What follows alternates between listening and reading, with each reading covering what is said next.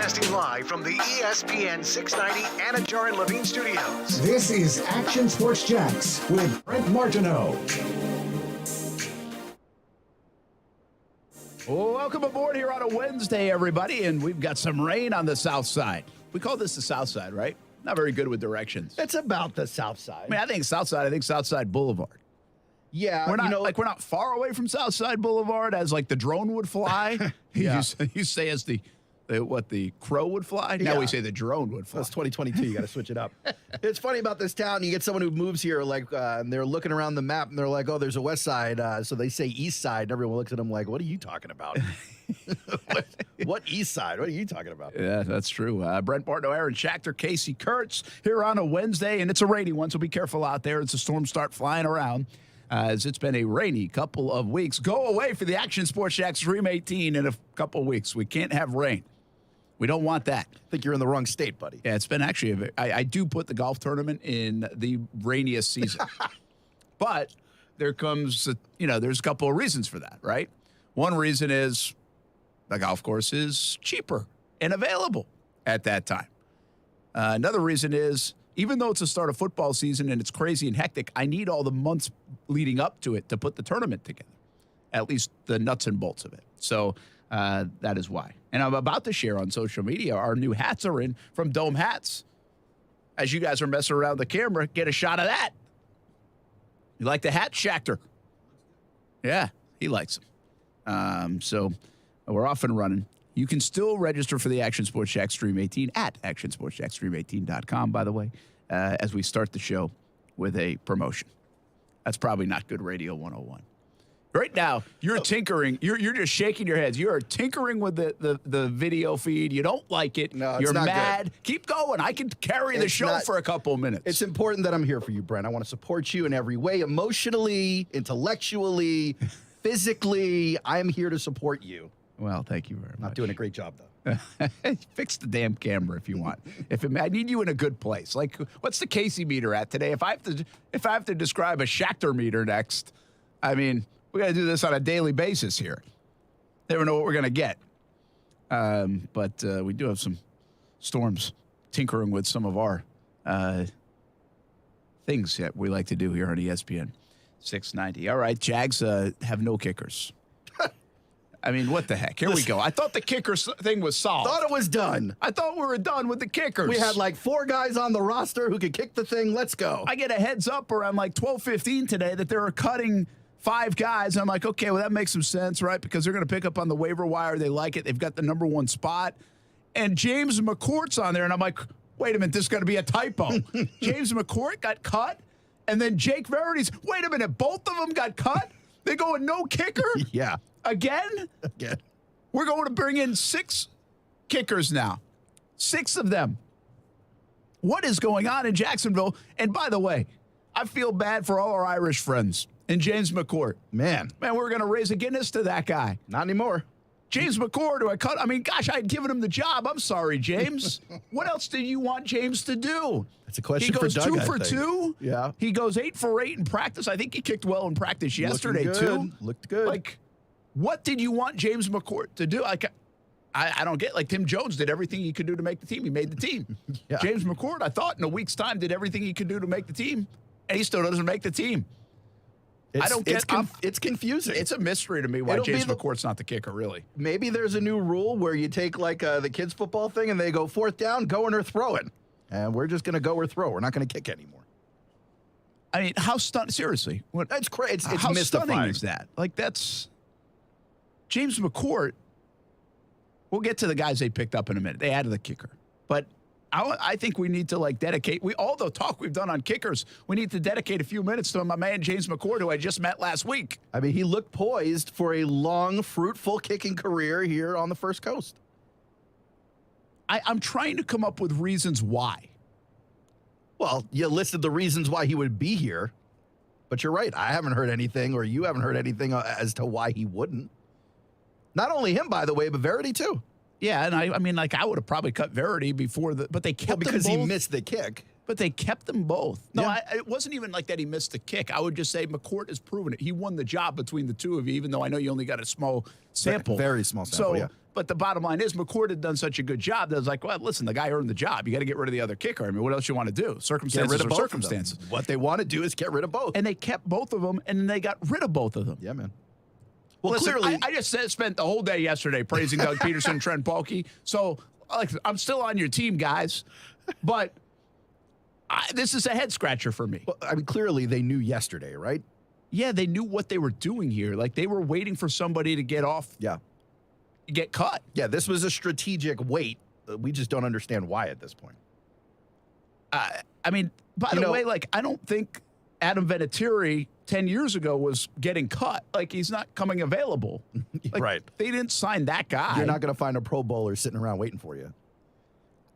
I mean, I'm trying to come up with reasons why. Like, is there a smaller injury concern here? Is there something? Well, they would have injured him. Well, yeah, which is what they did to Verity. So They did that to Verity, and I wondered about that with Verity, right? And then he was off to the side yesterday, Yeah. and Stewart brought up a good point because Stewart's out of practice. He was like, actually, it might be Verity who's injured because he's off to the side. It wasn't even kicking today. I was like, okay, well, that makes some sense.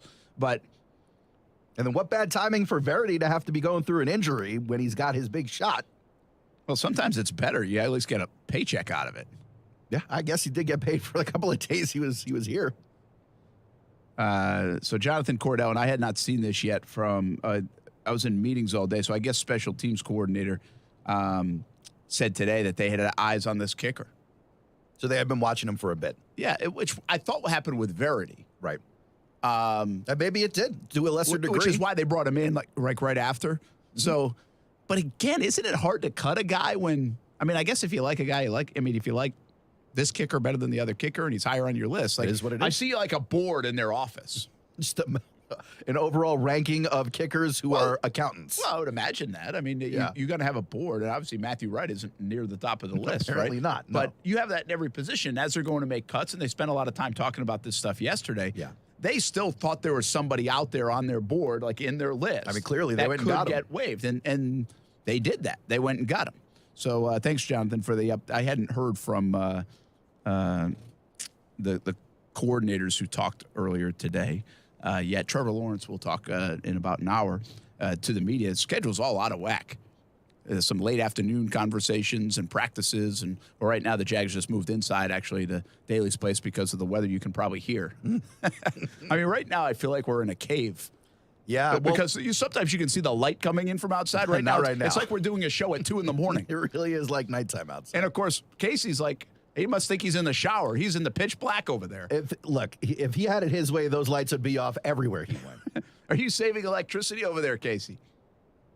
Nah, I just came in and it was like this, so I decided to roll with it. Oh, is that what it was? Yeah. Okay, Hey, cool. Way Good to know. way to roll with it, man. That's Thank good. So Jameer Jones gets waived. Will Richardson Jr., not a surprise to me. I thought that might happen initially. He gets released. Josh Thompson waived. And as you mentioned, waived injured for Jake Verity. The additions to the Jacksonville Jaguars, or the claims, let's see, make sure I check my email and get this lingo. I see they're acquired. Do you have the acquired one? I do, yeah. Ty Summers at linebacker. Yeah. Kendrick Pryor at wide receiver. Riley Patterson, place kicker. Don't know how to Hasty at running back. JaMycal Hasty at running back. And then Tyree Gillespie at defensive back. Casey, these guys do anything for you? JaMycal Hasty's good. I know Hasty is the one guy I think people have been like, okay, I know that guy a little bit. Yeah, the wide receiver one's interesting. They went with the younger guy that obviously played special teams and made a couple one-handed catches in the preseason. I'm not going to have any information on Ty Summers, and the O-line can't help you there. JaMycal Hasty, though, I like him because you come from San Francisco where they use all their running backs, so the guy's been ready, stayed ready for like 3 years. He's gotten good amount of carries. I think he automatically leapfrogs Snoop Connor. I think he's going to play. Like, I think he will get carries for this team. You know what's really interesting? You bring that up, and let's go there first. I mean, after the kicker stuff, and again, we're just going to have to trust him on the kicker.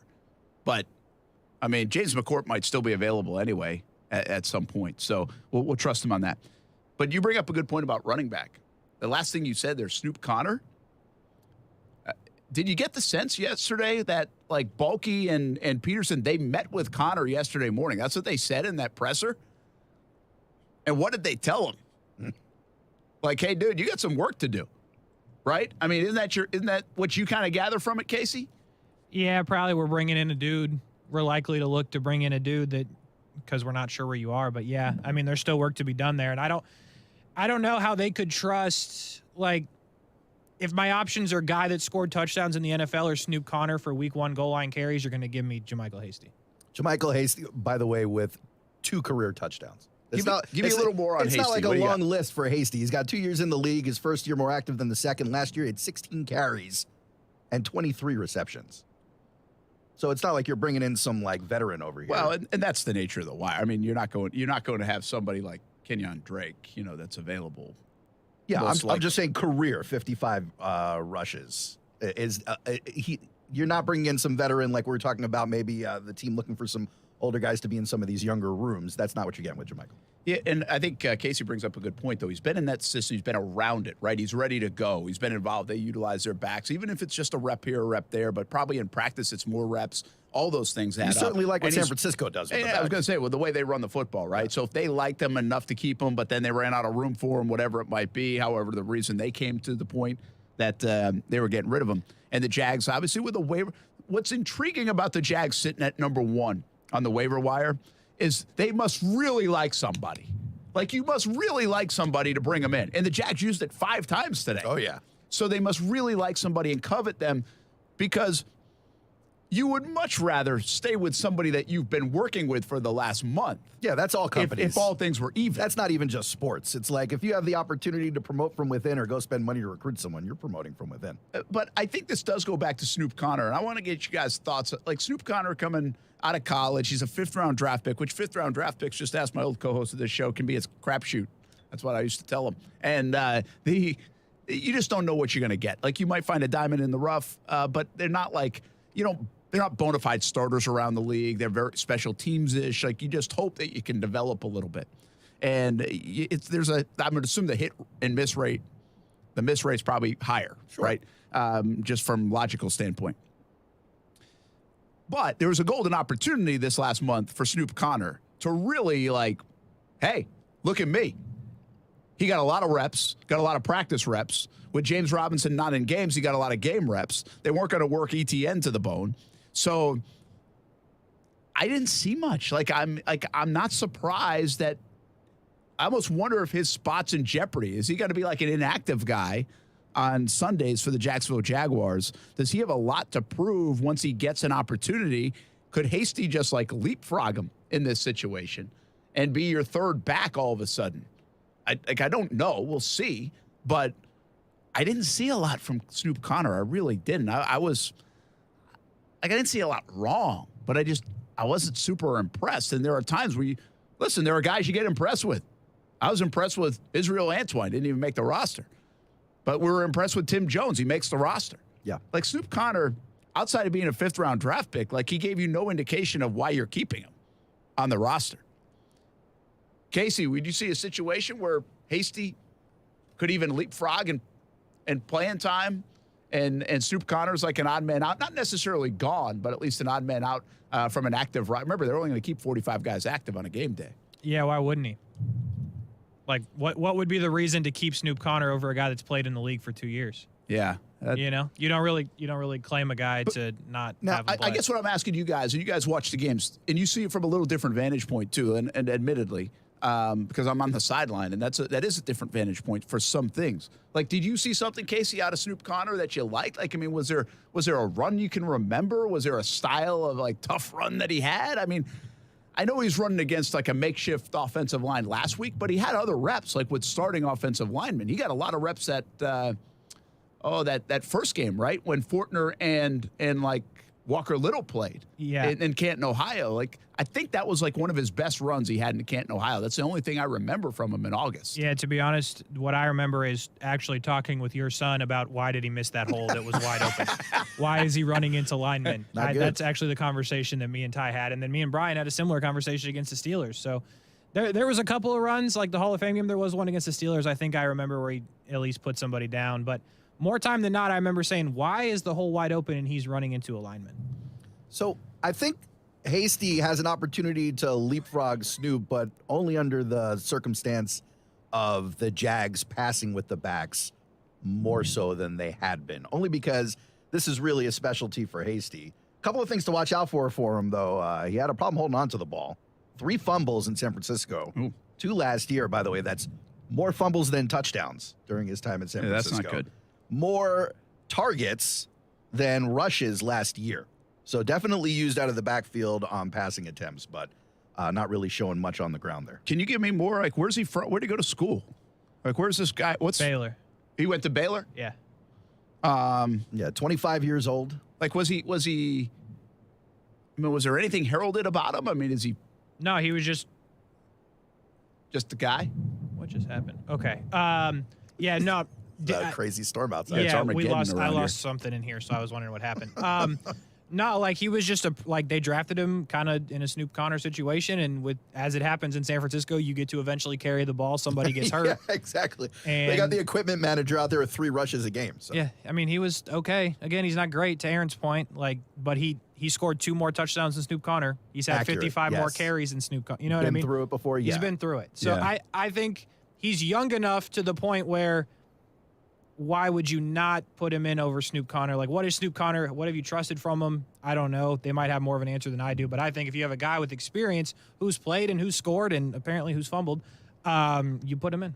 Well, there's another note, okay? Baalke trusts the San Francisco way now. You know, he might be no longer there and hasn't been there, but he likes what they're doing in San Francisco. But there are a And lot of he- teams who pick the scraps off of San Francisco. Well, not by the only way. that, but he brought the Wah over here too, right? Could this be his pick? Could be. You know, because he's been over there. But Arden Key is a guy they bring over, and now Hasty. Well, this is Hasty's 3rd year, so wouldn't that mean was Baalke still there? No, he's been out of the league. He was out of the league for like 3 years. Okay. So yeah, it wouldn't even coincide it. But Wah, the new, I don't even know his official title. Let's just call him assistant GM of some kind. But he would have experience there, right? He came over from San Francisco. I'm not wrong about that. I don't think you're wrong about that. No. Yeah. So maybe this is kind of his. Say, hey, listen, you might want this guy. But again, I think it's worth noting that while I say you got to be a little careful to get excited about guys when you're picking them up off the waiver wire this time of year, the Jags did have the #1 slot. Like they could have gone and got With anybody, any yeah. running back that they wanted. Yeah, clearly they And see they something in targeted this this guy. kid. Yeah. So, like, I think that's worth getting a little bit of, like, what do they see in him? Well, I'll tell you what San Francisco saw the last 2 years was a little bit of an injury history hitting the IR both years in his limited action. Oh, that's not good. I'm not really pumping you guys up on No, it, you're and I not. apologize for that. Well, by the way, he's hitting the waiver wire for a reason. See, I'm okay with that. Sure. Like, I'm okay with what you're saying because that's reality of it. I mean, that's why he's on the waiver wire. Yeah, and with that, by the way, if you hear the emergency message, there's some flooding. Be careful out there if you're in your car. But It's like mudslides on JTB. in terms of like the waiver wire part of it, like again, you're not going to get something great, but this is a guy where I think when you're claiming guys, this guy at least has experience. Kind of like Tyler Johnson, the point I was making. Yeah. This guy's done it. JaMycal Hasty's done it a little bit versus guys that never have. You at least have someone who's done it a little bit. Yeah, to that point, maybe Snoop Connor's not acclimating well to the NFL, or it's taking a little longer. Maybe, like, don't give up on him. He's our draft pick. And, Yeah. and again, I'm not trying to raise the alarm on Snoop Connor. I'm just telling you, like, if he wasn't a 5th-round pick, he wouldn't even have made the team. You know, I mean, you're going to give that guy a little more leash. But in my opinion, I don't even think he would have made the team. I mean, Mekhi Sargent might have beat him out. Yeah. You know, for all I know, who they added to the practice squad today. Can you look up this other guy? Who is Riley Patterson? Like, what's he all about? He's a kicker. The Detroit Lions waived him. He's out of Memphis. Maybe we should call Mike Norvell from Florida State. He recruited him, probably. So 7 games last year in his rookie year, 3 of 3 from 20 to 29, 6 of 6 from 30 to 39, 4 of 4 from 40 to 49, and he had an attempt with no makes from 50 plus. So this guy's actually played? Yeah, Oh. 16 to 16 I in didn't extra know. points. There goes our generator. Holy cow, what is going on? Oh, man. We're It's a on- nasty storm out We're here on right generator now. power right now, but that's okay If you're watching on Facebook, YouTube, Twitter, and Twitch, you should be okay. as long as it I stays think. on. And there goes the TV. This is brutal. That's all right. Tough time out there. Listen, guys, I'm having a tough time with James McCourt. Not going to lie. Yeah, this is hitting you a little hard. Like, He was in the Brent and Friends circle of friends right how there. long was he from, like, 50 plus? How good was he from 50 plus? The new guy? Yeah. 0 of 1. I mean, As his long as touchbacks must be 49. good. His touchbacks must be amazing. Pro Bowl level touchbacks. It's not even like, here's the thing. It's not even that James McCourt's gone. All right. I like the young man. It was a nice conversation we had for 3 minutes after his game the other day. But I thought we were done with it. Doesn't it seem like we now could we're have been not- done Yeah, we a could have couple been of done times? with the kicker. Like, we could have all felt good going to Washington with Right. James McCourt. The guy hasn't missed. We've never seen him miss. Right. So we could have felt good. Now it's like lead of the show again. Like, you just got rid of the guy that hasn't missed a kick. I'm not sure how this could be right fully, but it says he only had 2 kickoffs last year for 14 yards. That can't be right. I'm not sure he was the starter because he only played in 6 or 7 games. Yeah, he probably. Who is their kicker? Who beat him out in Detroit? But it wasn't Santoso. He got let go last It wasn't any of the guys the Jags let go. But anyway, you know what I'm saying? It's less about James McCourt. Like, I'm not wearing a McCourt jersey. It's more about, okay, kicker, I think, was settled, and now we've just opened it up again. Like, we have no idea now going into this game if this guy's any good. Yeah. I mean, you're talking about a 7-game sample. Yeah, he's like essentially a rookie. But I'll tell you this. I felt better about James McCourt kicking a game-winning field goal now than I do about Riley Patterson, because I've never seen the guy do it in a Yeah, Jags you've at uniform. least seen McCourt do it. And they just let him go. I mean, the bottom line is the Jags were taking people off the scrap heap no matter what. They took the Chargers, who they waived. They took the Colts, who they waived. And now they're taking the Lions. But to be honest with you, if I say those 3 teams, do you want to take what the Lions are cutting or what the Chargers are cutting? Yeah, the Chargers. You know? I mean, and I'll tell you one other thing that concerns me a little bit. This is the first thing that will enter my mind, and this is how, like, soft I've become on the kicker front. I'm like, well, he kicks indoors in Detroit. Yeah, you don't have to kick Like, into I don't the know weather. if I like the guys kicking indoors. Not that Hold on. I might be breaking a story here. Jacksonville has like a supreme amount of severe weather to kick into. Nah, but listen, Washington's a crappy place, so you I mean, there are other stadiums for sure where you have to deal All right. with it. I'm indeed breaking a story. All right. Riley Patterson does not kick off. The punter kicked off for the Lions. really. Interesting. He's only kicked off twice in his NFL career. Both were onside kicks. I feel pretty good about it. If I'm wrong, Pro Football Reference, go get at them because they have the stats wrong. But this guy has 2 kickoffs for 14 total yards. Jake Ryan last year had 35 kickoffs. So, yeah, he does not kick off. Yeah, 2 kickoffs. So here we go again. What are we doing? Maybe What are we doing? We'll Logan go pick Cook's up a going to couple, kick off? couple more kickers we should pick up. We should have the all-kicker team. All right, we're going to talk more about the other guys that picked up. Like, who are these guys? Why did they covet them? Again, I'll just be honest with you. This is 24 hours after praising Peterson and Baalke. I'm not even ripping them. I'm just curious. Yeah, you're more confused I'm than like, anything. I don't right? get it. I think you created a problem now that might have been solved. Like, Seemed that I'm way. concerned about that a little bit. And where do these guys factor in from a kicker standpoint? We know I guess it's his job now. Unless they just don't think these other guys are going to get picked up. And if this guy doesn't work out by next Wednesday, you can go back and get McCourt. Who knows?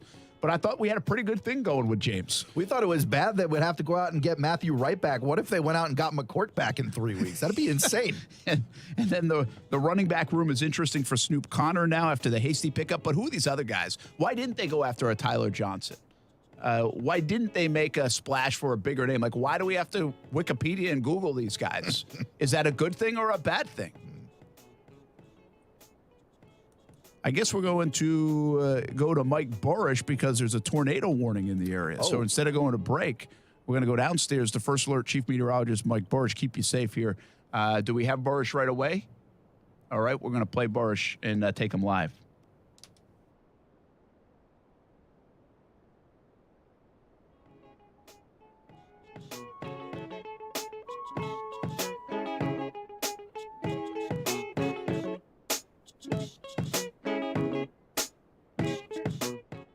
As well. The north edge of this tornado warning does get to Atlantic Beach, though it looks to be mostly strong downburst winds or straight line winds for the Atlantic Beach area. And the strongest winds are here where we're seeing the bright pinks. That's where we could be seeing damaging winds. Whether or not there's even a tornado in this particular case, you could have some damaging winds. So, for example, we're indicating 40 miles per hour there. There's 44, very near shore, about 40 miles per hour. Not indicating anything terribly extreme here. here from a wind standpoint, 40 to 50 miles per hour, but in a severe thunderstorm like this, you can suddenly get bursts of winds to 60 miles per hour. And again, there's that radar indication of at least a possible tornado moving into this area right now as this storm moves in an easterly direction. So it is moving from west to east here, and that movement's going to continue here for the next 10 minutes or so, taking the storm offshore, and I suspect the tornado warning may be allowed to expire a little bit early. So tornado warning, southeastern Duval, northern portions of St. Johns County until 3:45 this afternoon. I'll go back to our more traditional radar imagery, which shows the heavy rain and the lightning. And boy, there's a lot of lightning within this storm as well. We're seeing lightning in just this one cluster over eastern Duval with a severe thunderstorm. Look at that, 221 lightning strikes in just the last 10 minutes. So a lot of electricity in these storms, and there may be some power outages just from the lightning, and we'd be concerned about, of course, lightning strikes on buildings as well. Schools that aren't out already will be delayed because of this severe weather and the thunderstorms, especially the walkers, bike riders that are students heading home from school. But more than likely, the schools will not allow the post-school activities, the extracurricular activities to go on right now. There'll be a delay at the very least.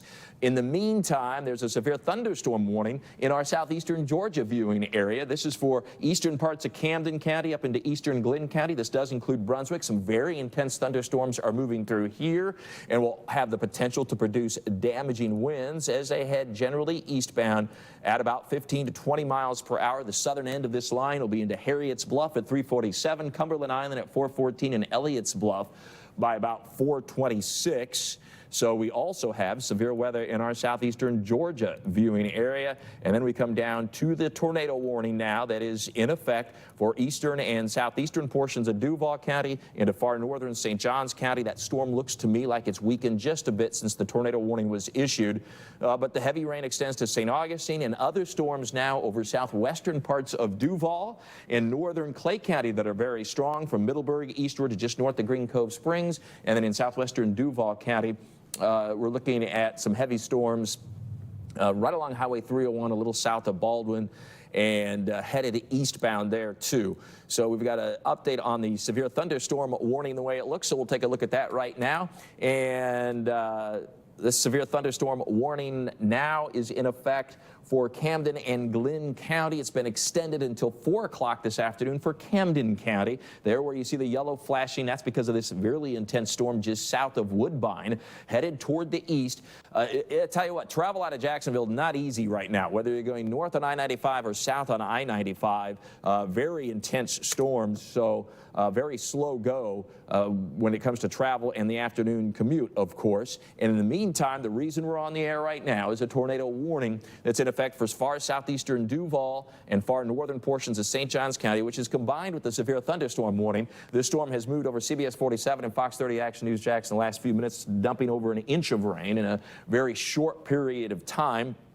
And the storm continues to work its way eastward now, and we'll take a look at the winds on here and see if we find anything that looks suspicious. Now, we've had a flood advisory issued as well. No surprise, given these rainfall rates that are anywhere from 1 to 3 inches per hour. So the flood advisory from Atlantic Beach to Jax Beach to Ponte Vedra. And Jax Beach, of course, many of these beach places and communities flood very easily. Likely a lot of standing water right now as this storm moves through. I'm still seeing strong winds, but not anything that's particularly intense or overly intense that would have me thinking that there's a lot of damage happening, but there could be a downed tree or power line in some places. I'm not really seeing a obvious circulation. We'll see what some of these velocities in here are. Near Jax Beach, there's 39 miles per hour. There's 37, 40 miles per hour. 36 miles per hour, so not seeing anything overly intense. We did get a wind gust with these storms a little earlier at NAS Jax, that's what that icon is, of about 46 miles per hour. So we could be getting some localized damage to trees and power lines, but I'm not seeing anything that is real widespread. We'll go back to our more traditional radar, and there's the heavy rainfall now that is spreading east and southeastward across the area. Let me take a look at our sky cams here. Still seeing very heavy rain in Jax Beach. We're not getting a whole lot of other reports in at this point. So let me check the National Weather Service feed here to see if we have an update on the tornado warning. We have the flood warning. The tornado warning remains in effect. No real changes there. And so we will stay on the air until this storm is either offshore or does not appear to be of any danger again to you, our viewing public. It's Atlantic Beach to Jax Beach to Ponte Vedra that is seeing the most intense part of this storm right now, extending as far west as the East Beltway of 295. That does include Arlington. Very heavy rain, frequent lightning, and strong winds. And there is that possibility that a tornado could develop now with this storm, a radar-indicated tornado. Not seeing a whole lot, quite honestly, on 5-Sweep First Alert Doppler HD that would tell me that this storm is at this point producing a tornado. In fact, we'll take a look at the shear on 5-Sweep First Alert Doppler HD. I showed you the wind. This is the shear, and we have some shear markers just offshore, again with that leading edge, which leads me to believe that we're probably seeing the most dangerous part of this storm when it comes to possible waterspouts or tornadoes generally offshore. We can also track potential debris, and when we see what we call debris balls, they're tight clusters of color that appear with the storm. That can be an indication of a tornado that's actually on the ground and doing damage, and I am not seeing any of that here. I know that's a messy map, and there, it looks like the tornado warning was just allowed to expire. So that's some good news, and we can go back to regular programming here in just a minute. But before we do that, I'll just update you real quickly in that the warnings have expired now for Duval and St. Johns County. No longer a tornado warning in effect. Very heavy storms and the potential for flooding, but the potential for danger to you and damage does not appear to be as high now as when the warning was issued, but still a lot of rain in Metro Jacksonville and nearby areas and a slow afternoon commute. Meanwhile, the one warning that is still in effect on our viewing area is a severe thunderstorm warning for Camden County. That does include Woodbine and the I-95 corridor through the heart of Camden County north of Kingsland, where we are seeing the potential here for damaging winds. We'll keep you updated, of course, around the clock this afternoon as these storms continue to move eastbound. We have our local news beginning at 4 p.m. on Fox 30 Action News Jax. We're always online, actionnewsjax.com. You can download for free our First Alert Weather app, which gives you alerts and warnings immediately and tells you how far away the lightning is from your location. And on the radio, 104.5 WOKV from the CBS 47 at Fox 30 Action News Jax First Alert Weather Center. I'm Chief Meteorologist Mike Burrish. From Action News Jax, this has been a First Alert Weather Update. Now, the First Alert forecast on ESPN 690. Partly sunny, hot and humid today. Scattered, mainly afternoon showers and thunderstorms. Highs around 90, dropping into low to mid 70s tonight, and partly sunny tomorrow. Again in the afternoon, a shower or a thunderstorm with highs reaching the lower 90s. I'm Chief Meteorologist Mike Burrish. Join me today beginning at 5 p.m. on CBS 47 and Fox 30 Action News Jax. The Weather Center is brought to you by Beards Diamonds, where right now you can get 5 years, 0 interest financing with nothing down. The calendar's about to flip to September, and one of the things we're trying to do in our house is live a healthier lifestyle, live a pain-free lifestyle. That's not always an easy thing to do. If you have joint pain, I've got something for you. Hey, everybody, it's Brent Moore. I want you to call QC Kinetics now. If you put it off long enough, it's time to make the phone call. Get real lasting relief from chronic pain in your knees and back and shoulder and hips. QC Kinetics can get you moving again with cutting-edge regenerative treatments, no drugs, no downtime, and no surgery. Lots of people here have done this, and they are living life to the fullest, pain-free. Here's what you have to do for a free consultation. Call 904-274-5522. QC Kinetics, 904-274-5522 in Mandarin and Ponte Vedra. Don't assume the old ways of dealing with joint pain are the only ways. Call QC Kinetics today. Stop putting it off. Call now for a free consultation. Once again, the number is 904-274-5522. They're in Mandarin and Ponte Vedra. QC Kinetics, 904-274-5522. When I moved to Jacksonville 15 years ago, I found Nimnik Buick GMC. That led to the Acadia, a couple of them, in fact, and now the GMC Sierra truck. I'm on my second one of those, all from Nimnik Buick GMC. GMC, we are professional grade. I know the product, the service, and I know the people, from Bill Nimnik to Jackie Lynch and James Jones. They've been my friends since 2008. Nimnik has been your friend in Jacksonville since 1941. NimnikBuickGMC.com. It's where I'll get my next truck, or maybe it'll be my kid's first vehicle, at Nimnik Buick GMC. Sometimes the mortgage process can be a tricky one, a dead end for some. Not with Carrington Mortgage Services. They have a team that will find a solution for you. That's what they do. That's what they are experts in, finding loan solutions for unconventional borrowers. If you're self-employed or a freelancer, if you have low credit scores, if you're an investor looking to use cash flow to qualify, Carrington Mortgage Services will find a loan for you. CarringtonMortgage.com. Carrington Mortgage Services, LLC, NMLS ID number 2600, Equal Housing Lender. We're ready to deal. Best Bet St. Augustine is now open. Experience the best in poker, simulcast wagering, and fun card games for all levels at Best Bet St. Augustine. Best Bet's newest card room features 49 gaming tables, a state-of-the-art sports bar, delicious wings, a full-service bar, and freshly made sushi. Open from 10 a.m. to 4 a.m. Monday through Friday, and 24 hours on the weekends. Best Bet St. Augustine is located at 800 Marketplace Drive, right off exit 311. For promotions, go to bestbetjacks.com. If you've been thinking about a new Toyota, then stop thinking and start buying during the national sales event going on now at Arlington Toyota. And check this out. Arlington's got 500 new Toyotas available, and that makes now the perfect time to slip into a new ride. Plus, you get 30 days to love your new purchase or exchange it, and a lifetime warranty with your new Toyota purchase. So stop thinking and start buying. Even better, start your engine. It's the national sales event at Arlington Toyota. Shop in person, 10939 Atlantic Boulevard, and online at arlingtontoyota.com today. Celsius Essential Energy is Jacksonville's official energy drink of summer, and Jacksonville summers are fueled by Celsius. If you see ESPN 690 out and about this summer, come grab an ice-cold Celsius Essential Energy. Live fit. Children's Home Society of Florida's 38th annual Caring Chefs is back. Join us Sunday, October 23rd at the Glass Factory and try samples from the First Coast finest chefs, sommeliers, and craft brewers, all for a good cause. Buy tickets today at chsfl.org/chefs. At CDW, we get the importance of clear communication. I was on a conference call, and I think my boss asked me to send her roasted beets in a can. Talk to the experts at CDW. Using Poly headsets and cameras, they'll orchestrate a collaboration solution that lets you hear and see clearly on any device, any meeting platform. Huh. Looks like she asked me to send her the report sheets when I can. You like beets? No. IT orchestration by CDW. People who get it. Learn more at cdw.com/poly. Mr. Clean, Mr. Clean. Of course I use Mr. Clean Magic Eraser to clean tough messes off my stovetop and bathtub. But then I discovered I can also use it to easily clean my patio furniture and even my shoes. I'm hooked. And when wipes won't cut it, I use Magic Eraser Sheets. They're thin and flexible erasers, perfect for everyday messes, like gunk on my counters and sinks. They really are. Chickle.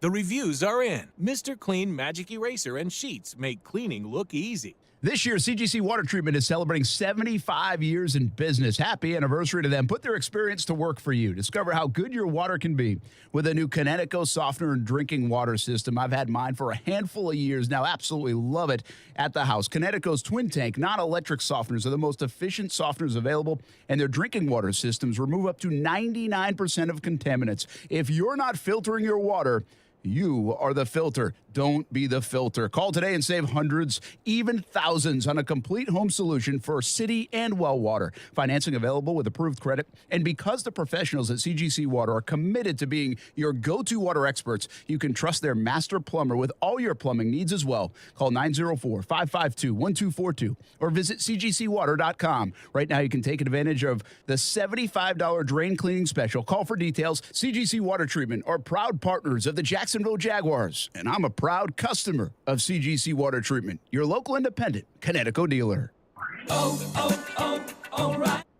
O'Reilly Auto Parts provides more than just the right parts for your repair. Our professional parts people can also offer free check engine light diagnosis. We can scan your vehicle and provide a list of possible fixes. Find the right parts for you or recommend a great local repair shop. Don't ignore your check engine light. Stop by your local O'Reilly Auto Parts.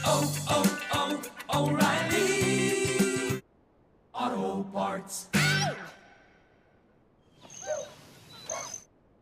Long weekends are all about getting a little you time. And at the Home Depot, you time means you building, you drilling, you doing, you recharging, you saving, and you going back for more. Do Labor Day your way and get a free 18-volt battery with select Milwaukee Power Toolkit purchases at the Home Depot. How doers get more done.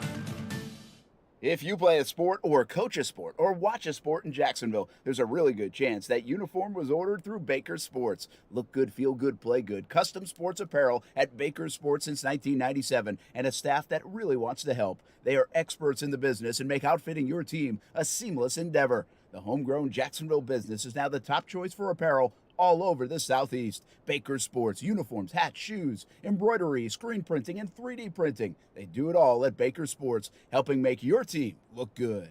Listen to ESPN 690 anytime, anywhere, on any device. Whether you're at home or on the go, get the latest on the Jags, FSU, the Jumbo Shrimp, and Action Sports Jacks on Odyssey.com. That's AUDACY.com or on ESPN690.com. My advice would be not to step on the field, and because he got the ultimate leverage. Because, like, if he goes in there right now, if he goes in there and says, "Hey guys, here's what I want. I'm not playing." To me, that's the ultimate power play. But I don't think his personality and his mindset would do that. And I think the Ravens know that, and I think the Ravens are kind of playing on that.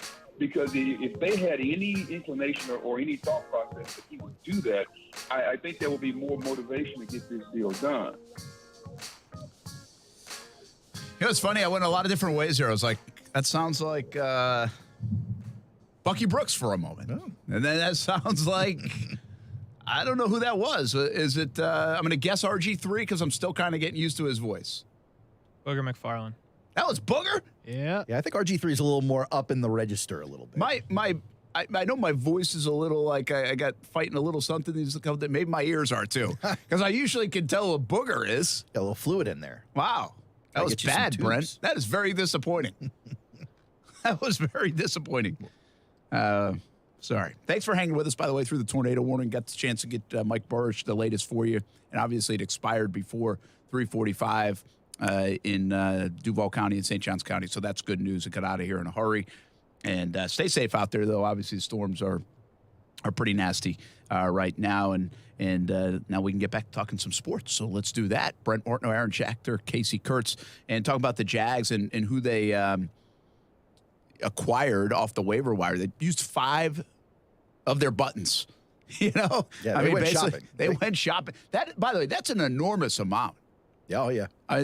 We've seen some lean years around here. We've seen years where we don't even feel like the roster's as good as it is right now. And they don't use 5. So that is a lot.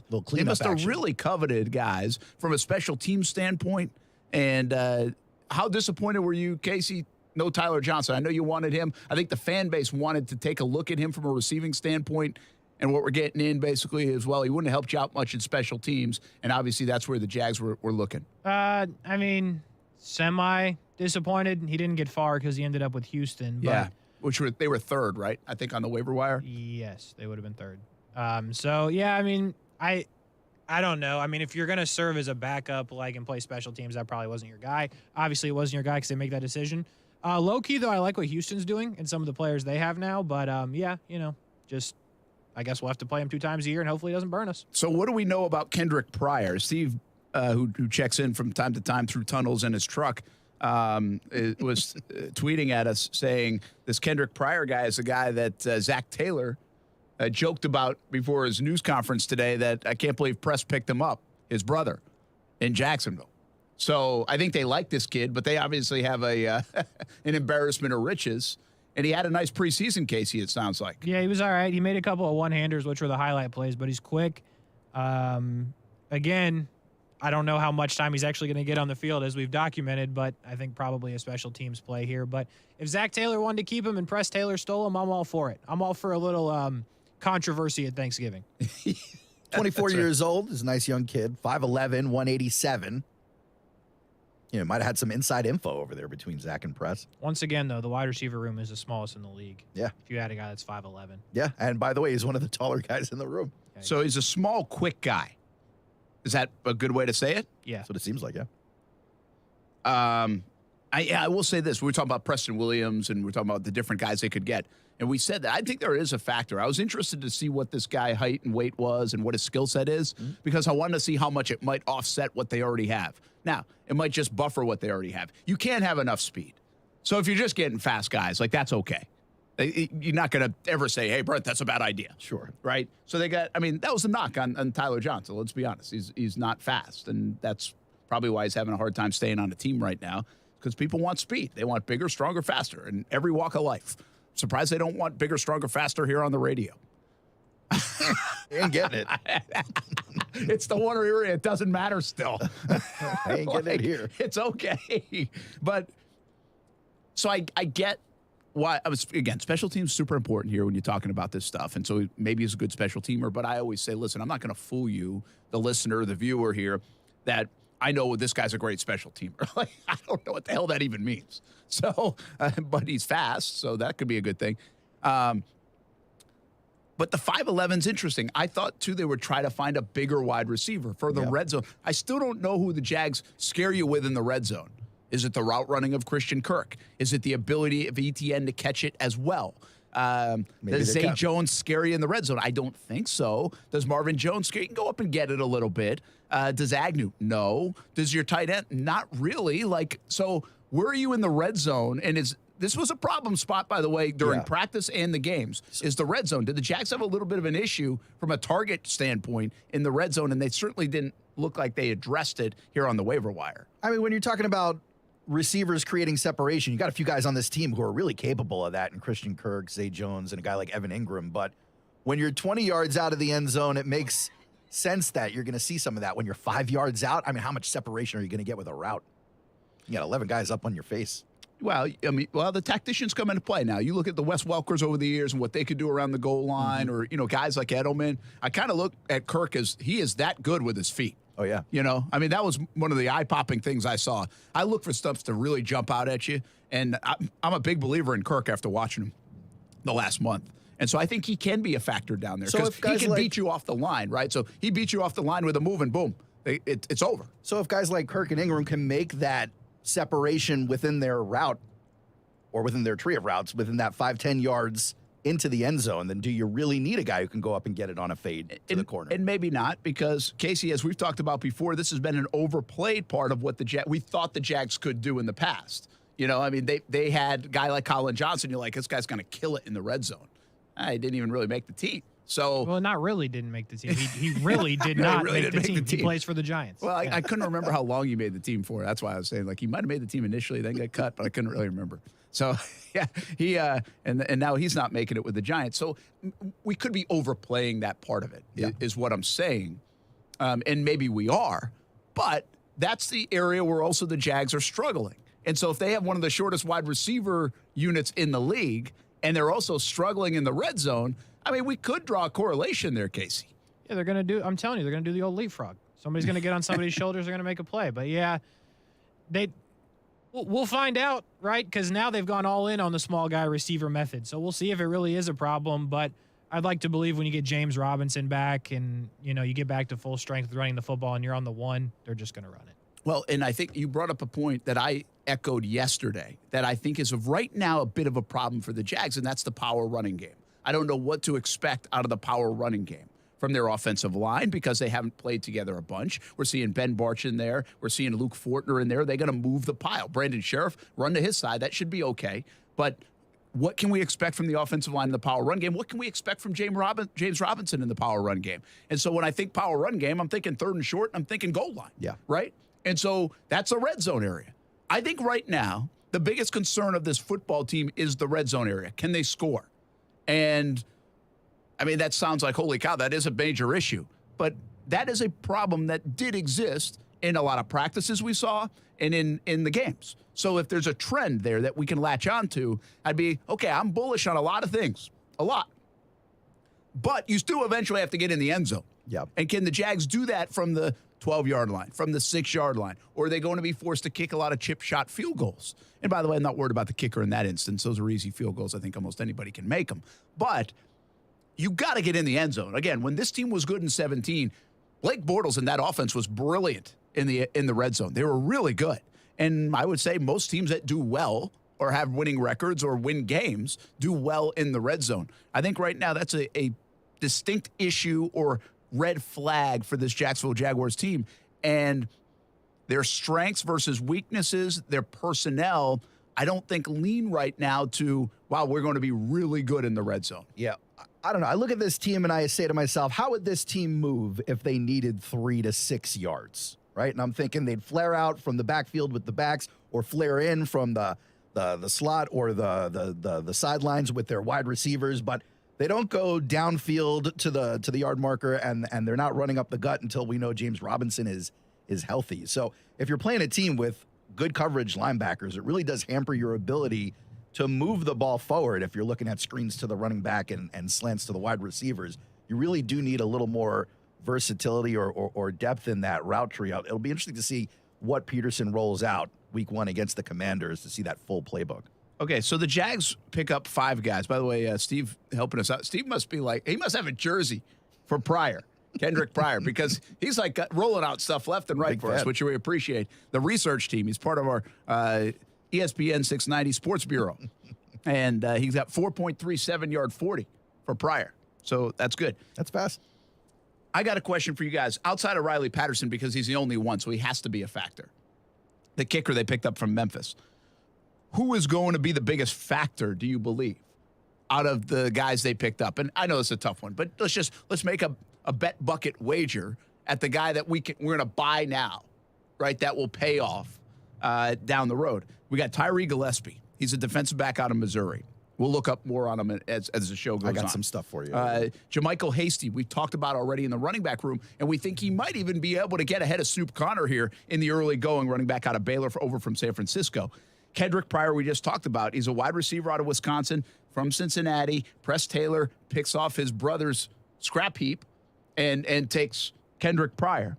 And then Ty Summers out of Texas Christian from Green Bay was a guy they jumped all over here and then got rid of Jameer Jones. Also, so that means from a pass rushing standpoint, they like Ty Summers. Again, another guy we'll learn a little bit more about as the show goes on. You got to pick one, guys. And I'll go last here. Again, right. You can't take the kicker. The kicker's... Well, I don't think it'll be Summers because he's going to be buried behind a couple of studs over there in that linebacker room. If Pryor can help in special teams, maybe even get some return time, maybe he contributes most.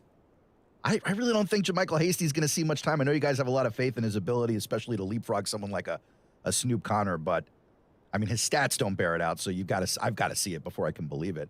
So I'm either going Gillespie or I'm going Pryor. I'm leaning towards Pryor, and not in the pass game either.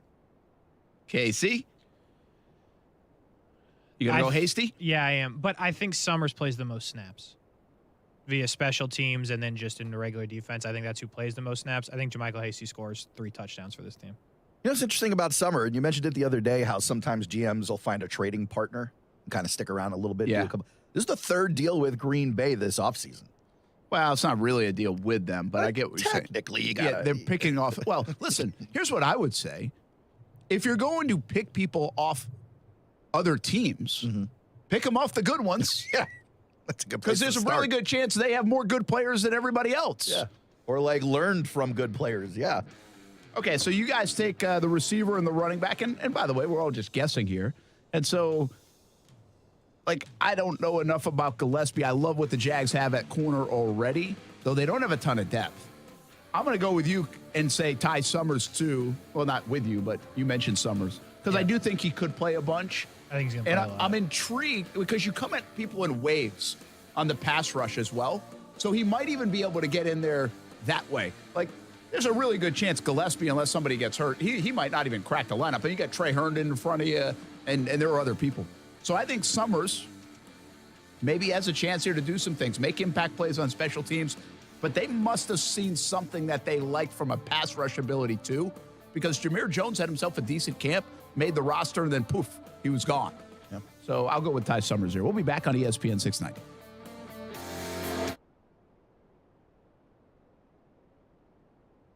Paint your house again. Hey Jay, at Rhino Shield we talk about protecting your home from the harsh Florida weather because we have seen what happens to those cracks when they get ignored. Stucco cracks are more than just superficial. Without repair, they can allow water to get into the walls, causing water damage, mold, and even wood rot. And Jay, some of our customers have been tied up in litigation for up to 4 years trying to be made whole again. Rhino Shield your home now, before you have to go to litigation, and you'll never have to paint again. And after 22 years in business, our customers continue to trust us to protect and beautify their homes with the most scientifically advanced coating. With our help, you can have pride in your home again. Call us for 1 year same as cash, 25% off, and a 25-year warranty. Call 904-519-5055 or visit us at rhinoshieldjacks.com. And remember, with Rhino Shield, you'll never have to paint again. All offers are with approved branded data conjunction. See dealer for complete details. Make this the summer event. Drive the car, truck, or SUV you really want and save at Jacksonville Chrysler Jeep Dodge Ram Westside. Get a new Ram truck or Jeep Gladiator and enjoy 0% financing. We've got the right vehicle in stock waiting for you to drive it home. Compass, Grand Cherokee, Charger, Challenger. Our selection can't be beat. Jacksonville Chrysler Jeep Dodge Ram Westside. I-295 and Commonwealth Avenue. Westside. Well, that ding-dong doorbell company is at it again, admitting to giving out customers video footage over 11 times without the customer's knowledge or consent. This is outrageous. It's inexcusable. It's a breach of your privacy, freedom, and security. When a security company teams up with big tech companies, it means a privacy invasion of your home. It means your information is being sold and distributed without your knowledge. SafeTouch is on your side. SafeTouch equipment is installed by pros. SafeTouch doesn't collaborate with any big tech company. SafeTouch keeps your family secure without invading your privacy. SafeTouch allows you complete control of all your video footage and security, and you can be sure with SafeTouch that your doorbell and camera footage is safe and controlled by you and only you. Choose SafeTouch to fight crime and keep your privacy at the same time. Call SafeTouch today and check out what real security is all about and get free installation when you do. SafeTouch Security, doing what others can't for over 35 years. Call 888-723-8682 or visit safetouch.com. State license EF233. Hi, I'm Mike Holmes, professional contractor and TV host. I love helping people, but when it came to improving the water in my own home, I needed help and turned to the water experts at Connecticut to make it right. My water was causing visible problems throughout my home, and it got me thinking about the problems I couldn't see. Protecting my water using appliances and pipes, preventing stains and hardness buildup, and having clean, great-tasting drinking water are all important to me. But choosing the right water treatment equipment can be tricky. That's where Connecticut comes in. A Connecticut water expert will test your water for free and recommend the system that fits your needs and budget. Improve the quality of your water and your life with the Connecticut water treatment system.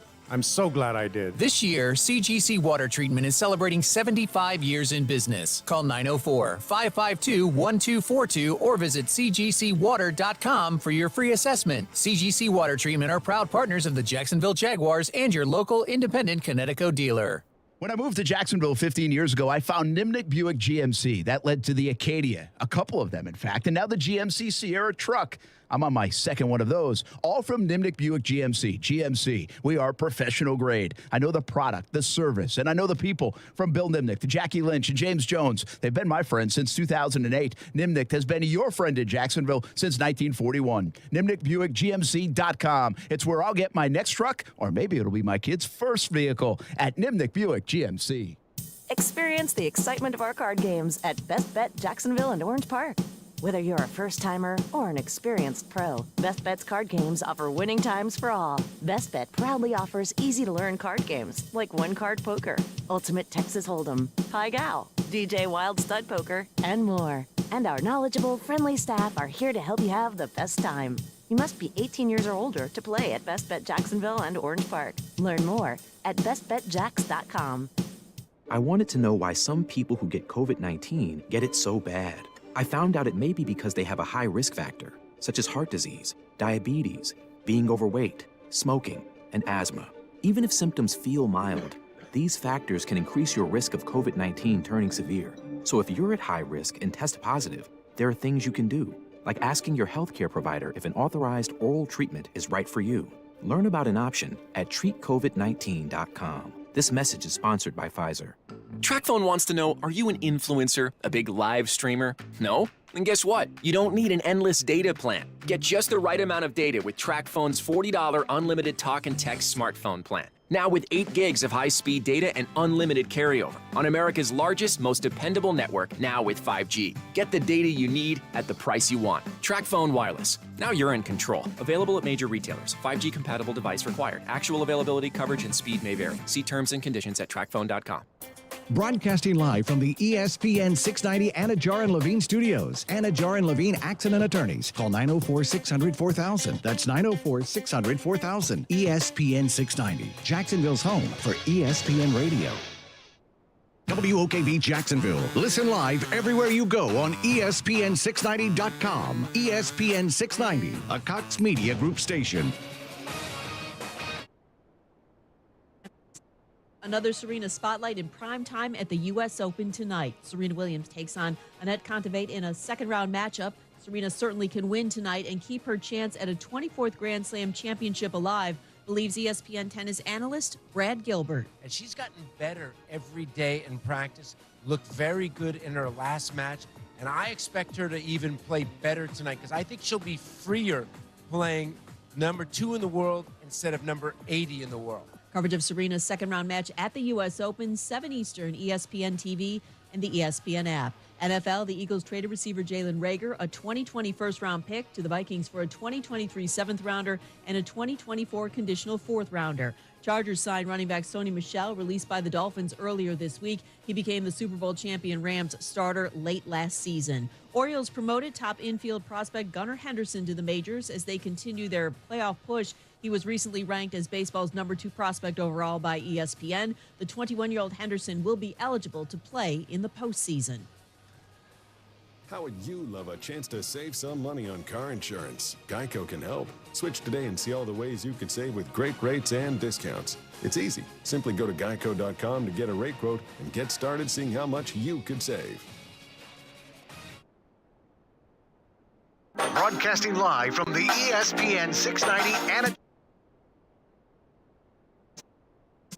Brent Martineau. I mean, I think this is a team that can win 7, 8, 9 games because they have a real NFL coach. I mean, Doug Peterson, what he's come in and done with his staff has been remarkable because it wasn't just about X's and O's right away. He had to change the entire culture, almost like do a rehab assignment of how guys felt after what they went through last year. And so he will have them prepared. You know, they're going to look like an NFL team with NFL offense. Like Mike Caldwell, the new defensive coordinator, coming from Todd Bowles, has done a great job. So if they can stay healthy, I mean, they'll play meaningful football games in November, December, which I think is a good goal for this team. Booger McFarland. Just kidding. That's Tony Baselli, the Pro Football Hall of Famer, on ESPN 690 yesterday morning with KJM. That's Keyshawn Johnson, Jay Williams, Max Kellerman, 6 a.m. until 10 a.m. on ESPN 690. Casey, I'm getting a lot better at that, aren't I? Took him a couple of years to learn. You're doing better. Listen, it took them a couple of years to settle on something. It really did. I mean, that's if we're being honest. Glad to have them on. Glad we're on 3 to 6 on ESPN 690. You know, we're approaching 4 years of this thing come January. How about that? That will be. You ever see that coming? Did you believe you'd make the 4 years? Nope, I've been very honest with that. Oh. Not even close. In fact, well, now I feel like we're going to get to 4 years. All right, cool. We got a lot of momentum around here. I'd like to believe that too. Yeah, we got a lot of momentum. We're working on show logos and show names, and we're going to get a kicker in here soon. we're just trying to hire a kicker. Yeah. See, we're going to have our own kicker, and every time a Jags kicker kicks, he goes out and kicks and sees if he does better. Yeah, I like that. That'd be a great. Like, why, Jags? We found one. Why can't you? That would actually be kind of funny. That would be funny. Or see him kick the balls through things like the television or something. Yeah, in fact, I might go steal the. Hold on, let me look him up. Let me make sure I get the name right. We had our Friday night Blitz, our Blitz scoreboard show, and part of our Friday night Blitz on TV coverage, we named Players of the Week, and we look for candidates. And so I asked Coach Krause from Bishop Kenny. They won 27-0. I said, hey, you guys have anybody that was like just standout performance as we kind of ask around? And he said, kicker Ethan Edens, 5 touchbacks, 2 field goals, 48-yard long. Wow. So we're going to hire Ethan. He do a How do you great like job. that?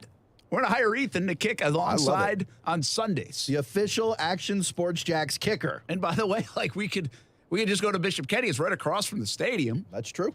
I mean, this might be perfect. It's a program with some pedigree right there. Listen, if I was like good radio guy, okay, right, this would be a bit that would be really good. Might be. This I could don't know. be- I don't know like, if you're I'm legally. interested. I don't know if you're legally allowed to hang out with the high school kids these days, but we could certainly ask him if he's okay with Then it. we'd have to go find somebody else. But we'll make sure we're able to do it. Anyway, one shameless plug here.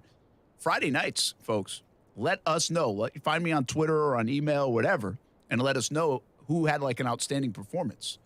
And it can be a Player of the Week nominee. So make sure, not just on the ESPN 690 side, but on TV side. So make sure you get those in, and then we have the kids vote on them, and then there's a big winner, and then Jaguars Prep does a big thing, and it's kind of fun. So make sure you do that. Simple. Committed to the uncommitted as well. You got high school kids being overlooked on the recruiting scene, send them into us. That's our Blitz Scoreboard show, and we're going to make it bigger and better than ever. Our first one's coming up this week between 9 p.m. and 10:30 on our Blitz Scoreboard That show. committed for the committed to the uncommitted could be a real big deal to these kids. Man. It's we think it helped some people last year, and we think we can do even more with it this year. So and there's going to be some fun stuff at the end of the rainbow when it comes to committed to the uncommitted. A little tease. Yes. like so it. we appreciate the support of Nimick Buick GMC and Baker Sports as well for some of that. Brent Martineau, Aaron Schachter, Casey Kurtz here on a rainy, stormy Wednesday. Stay safe out there. And had a tornado warning that has expired. So that's the latest on the weather front. You can go to CBS 47 Fox 30 with Mike Burrish and the First Alert Weather Team, also on 104.5 WOKV for the latest. Unless we do have another tornado warning, then we break them in right here. Yeah, we will. Which we did. Hey, college football season is underway, but it really ramps up this weekend. True. We got some good. Florida State's 1-0, by the way. You can listen to Florida State football right here on ESPN 690. In a big way. That 47-7. Oof. Just enough points. Just for killing some the of spread. us. God. Really ruining the weekend. Hey, but at the end of the day, Florida State has to do a lot to catch our attention. They have to do stuff. They have to say, hey, come and watch us. Like, here's why we're interesting. We're turning this around. That's part of what they got to do this year. Yeah, so it's interesting you say that because I saw a stat as I was looking at some Florida State stuff today. The last run of 4 losing seasons in a row, which is what they're mired in at right now, 73-76. You got to go back, what is that, almost 50 years. Pre-Bobby Bowden. From 77 to 2017, how many losing states did Florida State suffer through? You tell me. Take a guess. Between how many? Between 1977 and 2017, how many losing seasons do you think Florida State had? I want to say I should have known this because we were talking about them all the time. It's random trivia, like though. 2. It's like a 50-year span. Casey, what do you got, man? How many losing seasons between 1977 and 2017? 4. The answer is 0. Yeah, I was figuring it might be because they went to the Bowls like almost all those years. Perennially a powerhouse. So it'd be interesting to see if FSU and you can almost have get to their way remind back. us of that because again, we were going like Florida did this too at the early part of the 2010s decade when everything went sour. You're like 4-8, and you're like, wow, where do these stats come? You have to go back now, not as far as even go back to I think the early 90s before Spurrier and in the 80s when they got in some trouble. Florida State was even further back with Bobby Bowden and the success they had, and Florida State, Miami football was just so big in the 90s, and then had moments right with Urban Meyer at Florida and still with Jimbo Fisher and winning the national championship with Jameis Winston. And Miami really has never made it all the way back to where they were, the glory days. But now it's like I'm looking at a story in Sports Illustrated by Pat Forty about college football, and he's talking about teams that can they revive themselves. Everybody's talking about Nebraska and Scott Frost because they lost again and he's lost so much. But Texas is like the greatest example here because Texas has all the resources in the world. They have the state of Texas. They are like the blue bloods there. And they've let teams like Texas A&M, TCU, even Houston, encroach on their territory. On their fiefdom. They haven't won I think a Big 12 since 2009, I want to say. Has it been that long? Yeah, and it was like 2005 or something when they won the national championship. I don't know if I have my numbers correct, but you get the point. So it's been and they haven't even been relevant at times, guys. They've got their own TV network. They've got all this stuff, and they got money just growing on trees, and they still can't win. But notable here is Florida State right now, Miami, Florida. they are not the powerhouses that they were. Now, Dan Mullen actually had them cooking. They got them back to the winning ways, and then everybody said, okay, Dan, see you later. Yeah, that was it for him. But specifically to Florida State, here goes Mike Norvell again a few years in. And they still, to me, don't have the horses to be like, wow, look out. They have some signs that they could be getting better. And the other day was a good sign. They used to struggle with Duquesne teams over the last few years. Yeah, winning against anybody by 40 is a great sign for a turnaround. But they did it in a fashion, too, where, like, your offense is cooking, which I like, because Norvell's an offensive guy. And I've always said, if you're an offensive guy, let's at least make the offense look good, even if you're playing with Brent, Aaron, and Casey out there on the field, okay? Yeah. Because that's what you do. So that's better. Jordan Travis, they really have a lot of confidence in him. He's been around for a while. They think he's grown a lot better. But the running backs the other day, Casey, I don't know how much you watched the game, but the running backs actually jumped off the TV for us a little bit. They had 3 guys over 100 yards and a touchdown. Yeah, they did. And you could pick, like, which guy you thought was, like, your guy. You know? Mm-hmm. Like, I think you could be like, oh, no, I like him. I like him. I like him. They look the part. We all know what that is. Like, you have to look it. You can't just, like, score it. You've got to look it. And I think it's something to be excited about for Florida State going into this LSU game Sunday night and maybe going into the season is how some of these running backs develop under Mike Norvell, Casey. Yeah, it's like the first time they've ever had 3 running backs all over 100 yards and all with a touchdown. Isn't that like crazy? In the history of the program. So, yeah, and they got good running backs. The question will be for me is it has nothing to do with the running backs. I think all 3 of the running backs are really good, Benson included, who's coming off a lot of injuries. So shout out to him for still going. But I wonder about the offensive line. Will they be able to block an LSU front like they did a Duquesne front? That'll be my question. My question is not with the backs at all. I think all the backs are extremely talented. I think that's what Florida State's going to have to be because they have such good running backs. They're going to have to run the football. They're going to have to stay healthy on the offensive line, then keep their offense on the field, keep the defense fresh when they come out. I like Jordan Travis. He's mobile enough. He's gotten better. I think he looks good. They have some wide receivers now. I really like Pittman, but they're going to run the ball a lot, and that's how they're going to win games, I think. You know, that offensive line obviously looks great with the running backs, but they picked up Bless Harris in the transfer portal in the offseason. I think FSU really believes in this kid at the tackle spot to really help out in the pass game. You have a couple of guys in that offensive line who have been here for a few years now. So you talked about Jordan Travis and the consistency. They're seeing that on the offensive line as well, but they still have to put it together. They still have to be able to protect this kid. Jordan Travis has to be more than just fine, which is really what he's been thus far. Well, you bring up a point that, like, you don't even have to look up who they are. It doesn't matter who they brought in offensive line. Their offensive line has really stunk since the last year or even 2 of Jimbo Fisher. And then he started to let the thing go down the drains. Never got better under Willie Taggart. And I think Norvell's brought it back a little bit better. I think it feels like it's going in the right direction. But you're right. I mean, this is a great test. I mean, LSU always has dudes now. I mean, they recruit them. And I don't know how good LSU is. Year 1, the transition, all the stuff with Brian Kelly, I don't know. But I know this. LSU probably has better looking players than FSU. Yeah. At this stage. Better paid too, probably.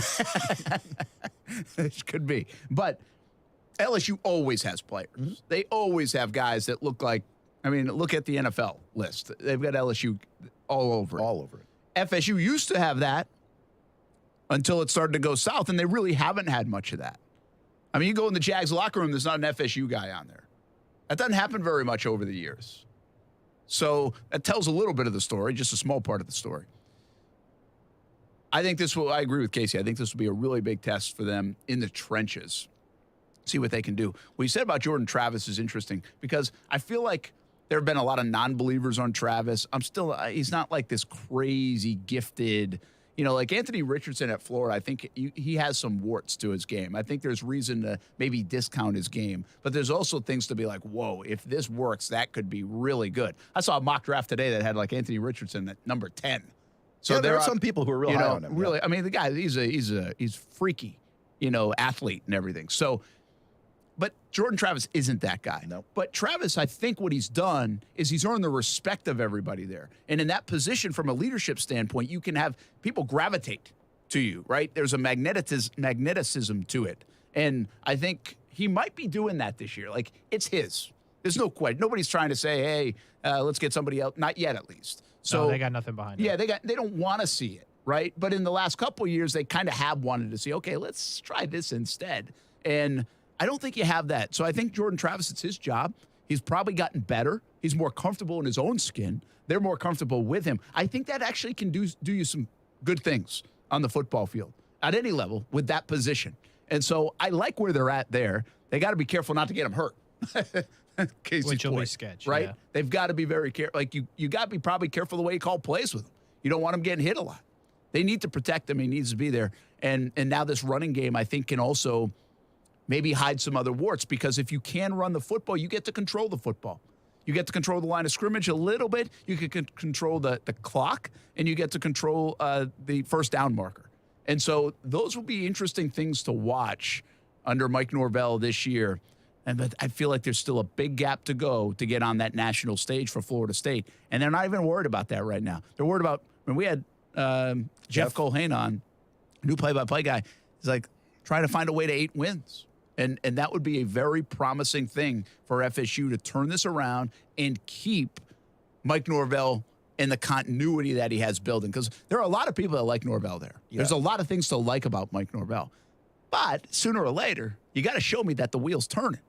And we haven't seen that yet. When we spoke to Jeff a couple of weeks ago, one thing we talked about was that wide receiver room and how they really needed to step up and help Jordan for this season to really take fold.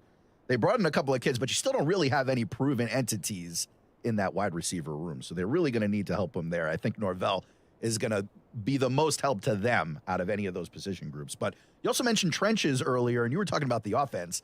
Let's not forget that defense has a little repair to do. Obviously, Jermaine Johnson now with the Jets. That was 12 sacks on that line last year. That's a big hole to fill that they're probably not going to fill. They also, they're without Keir Thomas, who's also off the team. Jared Verse was brought in. He's supposed to be a pass rusher, but again, you really need to see that pass rush return for FSU for them to make that step forward. If they can't get after the quarterback, the secondary was kind of questionable last year. They may struggle a little more. There's been a lot of, Casey, this would be a lot of fun to see if FSU can win, because I actually feel like people are rooting for FSU here. And I don't know if they, you don't have that all the time, right? You got the state of Florida where they've been this big brand and they've had a lot of success. We just talked about it with Bobby Bowden and even recently with Jimbo Fisher. They had Jameis Winston. They kind of got to the point with Winston because he was so polarizing that people they didn't really like you. They wanted to see you fail. Like, people have enjoyed this little dump down in the dumps visit for Florida State. Like, there's no doubt about it. Not just their rivals, but I think others. But this one's weird because I'm not sure how many people are rooting for Brian Kelly here. And LSU isn't like one of those, I think, hateable programs unless you're their rival. I mean, like, I understand if you're in the SEC. I think most SEC fans hate LSU if they're not an LSU Well, fan. of course. Like I said, I'm talking about more outside. Sure. Like, I don't view, like, listen, everybody hates Alabama right now because Alabama is just king of the mountain. And you want to beat them and you want to see them lose. Like, and hate might be strong, but you don't mind seeing them lose. Yeah, they're a villain. I don't feel like LSU's like a villain of college football, I guess is what I'm getting at. But I do now, I think Brian Kelly's somewhat of a villain. Like, he's this quirky, this weird, like, odd thing, differently than when you had Orgeron. And that weird. Like, that was almost like an acceptable, goofy, kind of weird I liked fun, Orgeron. right? That's what I mean. Yeah. I think a lot of people would say that.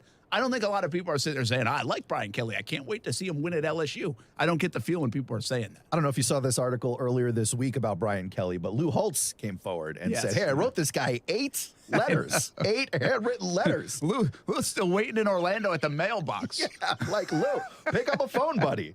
Like, who knows if Brian Kelly's even checking the mailbox? When's the last time you wrote a letter to somebody? Oh, my God. We write letters here, actually, to employees Clients? that do well. Employees. Letters. Yeah, we're like, hey, man, thanks Casey, for your you get work. one of those? Nope. Casey, when's the last time you wrote a letter? It's been a while. Have you ever? I have. Have you ever used the mail system, like drop it in a mailbox kind of deal? Believe it or not, I've used the mail system. Wow. Yeah. For what? Right, Mail. Santa, probably. It's incredible. I think letter writing is a big, like, I like to do it. Now A lot and of old again. people say that, Brent.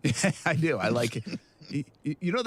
Go back and read on Peyton Manning about, like, he write letters to a lot of, like, former players or whoever else. And there's some good stuff there on Peyton Manning, like how he would do that. And that always resonates with me. And I think about that a lot. Like, the maybe it's people back home who I haven't seen in a long time, and I try to once in a while I'll slip them a note, and then I kind of forget. I'm like, was I thinking about writing them a note, or did I write them a note? I should have made like a checklist here. But I think it's a great thing even for the kids. Like we're seeing it now, like go to camps and do things like that. It's one thing to send an email or a text, but can you send a letter? And we're like, man, Ty, you have bad handwriting. And I say to Steph, I'm like, well, do you need good handwriting anymore? I mean, who writes anything anymore? Nobody, yeah. Like, why do you, like, do they even teach penmanship at school anymore? They teach it. I don't know for how much longer. You're like, the kids learn it, but there's no use for it. They've even got computer fonts meant to look like handwriting. You ever digitally sign a document? You type in your initials, and then suddenly it's written out like it was your handwriting, but, obviously it wasn't. I don't know. There's definitely something intimate about getting a letter from somebody versus a text or an email. Yeah, I don't know how much it matters anymore. I do think there's like a older school crowd. I think people do enjoy, like my mom would enjoy it. I know that. Like, but she's 70. Yeah. I don't think it like, you're not going to get the job if you don't like handwrite a letter thanking them for the interview. Will you get the job if you do, though? It might stand out. I don't know. Well, in the day, like you got to do some things different to stand out. So here's the thing. It can't hurt. So take 2 minutes to write it. I mean, it can if you have psychotic handwriting. Well, that's true. You write it in red ink and it's dripping off the paper. You're like, maybe we don't hire I this really guy. was thinking about that recently. Like, do they even teach it? Does it matter? Like, where else who actually does write for a living? Calligraphists. Is that even the way to say it? Like, I think of people like at Starbucks that make like the specials for the day or something. Like, they always have very nice handwriting. Like the chalkboard kind of deal? Yeah. Outside doctors, but they're notorious for Bad handwriting. Chicken scratch, yeah. I don't even know where it matters. We're gonna research this. We're gonna look into this. How did we get on this? I really was just saying, are people rooting against Brian Kelly or not? Checking in on the chat, Mr. Pico Boulevard says cursive rules. Good to know. Okay, man. Calligraphy is kind of cool looking, though. We'll say that. Especially free-handed. That's amazing. That's pretty amazing. We'll be back on ESPN 690.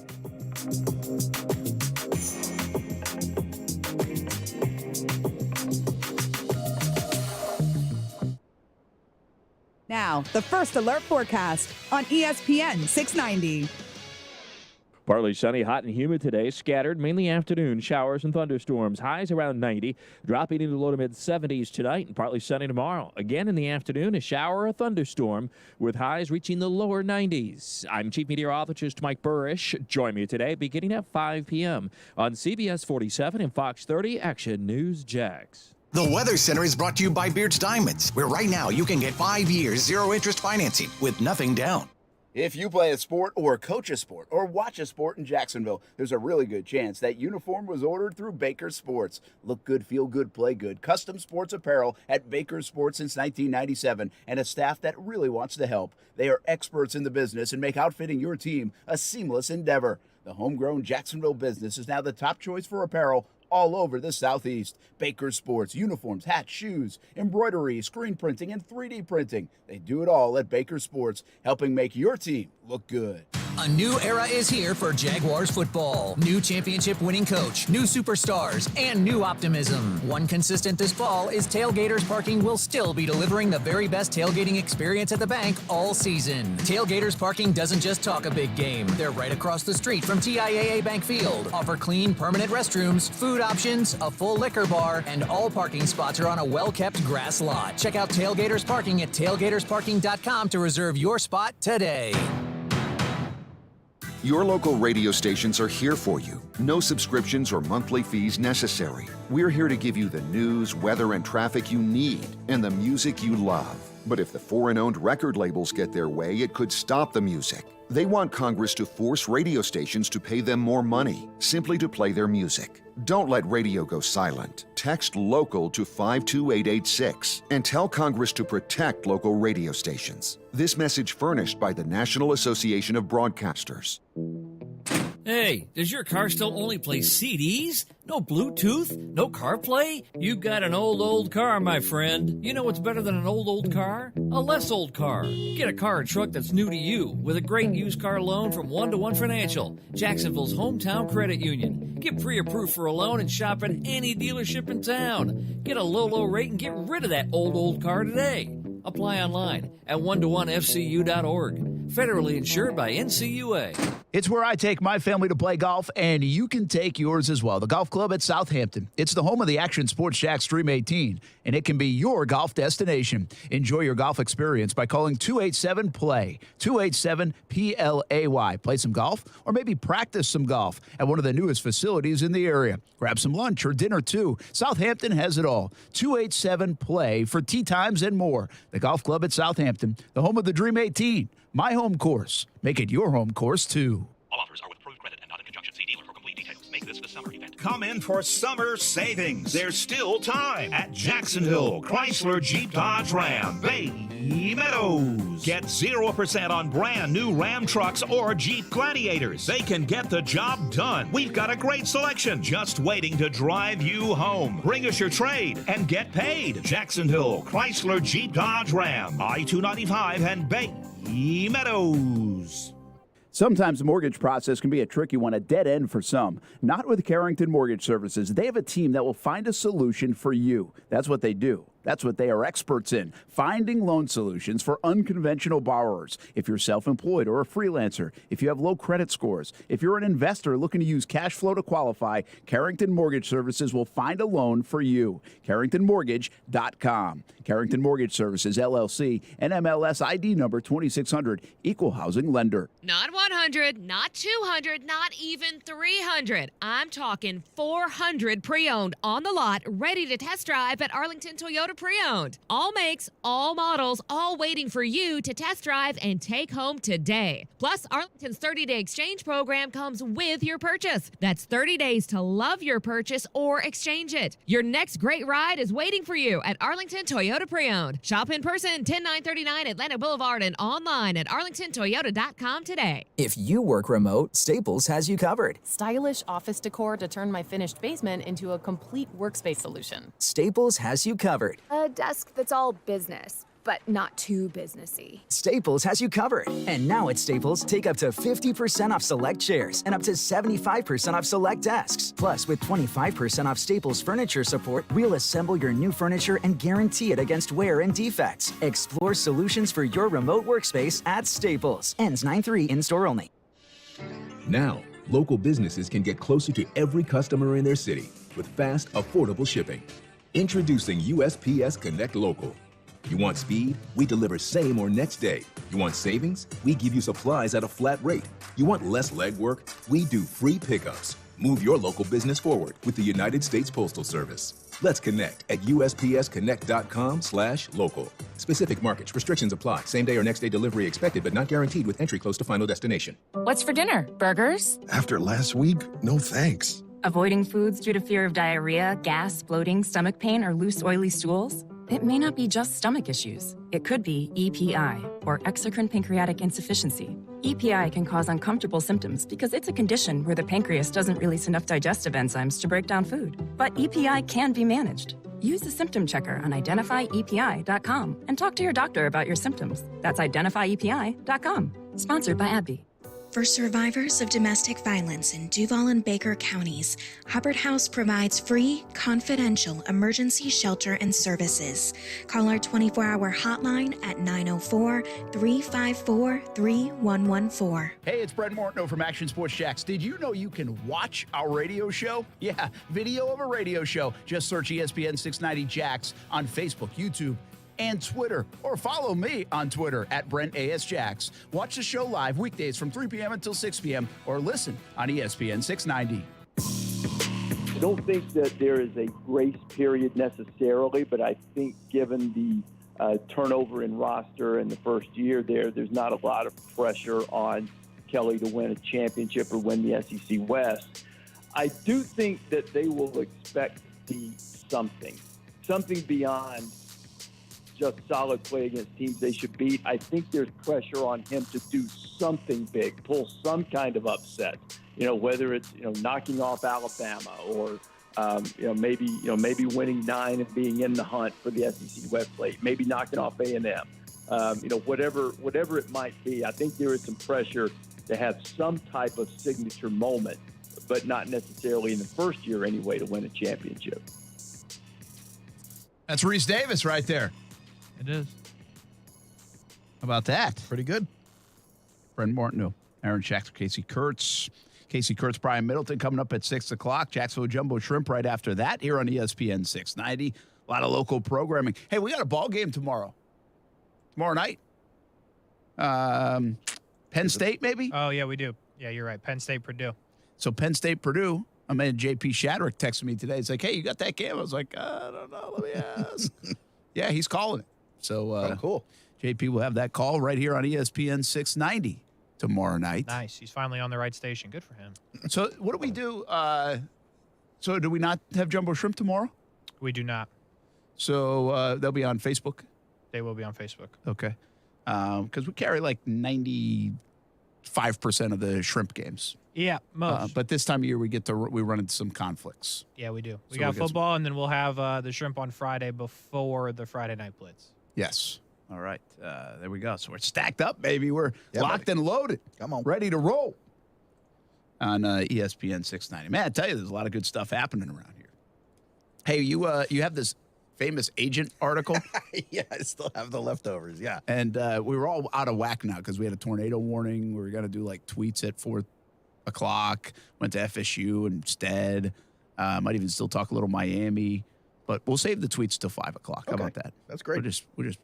We're audibling on the run here. Did you see a question in here, or you want me to go back to one I think is interesting? I think I want you to go back to one that's interesting because basically what happened was a survey here in The Athletic and it had 14 different questions. And we talked a little bit about yesterday, like Deshaun Watson and the Lamar Jackson stuff.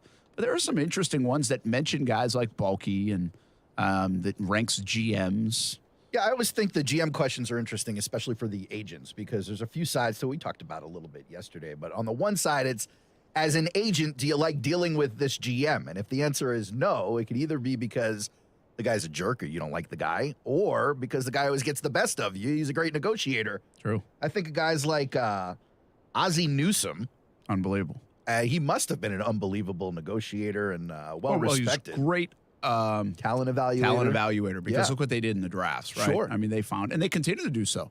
Who's it? The Costa? Is that the guy now? Yes. Yeah.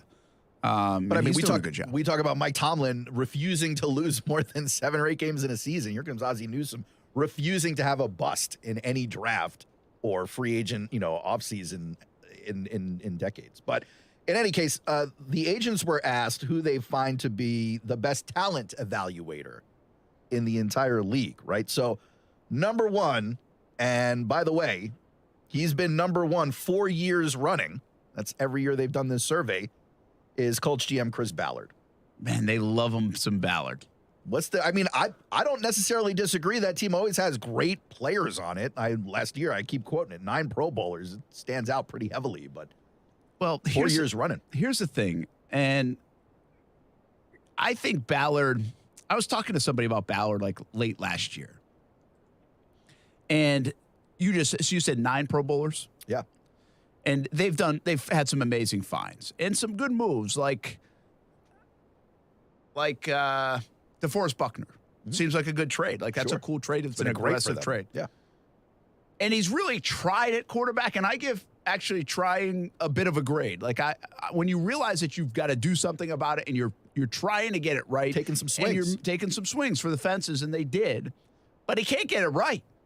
I mean, for whatever reason, he can't get it right. Like, I think Ballard in the Indianapolis organization on one level is really strong. It's really good. Like there's a lot of good things to it. But it's missing something. And from that standpoint, I feel like he's overrated. And that's why I was talking to somebody in NFL circles, last, 6-8 months or so. Like, do they get too much love? Because they have the Pro Bowlers. They have built the roster. But what are they doing with it?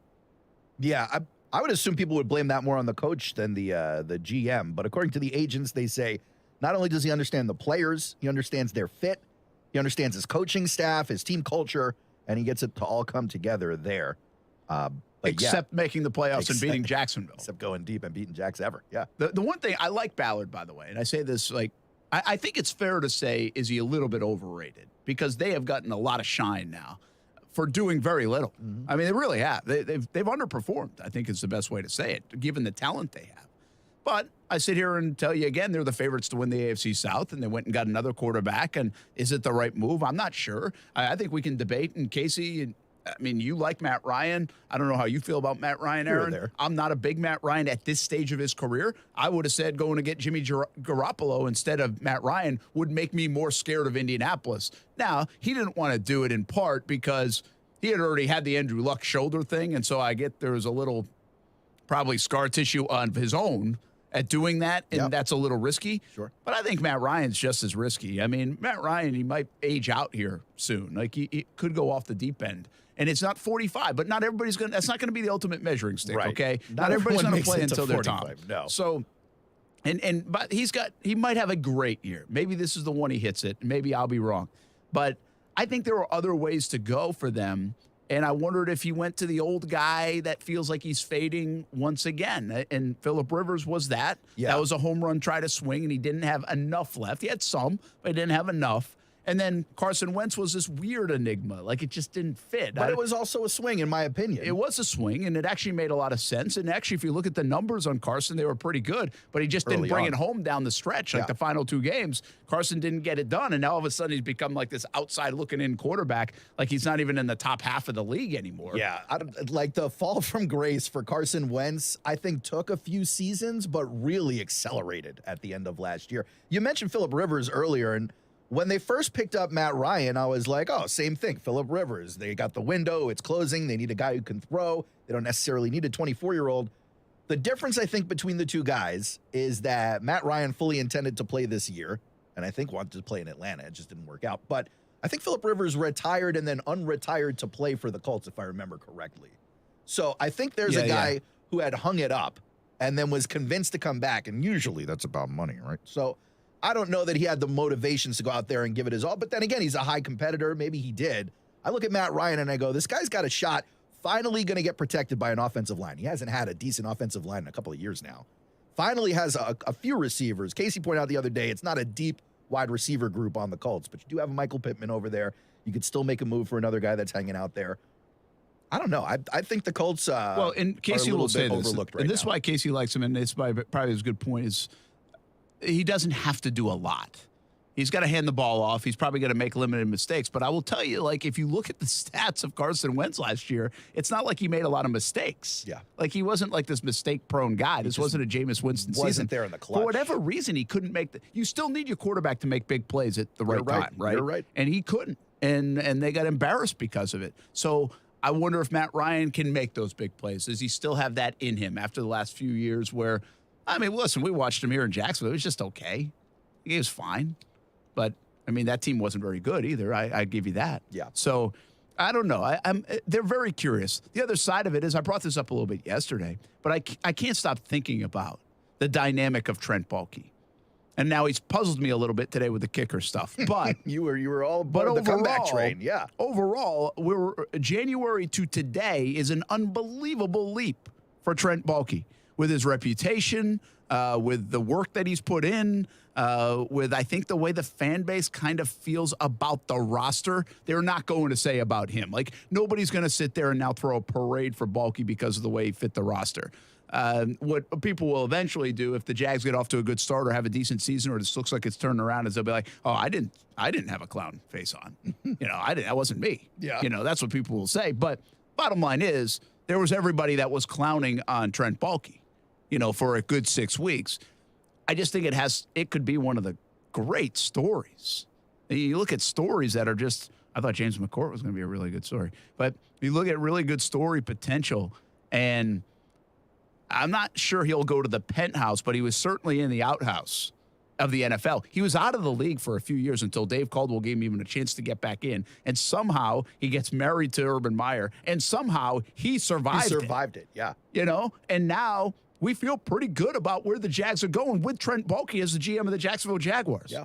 Like, that's not a lie. I think you ask yourself, do you feel pretty good right now about the Jags? Your answer will probably be yes. Yeah, they're moving in the right direction. And Trent Baalke's the GM. That's the guy everybody he's wanted got out and a said big they couldn't piece do of it. What to do with it. Yeah, this whole offseason plan, that was him and Peterson, and he deserves the credit just as much as he deserved the blame. They don't give comeback GM of the year, but, this might be a guy who would win it if they play well. I do think it's a fascinating part of everything, and I think it's one we got to keep in mind. I think Trent and Doug are storylines around here that we have to keep reminding people about. It's like, don't forget about this. Is pretty wild. Don't lose sight of that. Like, don't sweep that under the rug. It's not normal. What happened with the Baalke stuff was abnormal. And by the way, I was critical of the Baalke stuff too, to the point where nobody else in the league would have him as the GM. Nobody. Yeah. And I think that's been a big problem in Jacksonville. There are a lot of people they've had over the years that people wouldn't be holding the same position anywhere else in the league. But right now, I feel like Baalke's done a pretty good job. And this is like a pretty good partnership with Peterson. So we'll see where it goes. The 30 for 30 is in production. Enough. Yeah. Well, look, again, if the team plays well, he'll earn that 30 for 30. And just to juxtapose these two guys that we're talking about, Ballard and Baalke. Sounds like a sitcom, by the way. Well, Jags right now own them. I mean, they're in their head. The thing I appreciate about Ballard is he got so pissed, and he's still pissed about it. Yeah, he basically fired Wentz that day. I mean, not only that, but he was mad at the combine months later. He was mad in an interview by the summer still. Like, he's still mad about it. I'm telling you, the Indianapolis Colts are coming to Jacksonville in week 2, and that is their Super Bowl. It's hot under the collar. It's on the walls in their building. I bet. The Jags better bring it that day because that is like, it is the biggest game on their schedule. Who would have thought that? Yeah, I mean, after watching the game last year, everybody, but not before that, yeah. We'll be back on ESPN 690.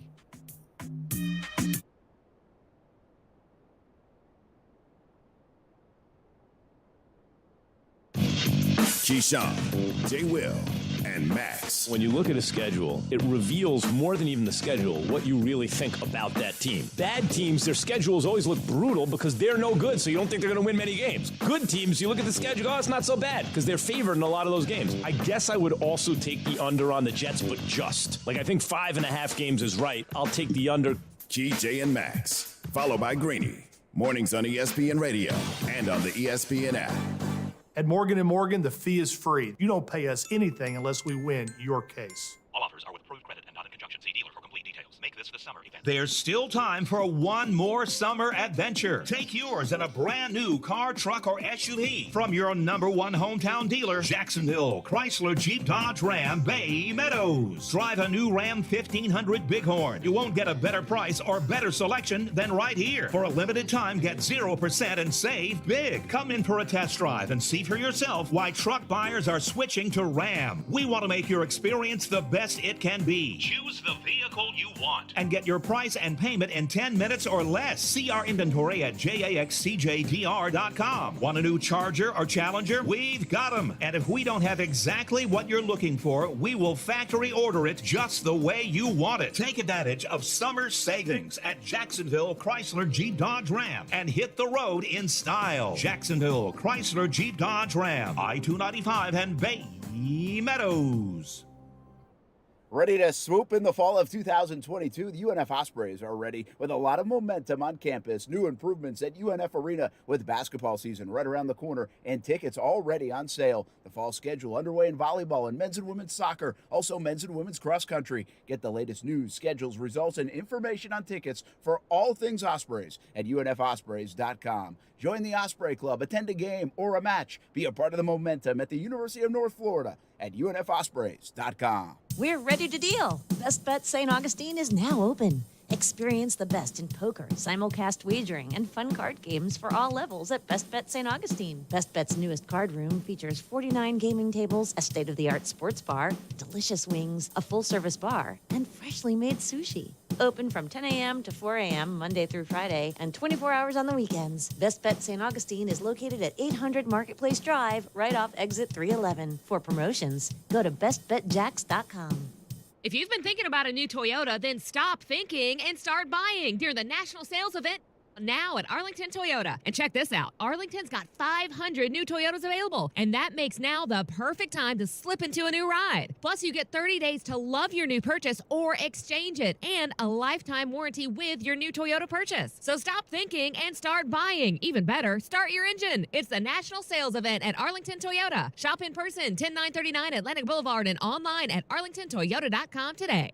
Men suffering from erectile dysfunction or PE, regardless of age or past medical history, you'll see instant results on your first visit at Prime Men's Medical Center. And for a limited time, your initial consultation and first treatment are totally free. Call now, 904-664-8214. If you've been involved in a slip and fall accident and are not sure of your legal options, call the law offices of Anajar and Levine at 904-600-4000. That's 904-600-4000 and take back control of your life. Office in Jacksonville. The Labor Day event from Dell Technologies is here. End the summer strong by starting up a new season of productivity. Your business upgrade begins with up to 48% off top-rated laptops, like Vostro, taking performance to the next level with 12th Gen Intel Core processors. It's time to push your growing business even further. What's next for you? Upgrade today by calling 877-ASK-DELL. That's 877-ASK-DELL. Get in zone, AutoZone. Welcome to AutoZone. What are you working on today? Starting trouble. No one likes that. We'll get you set up for some stronger starts. You might just need a fresh charge, and we'll take care of that free of charge. But if it is time for a new battery, we've got replacement batteries that'll fit your needs, starting at just $69.99. You can learn more about our battery selection at AutoZone.com. That's what makes us America's #1 battery destination. Get in zone, AutoZone. Claim based on data from the NPD Group 2021. It's bedtime at the home of SiriusXM, but Conan O'Brien is still awake. Turns out you don't need a car to listen to SiriusXM. You can listen to the app anywhere, in your room, by the pool, at the And Brad Paisley just really needs his beauty sleep. Conan, I just really need my beauty sleep. Maybe really expensive boat, like a yacht. The waves could rock you gently to sleep. Don't encourage him, guy. Oh, sorry. Night-night. Everything you want to hear lives here on SiriusXM. Get the SiriusXM app now. Action Sports Jacks. Watch, listen, subscribe. You can watch us on CBS 47 and Fox 30. You can listen right here on ESPN 690. And you can subscribe to our YouTube and podcast, Action Sports Jacks on ESPN 690. Action Sports Jacks. Watch, listen, subscribe. Because you got Josh McDaniels. They went and got the best receiver in football. You get Carr in a Josh McDaniels offense. I think that he's going to really be good. They got the slot. They got a great slot. They got a great tight end. They got a good offensive line. They got their defense with Pat Graham as their defensive coordinator. I think that he's going to do a tremendous job. Not only do you have one of the best pass rushers in the NFL, Max Crosby, you go out and you get one of the best veteran pass rushers in Chandler Jones. I know who it is, but talking about the Raiders, obviously. You know, he's giving props to Darren Waller at tight end, but my man Waller fired his representation looking for a new deal from the Raiders. The Raiders, did you guys see the list of like first-round draft pick busts they've had? Oh, yeah. I mean, Mayock obviously didn't do a good job, but what's amazing to me is how you can have that, you be that futile in the early rounds of the draft or first round of the draft and still be in a position to be one of the favorites in the AFC. Yeah. Isn't that crazy? That's pretty, I mean, because that was an alarming list. That was like a very Jaguar-esque list. Whenever I think of Raiders first-round misses, I always think of Darius Hayward-Bay. Yeah, and I mean, the list goes on and on. Yeah. But doesn't it make you wonder, like, are they as good throughout maybe as we think they are, or are they just strong in their star power? And so everybody's excited about that. So, like, you got Carr, and you've got Devontae, and you've got Waller, and that's scary stuff, right? Let's just stop there for a moment. And then you got the Chandler Jones. You have Max Crosby and doing what he's done. Who else? Give me somebody else on the defensive side. Well, defensive side. I was going to say you got to put Hunter Renfrow in that. And Renfrow, in that on the as offensive side. But are they Josh Jacobs? How are they in the trenches? Well, they don't even know if they like Josh Jacobs. Yeah. Like, I would probably put him in, but they didn't want to give him a fifth-year option. So I don't know.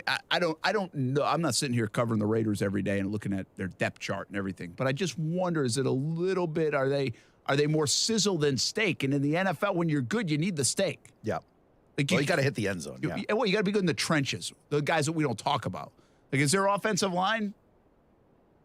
I don't think they have line issues. I think their issues have been red zone efficiency, at least for the last 2 years. I mean, Carr is having a problem getting into that end zone on a consistent basis. He only threw like 22 touchdown passes last year.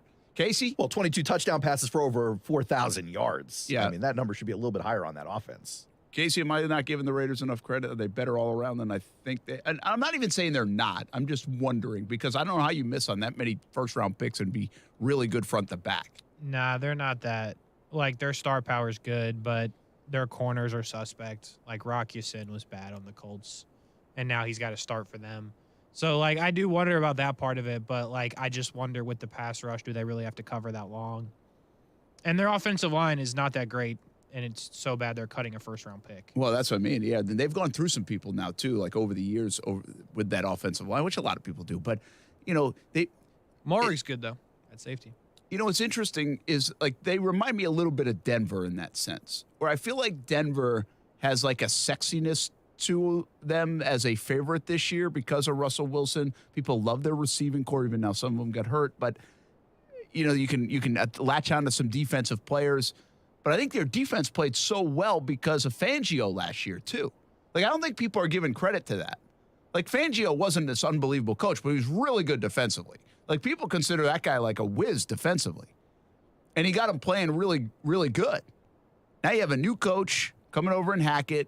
And are they front to back as strong as, like, even a team like the Chargers who hasn't made the playoffs, but especially Kansas City in that division? I feel like there could be holes with those two teams that people are just looking at the star power they accumulated. You know what I mean? Well, it's hard not to focus on that star power when you got so many connecting pieces, especially on that offense. I mean, who do you cover with who? Like, there isn't a linebacker in the league that can cover almost any of these passing options on the Raiders. So, I mean, how many quarters do you put out there at the same time? You can only run nickel for so long. And that might be fair. That might be the thing, right? It might just be, hey, man, the game's 7-on-7 now. Mm-hmm. And we're pretty good at that game. Like, it could be. It could be. Again, I'm not discounting either team. I just am wondering a little, like, that thing floored me today to see how poorly the Raiders have done, yet how high people are on the Raiders. I mean, the Rams won a Super Bowl last year, and they needed every bit of that star power to go along with other guys that were really good, like guys that you wouldn't talk about. Guys like Darius Williams, guys like Whitworth. People didn't talk about those guys, and they were strong even in those parts. That's my point, and they were strong on superstar power as well. Same with the Bucs like 2 years ago. Like, their linebacking core never got enough attention, never got enough love for what they did during that playoff run under Mike Caldwell, by the way. I think for the Raiders, to Casey's point, it's about the secondary. That defense was middle of the pack last year. There wasn't much standout as far as the team defense is concerned. Obviously, they have some players on the defense, a few of them. I don't think the offense is in question. I think those players matter. I don't think it's just a name thing. I think you're going to see some explosive things happen. It didn't all come together for them last year, and you're right. He threw 22, 23 touchdowns, David Carr did, but Derek Carr did. They got to do better on defense. They really give up too much in the air and on the ground, Fangio or not. Casey, remember when Mayock looked like he's turning around. He's doing a good job, and Gruden and all that stuff is happening. And then it became like, oh, go get the guy from the booth. Like, Jags looking for a GM, go get Louis Riddick. Yeah, that was a trend for like an offseason. Go get Daniel Jeremiah. Mm-hmm. I love Jeremiah, by the way. And as a GM? Well, I like him. I like his concept. Yeah, I think he's good. I don't know if he'd be a good GM. I know he's in a scouting department. A lot of these guys were and have been involved with it. But remember, Casey, when that was a thing? And now I've got a feeling like, did Mayock potentially cost anybody from doing that again? Oh. Well, the draft picks have been atrocious. Because now you're looking back at Mayock's thing, and it was really bad. Like, I think you could make a case over the years at times, like, hey, this looks like it's going in the right direction. Hasn't been great. We can debate this. But now you look back on it, it's like, oh, this is not good. It's really bad. And there's really no middle ground on it. They have none of their draft picks on their team. Some because they couldn't, and others because they were just bad. So, yeah, no. I just saw a stat, like Leatherwood apparently last year gave up, I think they said 61 pressures. The season's 17 games long. How many opportunities do you get? 61 pressures? Yeah, it's tough. I mean, did he ever make a block?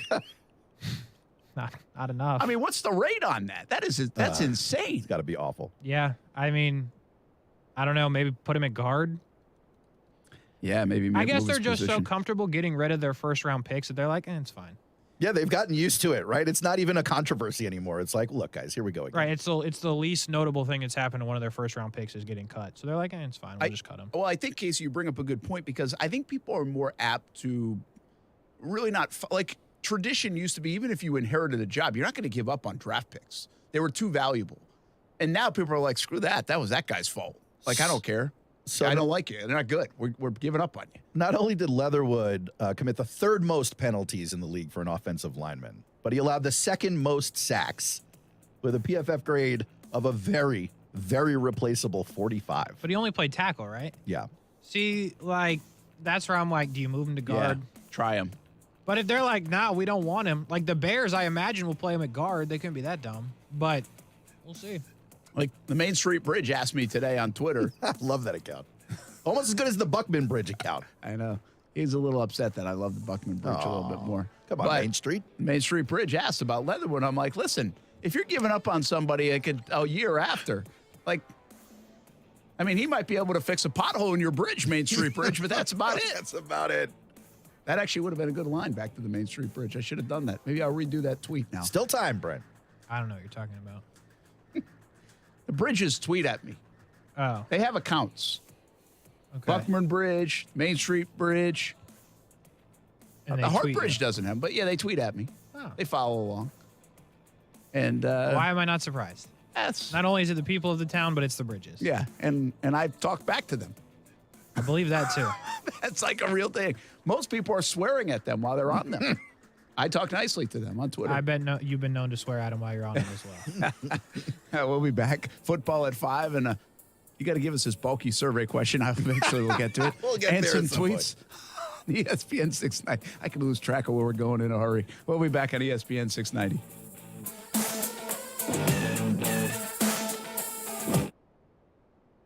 All offers are with approved credit and not a conjunction. See dealer for complete details. Make this the summer event. There's still savings waiting for you on a brand new car, truck, or SUV when you shop at Jacksonville Chrysler Jeep Dodge Ram Westside. Drive a new Ram 1500 Bighorn. For a limited time, get 0% and save. This truck delivers power, comfort, and the latest technology with all the safety features you expect. Choose from the best selection of Jeep. Get a new Gladiator, Compass, Cherokee, Grand Cherokee. It's time for a new SUV and new adventures. See our inventory at jackcjdrwestside.com. If you don't see exactly what you want, we will factory order it and you won't pay a premium price. Bring us your trade and get more for it. Get financed today at the best rates available. Jacksonville Chrysler Jeep Dodge Ram Westside, I-295 and Commonwealth Avenue, Westside.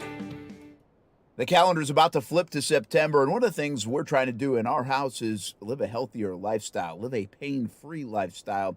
That's not always an easy thing to do. If you have joint pain, I've got something for you. Hey, everybody, it's Brent Moore. I want you to call QC Kinetics now. If you put it off long enough, it's time to make the phone call. Get real lasting relief from chronic pain in your knees and back and shoulder and hips. QC Kinetics can get you moving again with cutting-edge regenerative treatments, no drugs, no downtime, and no surgery. Lots of people here have done this, and they are living life to the fullest, pain-free. Here's what you have to do for a free consultation. Call 904-274-5522. QC Kinetics, 904-274-5522 in Mandarin and Ponte Vedra. Don't assume the old ways of dealing with joint pain are the only ways. Call QC Kinetics today. Stop putting it off. Call now for a free consultation. Once again, the number is 904-274-5522. They're in Mandarin and Ponte Vedra. QC Kinetics, 904-274-5522. When I moved to Jacksonville 15 years ago, I found Nimnick Buick GMC. That led to the Acadia, a couple of them, in fact, and now the GMC Sierra truck.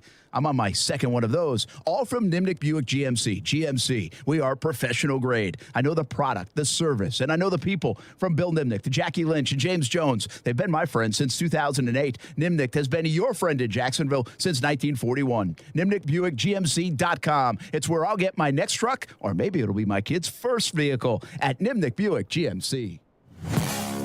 Celsius Essential Energy is Jacksonville's official energy drink of summer, and Jacksonville summers are fueled by Celsius. If you see ESPN 690 out and about this summer, come grab an ice-cold Celsius Essential Energy. Live fit. Finding great candidates to hire can be like, well, trying to find a needle in a haystack. Sure, you can post your job to some job board, but then all you can do is hope the right person comes along, which is why you should try ZipRecruiter for free at ziprecruiter.com/free. ZipRecruiter doesn't depend on candidates finding you. Its powerful technology identifies people with the right experience and actively invites them to apply to your job. You get qualified candidates fast. So while other companies might deliver a lot of hay, ZipRecruiter finds you what you're looking for. The needle in the haystack. 4 out of 5 employers who post a job on ZipRecruiter get a quality candidate through the site within the first day. ZipRecruiter, the smartest way to hire. And right now, you can try ZipRecruiter for free. That's right, free. Just go to this exclusive web address, ziprecruiter.com/free. That's ziprecruiter.com/free. ZipRecruiter.com/free. Broadcasting live from the ESPN 690 Anna Jar and Levine studios. Anna Jar and Levine Accident Attorneys. Call 904-600-4000. That's 904-600-4000. ESPN 690, Jacksonville's home for ESPN Radio. WOKV Jacksonville. Listen live everywhere you go on ESPN690.com. ESPN 690, a Cox Media Group station.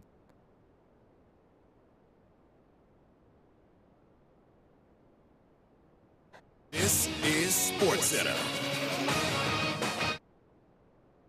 I'm Christine Lisi. All eyes again on Serena Williams tonight at the U.S. Open for her second-round match in her final tournament before retiring. The 23-time Grand Slam champion faces the 2-seed, Annette Kontaveit.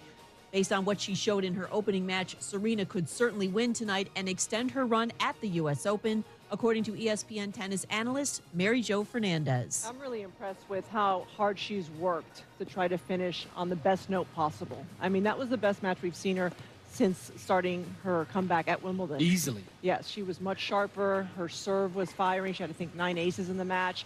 Her movement got better. Coverage of Serena's match is at 7 Eastern on ESPN TV and the ESPN app.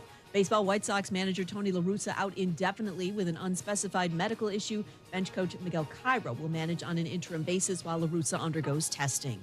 The Orioles promoted top infield prospect Gunnar Henderson to the majors as they continue their push for a postseason spot. The 21-year-old will become the youngest Baltimore player to make his big league debut since Manny Machado a decade ago. He'll be eligible to play in the postseason. Keyshawn, J. Will, and Max. Max, I know you got some issues with your eye. Yeah. You need to go get your brain checked next. Do you understand Genius has never understood? More from TJ and Max Thursday morning at 6 Eastern on ESPN Radio and on ESPN2. Now, your chance to win $1,000 as ESPN 690 pays your bills. Fueled by Celsius Essential Energy. Essential Energy. Live fit. Are you ready to go? 3, 2, 1. Text the word spring to the number 70123 before 15 past the hour. That's SPRING. Your next chance to win is tomorrow morning at 8. This is a nationwide contest. Message and data rates apply. Get the complete rules now at ESPN690.com. Broadcasting live from the ESPN 690 Anna Jar and Levine studios. This is Action Sports Jacks with Brent Martineau. In the end, when you look at it, though, the NFL owners is different than college. College may be more suitable and tolerable depending on where you're at, where in the National Football League, there's only 32 owners, okay? And out of those 32 owners, they argue and bicker, but they pretty tight when it comes down to certain things. And that's why I don't see in the National Football League that door opening for him. Keyshawn Johnson, Jay Williams, Max Kellerman. Every morning, 6 a.m. until 10 a.m. We call it KJM on ESPN 690. We call this Action Sports Shacks on ESPN 690 for at least another few days. Brent Martineau, Casey Kurtz, Aaron Schachter. What did you bring me here? So those are little mini cannolis. Mini cannolis. Yeah, they were delicious. You know me, I'm on my health kick right now. Yeah, I'm on my weight loss fits. journey. And so, if you want to trade in some of those high in fat and cholesterol vegetables and throw a couple of cannolis down the throat. Gave you a little tin with a couple in there. They're delicious. Thank you. I might have to try some of those. Yeah, man. Shout out to before I Rudy's really Pizza. hit it hard next week. The only thing I'm hitting hard is the scale because I weigh too much. Gosh, I haven't felt that well. So one good thing about not feeling great is Lose that a I'm little not weight. eating. Yeah. Like, I'm really not eating much. Look, man, 2018, I think it was, I had strep twice in 1 month. Wow. I lost 20 pounds. It was fantastic. Give me strep again. That's right. Yeah, please, come again. Now, football at 5 on the way right now on ESPN 690. All right, you've been this agent question about where does Trent Baalke factor in? What question are you going to give it? Yeah, so it wasn't me. Don't blame me for the answer here. It's just funny. By the way, it's a very good idea. Get away from Trent Baalke as far as you can in this town. Or you'll be sitting on his lap, or he'll be on your lap, according to some artists. We were talking about the best talent evaluators in the league, according to the agents. They also asked the agents who they trust most and who they trust least. So if we're looking at most, you get Bills GM Brandon Beane, you get Browns GM Andrew Berry, Broncos George Patton, Ravens Eric DeCosta. You see a lot of names up there. You're like, all right, these are actually pretty successful guys, pretty successful teams. Then you look at the list of least, and we talked about the top of the list yesterday. Eagles GM Howie Roseman, who, by the way, has had the top spot in the Who Do You Trust Least 2 years running. But number 2 is my green and white. The Jets front office, very much not trusted by the agents around the league.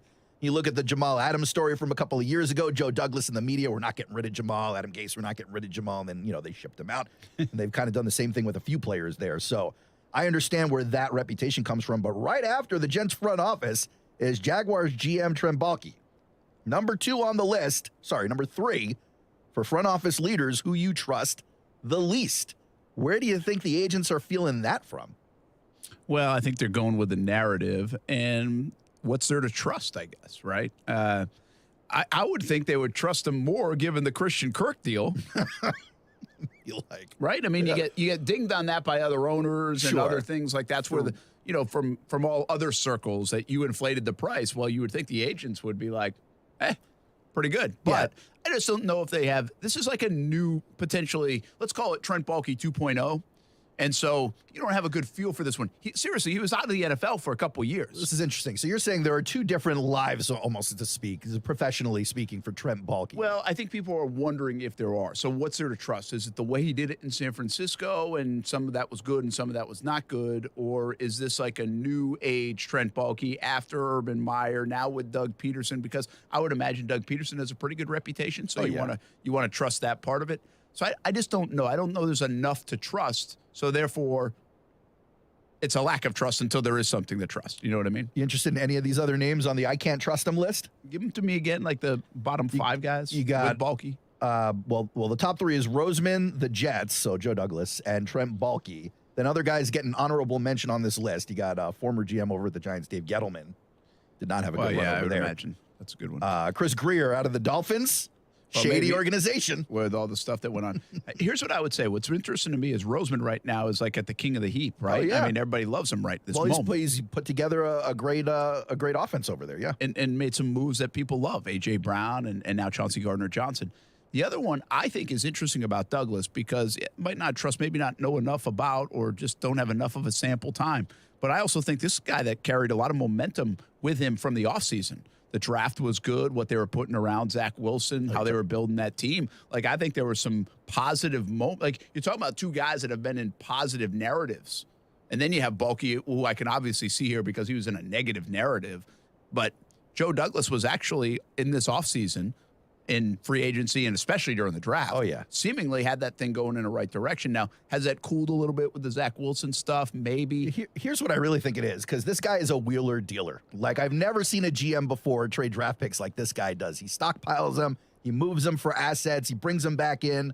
It's hard to, if you go back and look at the Darnold deal or you go back and look at the Jamal Adams deal, they got a haul for Jamal Adams, but it's hard to figure out what they did with it. It's almost like these drug dealers who tumble their Bitcoin. You can't really figure out which draft pick went where because he trades it for 3 more draft picks and then he brings a guy in and he trades. It's like NBA draft night. Yeah. So who knows? But ultimately you'd like to believe that, Jets fans would like to believe that franchise going in the right direction. I think Joe Douglas gets the reputation from saying one thing in the news and then going and do a different thing. Also, he's big on these smoke screens around the draft. the 3 years now that Joe Douglas has been the guy there, you never hear about the guy the Jets. You always hear about a guy the Jets like, and it's never the guy they draft, ever. Well, that's why the trust then is a problem for agents, because they don't know what's going to go on with their players. They don't know when he's going to pull a fast one. Not necessarily like bad business, but just like, hey, we're going boom 180 this way. So there's obviously that feel around Joe Douglas. I actually think the Jags are working toward different. Like the one thing about Caldwell when he was here, I think he really worked hard on good business, trying to be like good for the locker room at times. It didn't always work out. I'm not saying that, but like again, the Alan Hearns deal, the Sinderic Marks deal, those were intentional deals, good for the locker room type deals that were supposed to speak volumes in the locker room, hopefully. Yeah. And they earned it and go get it, and they got it, and we paid them type of things. And then they did opposite ones, and obviously the Jalen Ramsey and the Jan and all that ended up blowing up in a different way. But I also think he had trade partners. He was a very good wheeler and dealer, Caldwell was. Like he got a 6th-round pick out of Blaine Gabbert. That says enough. But there are other examples of this. His actually trades were pretty good. Like look what he got for Ramsey. They didn't draft very well. So it was interesting, and I think they tried to do good business. What's interesting about this regime is Peterson. And I think this is direct order from Shad Khan, by the way. But Peterson and Baalke look how many times yesterday in that news conference they said, like, character guys in the locker room, good guy, like good players, but good guys in the locker room, character guys. Like that is important to them. And all of that is based off what just happened. It's very reactionary to what just happened pendulum with swing. Urban Meyer. I mean, they wanted to flip it and boom, go the opposite way. And I think you can make the case sometimes people react too much. You can never have too many good guys in your locker room, but they better be able to play. And I do think they have a pretty nice balance of that right now. We'll see. We're about to find out in a couple of weeks. But I think my point here is Baalke and Peterson are trying to lift the Jags organization from a perception standpoint as well. It got dragged through the mud a lot over the last 15 years because of losses. It got dragged through the mud a bit when Ngakoue and Ramsey wanted out. It got dragged through the mud when Tom Coughlin, and there was an embarrassment there for Shad Khan when the NFLPA is writing them letters, and they said, don't go to Jacksonville. Yeah, the Leonard Fournette situation, It got dragged through the mud last year with Urban Meyer on countless occasions. The Jags are trying to change that. I think Shad Khan's trying to change that. And, he told us when we were with him last year, right before they fired Urban Meyer, and I had asked him, like, hey, is this not the Urban Meyer you thought you were getting hired? He said, we've lost here before, but we've lost without drama.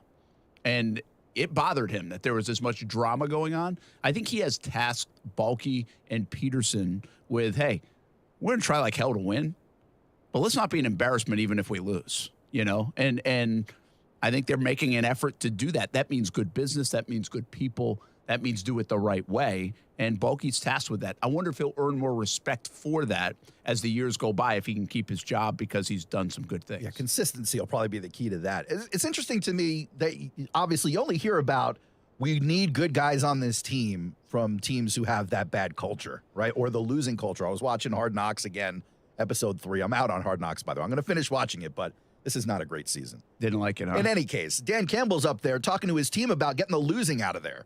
And he's like, he's trying to illustrate it with pants full of chalk on them. And I get the analogy he's making, but he's not wrong. Like a franchise like the Lions has lost for long enough that you just, as a fan maybe, you go in believing you're going to see another bad losing season.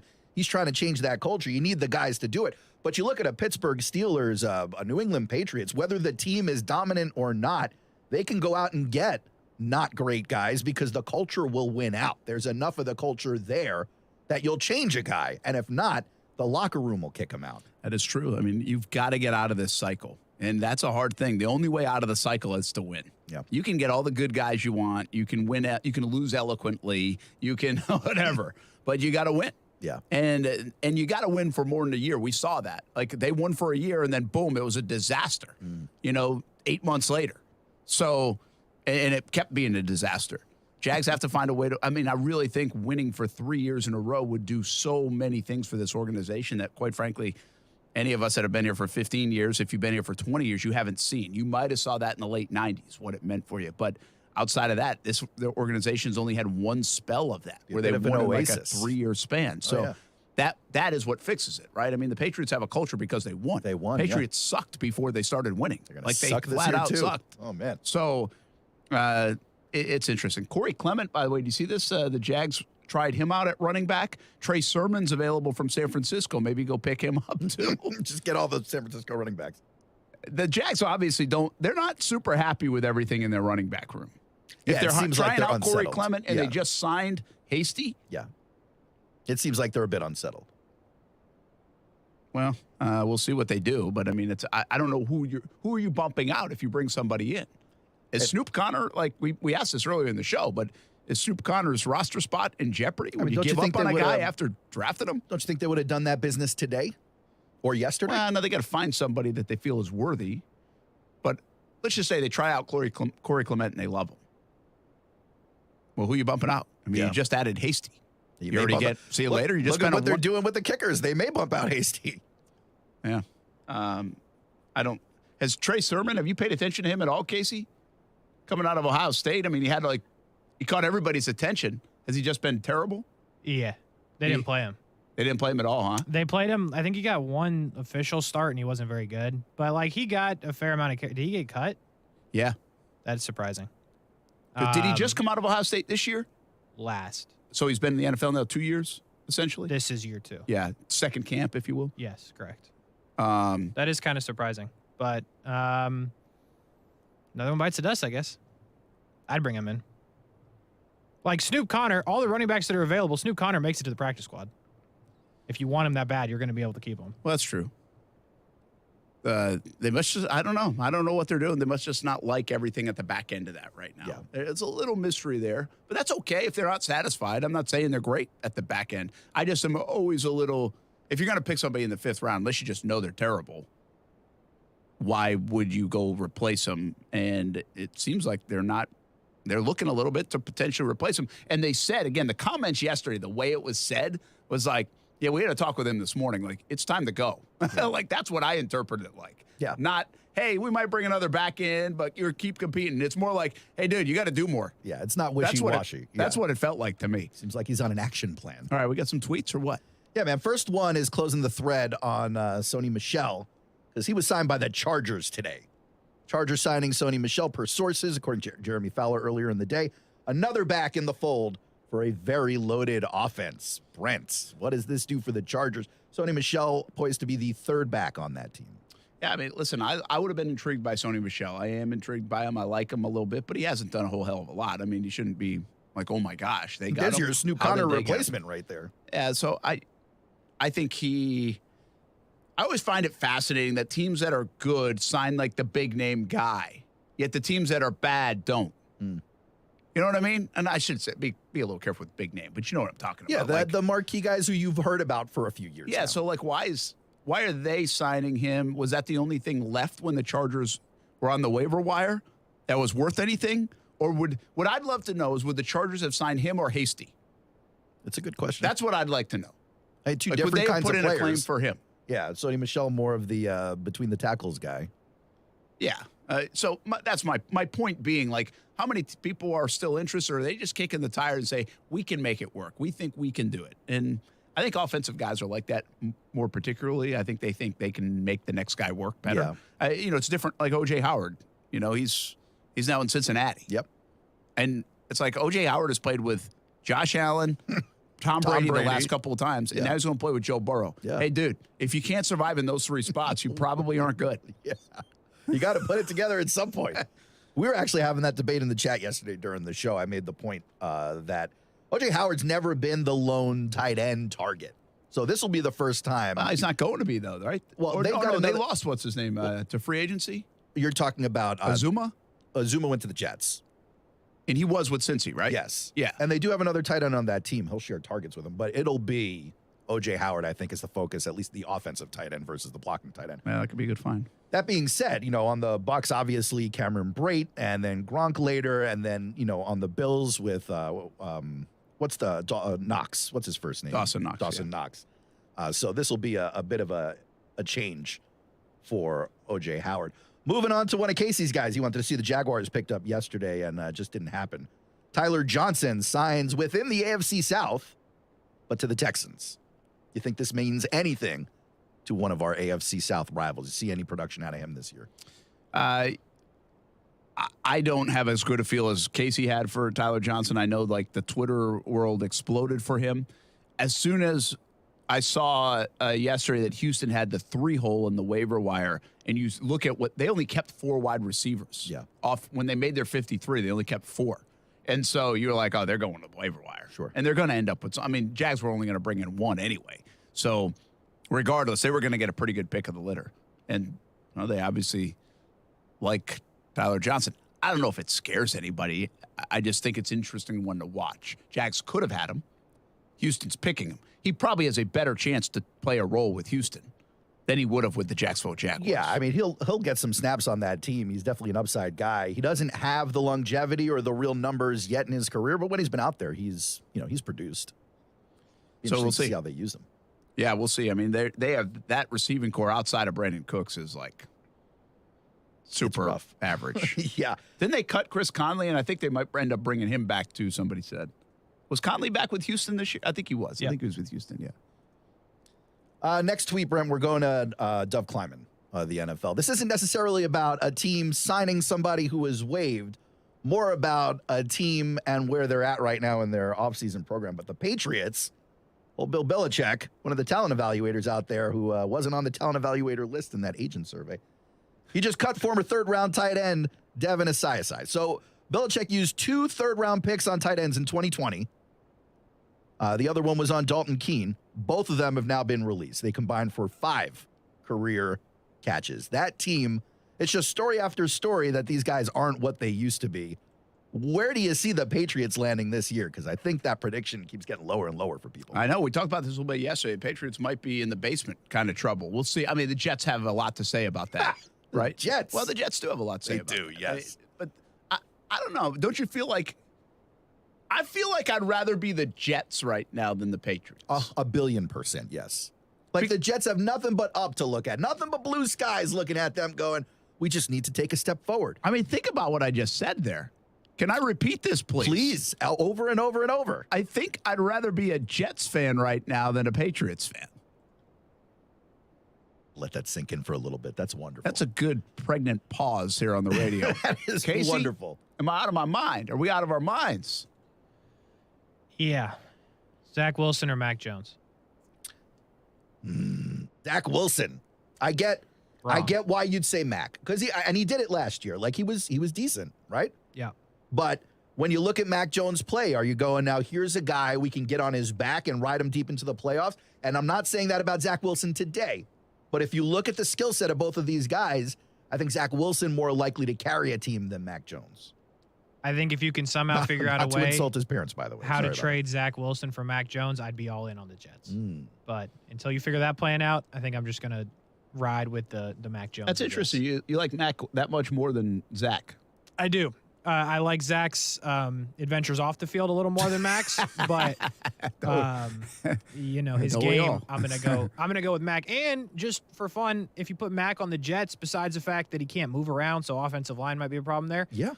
They got receivers. The Jets got better receivers than the Patriots. It's and better running backs. It's a better team, in my opinion. Except for the quarterback position today. I ain't gonna say all that now.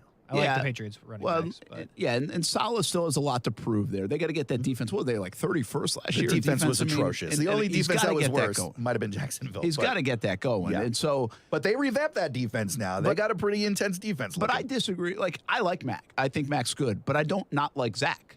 Especially in the I feel modern, like I'm reading from a Dr. Seuss book right Mac now. and Zach. The modern NFL requires a little bit of mobility under center, and that's not necessarily what the Patriots are trying to do. Now, of course, you're going to miss him for the next couple of games, but again, I say this as I'm not convinced that the Jets are going to be better than the Patriots this year. But I think the gap is closing, and it feels like they're going in opposite directions, even if it's like a slow one. It's not like this meteoric rise up or fall. But it doesn't feel like I don't feel the momentum at all in New England. And again, they set a standard. First of all, the answer to this question is, I'd rather be a Patriots fan for the next 20 years because I got to enjoy the last 20, right? So I get it. But if you're looking at your team right now, Patriots, first of all, set a standard where they're never going to reach again, like ever. You're going to die, people in New England, before you ever reach that again. That's just not happening. Right. So, but really, if you look at their football team, it's not dangerous. It's not that excitable. It's not that good.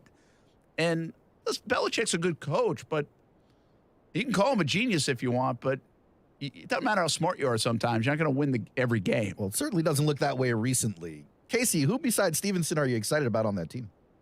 I like Damian Harris. All right. And I don't know who the third is, but I like those two. I think Stevenson eventually becomes a starter, but I like Damian Harris last year.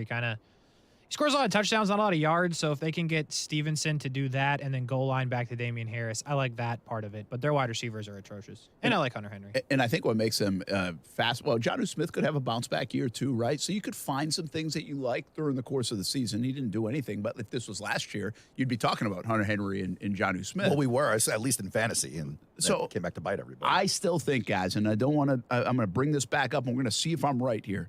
I think losing Dable in Buffalo, and especially because of what they don't have from a weapon standpoint, Josh McDaniels in New England, is going to be more felt than we think. Oh, I think we all think it's going to be felt. Well, I think a it's lot of people bad feel like right it's now. going to be felt in New England. I'm not sure people agree with me about Buffalo, but I think that will even be felt. And that might not mean they're a disaster, might not mean they're out of it, but it might be a slower start in Buffalo to the season than many people think. I could be dead wrong. We'll find out. But I think that's a bigger deal, losing those offensive coordinators. And really, New England looks like they made a little bit of a mess out of it at the moment because they don't even know who the hell's doing anything on offense. We could run through these last tweets real quick because we're up against the break. But just tying the bow on Marlon Mack, we saw him released yesterday. He actually ended up re-signing with the Texans practice squad, so not going anywhere. We talked a little bit about Alex Leatherwood. He's now signed with the Bears. They'll put him on the line. We don't know what position on the line. Casey, I know you were wondering if he's going to play guard or not. The Bears are bad enough that he could play at tackle, though, if he showed any kind of prowess at the position whatsoever. But interesting tweet following up. The Alex Leatherwood tweet comes from Willie Anderson, former Pro Bowl offensive lineman. Here's his tweet. Crazy when first-round offensive linemen under 25 years old are being cut. Dear agents and players and parents, don't think you're going to the NFL. You're about to get a world-class instruction on how to play. No. You're getting a world-class coaching on who you're playing and their scheme, not necessarily how to make a career out of this thing. I mean, I think these are pretty, impactful words. You know, imagine yourself being one of these 22-year, 23-year-old, 21-year-old kids coming out of college. You get that NFL deal. You make it through camp. You're like, oh, I'm set. And, man, you are very, very far from that. Well, that's the thing. I mean, you look at Josh Thompson yesterday, like last night. He tweeted something like, I think he said like God's hands or something like that. He makes the team. Today he's gone. Yeah, that's got to be a heartbreaker. I mean, that's a tough life now. That's a tough deal. You can't even enjoy it for 12 hours. Yanking victory, and yanking victory from the jaws of defeat, or the other way around in this case? I don't know, but it's confusing. tough. That's a tough deal. Like, I agree that it's a hard business, especially right around this time. And you're even seeing some of the bigger names or giving up on guys earlier, like I talked about. That's, if you were a first-round pick, if you were a Leatherwood 10 years ago, you were safe on the team for at least 2 years. At least 2 or 3, yeah. Probably 3. A first-round 17th pick in the draft, I mean, they're going to wait until the contract option's up, most likely. Guy doesn't technically even get to the regular season opener of year 2. I mean, that's crazy. Unbelievable. That's insane. He's got another chance somewhere, but still, that's wild. Now your career starts being on life support a little bit if you don't do something. Oh, yeah. Like, he'll sign with 2 other teams before he's done. But now you might be looking at a guy like Leatherwood that could be like out of the league by 2024, have played for 4 different teams, and he just can't cut it. Yeah, although if he's putting up numbers this year like he put up last year, he may not get another shot. He might not, yeah. Hey, interesting words from Gary Player about Cam Smith just in that I'm seeing. Oh. And Serena Williams could be the last one tonight. Oh, boy. She plays again. Are you watching? All on the line. Are you line. interested in this? Like, do we like these swan songs? Depends on the sport. And I tweeted something last night that hit me. We are East Coast biasing the Los Angeles Dodgers in a way that we've never done before. Really? You think people are selling them short? Oh, my gosh. We'll be back on ESPN 690.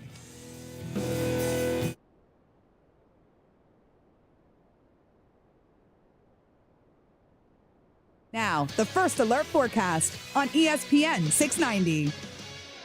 Scattered showers and storms will be ending, becoming partly cloudy overnight with some fog, warm and muggy, 70 to 75 for overnight lows. Your Thursday will be partly sunny, hot and humid. And again in the afternoon, some scattered heavy showers and thunderstorms develop with highs around 90 degrees. For the CBS 47 and Fox 30 Action News, Jack's First Alert Weather Center, I'm Chief Meteorologist Mike Burrish. The Weather Center is brought to you by Beard's Diamonds, where right now you can get 5 years, zero-interest financing with nothing down. Who's monitoring your security system? Do you even know? What if I told you you were being monitored in someone's house? Can you imagine someone working from home with all your information? Your family's security is dependent on how fast a worker responds to your alarm from their house. Unbelievable, right? Think again, because the largest company in America is doing just that. And pay attention to their ads. They now have teamed up with big tech. There goes your information and privacy. Plus, you're possibly being monitored from someone's home. Now you know why I have a Safe Touch home security system. The Safe Touch Monitoring Center is right here and fully staffed at their disaster-resistant monitoring station. Have you driven by the other guy's monitoring center? Don't bother. It's empty. Call now and find out what makes the Safe Touch 5-star security and surveillance system so outstanding, and right now get free installation. Don't just assume your family is safe. Know they are safe with Safe Touch Security. Call 888-723-8682 or visit safetouch.com. State license EF233.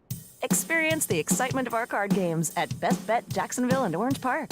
Whether you're a first-timer or an experienced pro, Best Bet's card games offer winning times for all. Best Bet proudly offers easy-to-learn card games like one-card poker, Ultimate Texas Hold'em, Pai Gow, DJ Wild Stud Poker, and more. And our knowledgeable, friendly staff are here to help you have the best time. You must be 18 years or older to play at Best Bet Jacksonville and Orange Park. Learn more at bestbetjacks.com. Time is running out to get the most money for your used car. Do you have an extra car in the garage or one that needs repairs? Come to the live appraisal event by ACV Auctions on September 9th and 10th to find out how much your vehicle is really worth. Get an inspection, then watch it go live on a nationwide auction and watch the bids come in real time. You can sell it on the spot or just find out what it's worth. It's that easy, and it's free. Proudly hosted by the Tom Bush family of dealerships, 9850 Atlantic Boulevard. If you've been in a car accident and are not sure of your legal options, call the law offices of Anajar and Levine at 904-600-4000. That's 904-600-4000 and take back control of your life. Office in Jacksonville. Bank how and when you want to with Community First. Get free checking with rewards and free digital tools that make managing your money simple and life simply better. Add an account at justbeyourself.com. Community First Credit Union, federally insured by NCUA. I wanted to know why some people who get COVID-19 get it so bad. I found out it may be because they have a high risk factor, such as heart disease, diabetes, being overweight, smoking, and asthma. Even if symptoms feel mild, these factors can increase your risk of COVID-19 turning severe. So if you're at high risk and test positive, there are things you can do, like asking your healthcare provider if an authorized oral treatment is right for you. Learn about an option at treatcovid19.com. This message is sponsored by Pfizer. TrackPhone wants to know, are you an influencer, a big live streamer? No? Then guess what? You don't need an endless data plan. Get just the right amount of data with TrackPhone's $40 unlimited talk and text smartphone plan. Now with 8 gigs of high-speed data and unlimited carryover on America's largest, most dependable network, now with 5G. Get the data you need at the price you want. TrackPhone Wireless. Now you're in control. Available at major retailers. 5G compatible device required. Actual availability, coverage, and speed may vary. See terms and conditions at trackphone.com. Join Jacksonville Women's Business Center on September 15th as a life of education, service, and advocacy will be recognized to honor Dr. Johnetta B. Cole for her Global Athena Leadership Award. Dr. Cole will be recognized and honored at an event at the Adam W. Hebert University Center at UNF on September 15th at 11 a.m. Athena founder Martha Mayhood Mertz will be in attendance and participate in a conversation with the honoree. Register now at jaxwbc.com or call 904-366-6640. On the battlefield, there's a saying America's military men and women live by. Never leave a fallen warrior behind, ever. Off the battlefield, Wounded Warrior Project operates with the same goal. Wounded Warrior Project was created to help our men and women returning home with the scars of war, whether those scars are physical or mental. Wounded Warrior Project. We never leave a fallen warrior behind, ever. Learn more about what we do at woundedwarriorproject.org. That's the sound of a crack in the ceiling found at a home inspection. But with a Realtor by your side, a newfound leak might only cause minor worries. With their expertise, a Realtor can suggest a credit at closing and even connect you to a contractor to help you shore up that leak and alleviate your worries. When it comes to cracks in your plans, the expertise of a Realtor can make all the difference. The difference between an agent and a Realtor is real. Realtors are members of the National Association of Realtors. That's who we are. It's the Blitz Scoreboard Show every Friday night at 9 p.m. on ESPN 690. Join Brent Martineau, Casey Kurtz, and the Hall of Famer Kevin Sullivan for scores, analysis, interviews, and live video of games on the ESPN 690 social media platforms. It's not bad. It's gotten a lot better. I was a little worried there at first. Had some pretty quick swelling in there. I was in some pain and then got x-rays, found out it was negative, and then we've just been treating it, and I'm already seeing some improvement.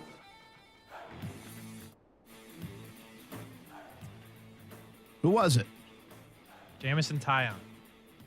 Ah. Hey, by the way, I never asked you about, I didn't ask Ty this either, about what's his name? Glasnow. You like? But didn't they sign him to a 1-year deal? Did I see that right? 2. 2-year deal? Or it's one with an option or something, but yeah, it's still like 2024. $25 million or something, right? Yeah. $25 million a year? You like that? Yeah.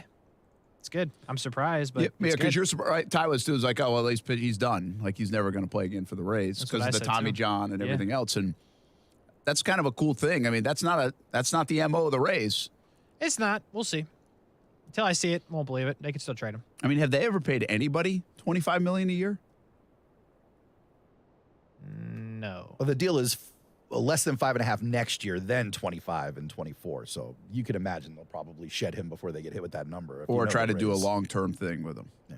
I don't know what they paid Charlie Morton those 2 years. Yeah, I don't think it was that much. It was over 20 though, I think. And they kept Longoria, but Longoria was 10 for 100. So yeah, because the prices weren't crazy when they kept Longoria. But at that point, that was still a lot of money. Oh no, that was a big deal for them. No, Wander. I don't know what Wander's deal is. Yeah, but they get these guys young. They're not at $25 million a year. You know, I mean that's No, but it'll get there. It will get there. Yeah. But I think their current deal, they got them on kind of a cheaper deal by doing it up front and early. Yeah, no, they haven't. So yeah, they haven't done that yet. Wander's current deal is 11 years, $182 million. Boy, what a deal, huh?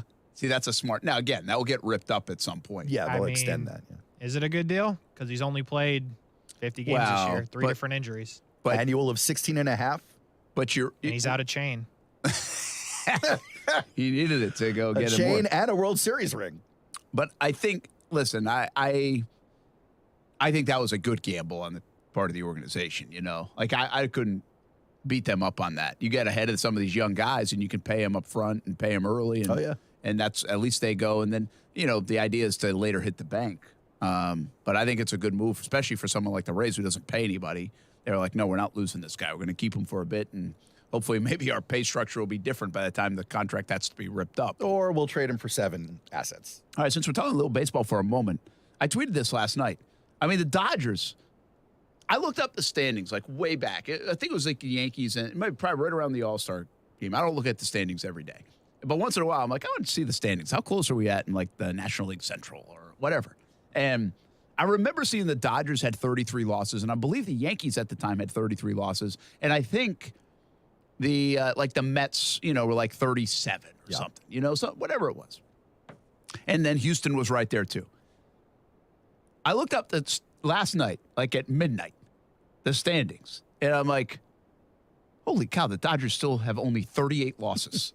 Yeah. And again, this was not like a week ago I looked up the 33. This was like months ago. Yep.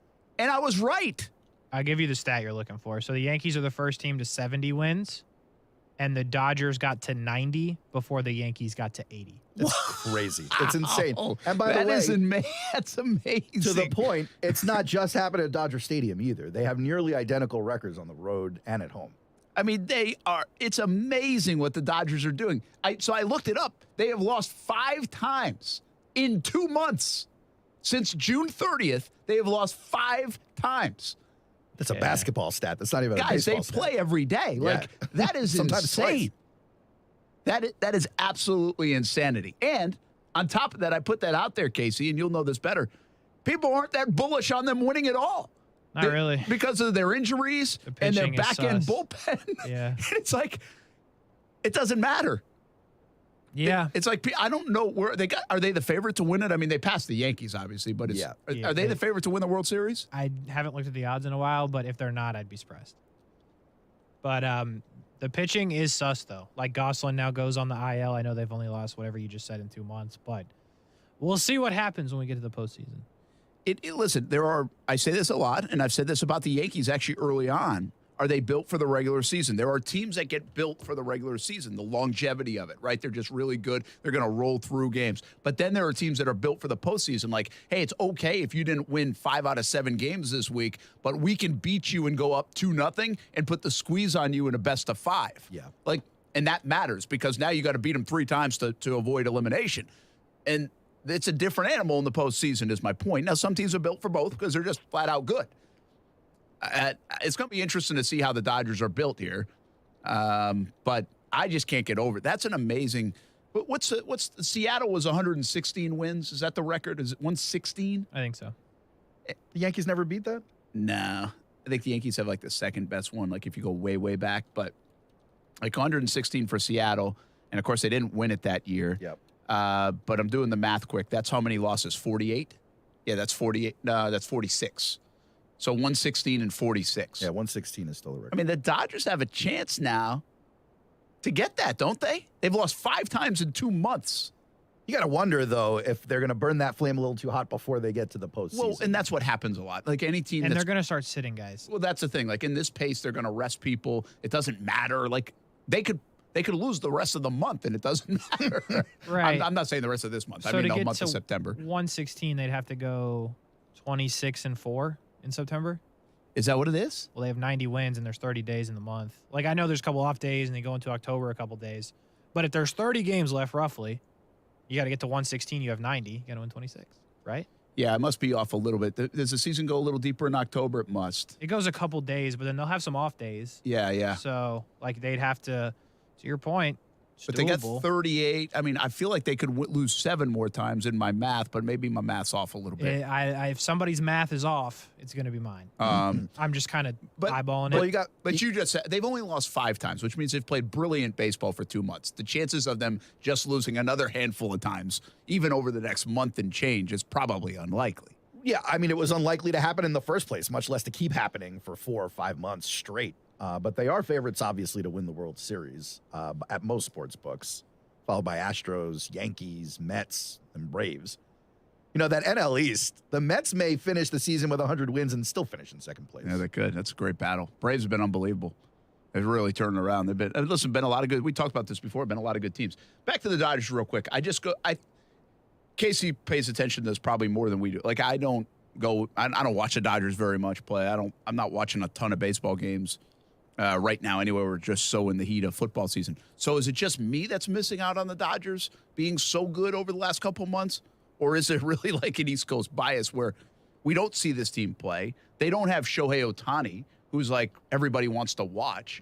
Like who's the one guy everybody wants to watch on the Dodgers? Even Mookie Betts, like he's simmered down in terms of his star power. But there are so many guys on that team. I don't think you can narrow it down to just one guy. But that's my point. It's like they go under the radar because we know the Dodgers are so loaded with talent, but there isn't like one guy I tune in to, hey, how did he do today? It's not like Judge right now. Yeah. But Judge is stealing all the headlines, so the Yankees, therefore, are stealing the headlines.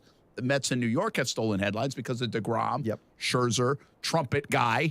I mean, am I right, Casey? Like, they're not even getting headlines other than some of their injuries.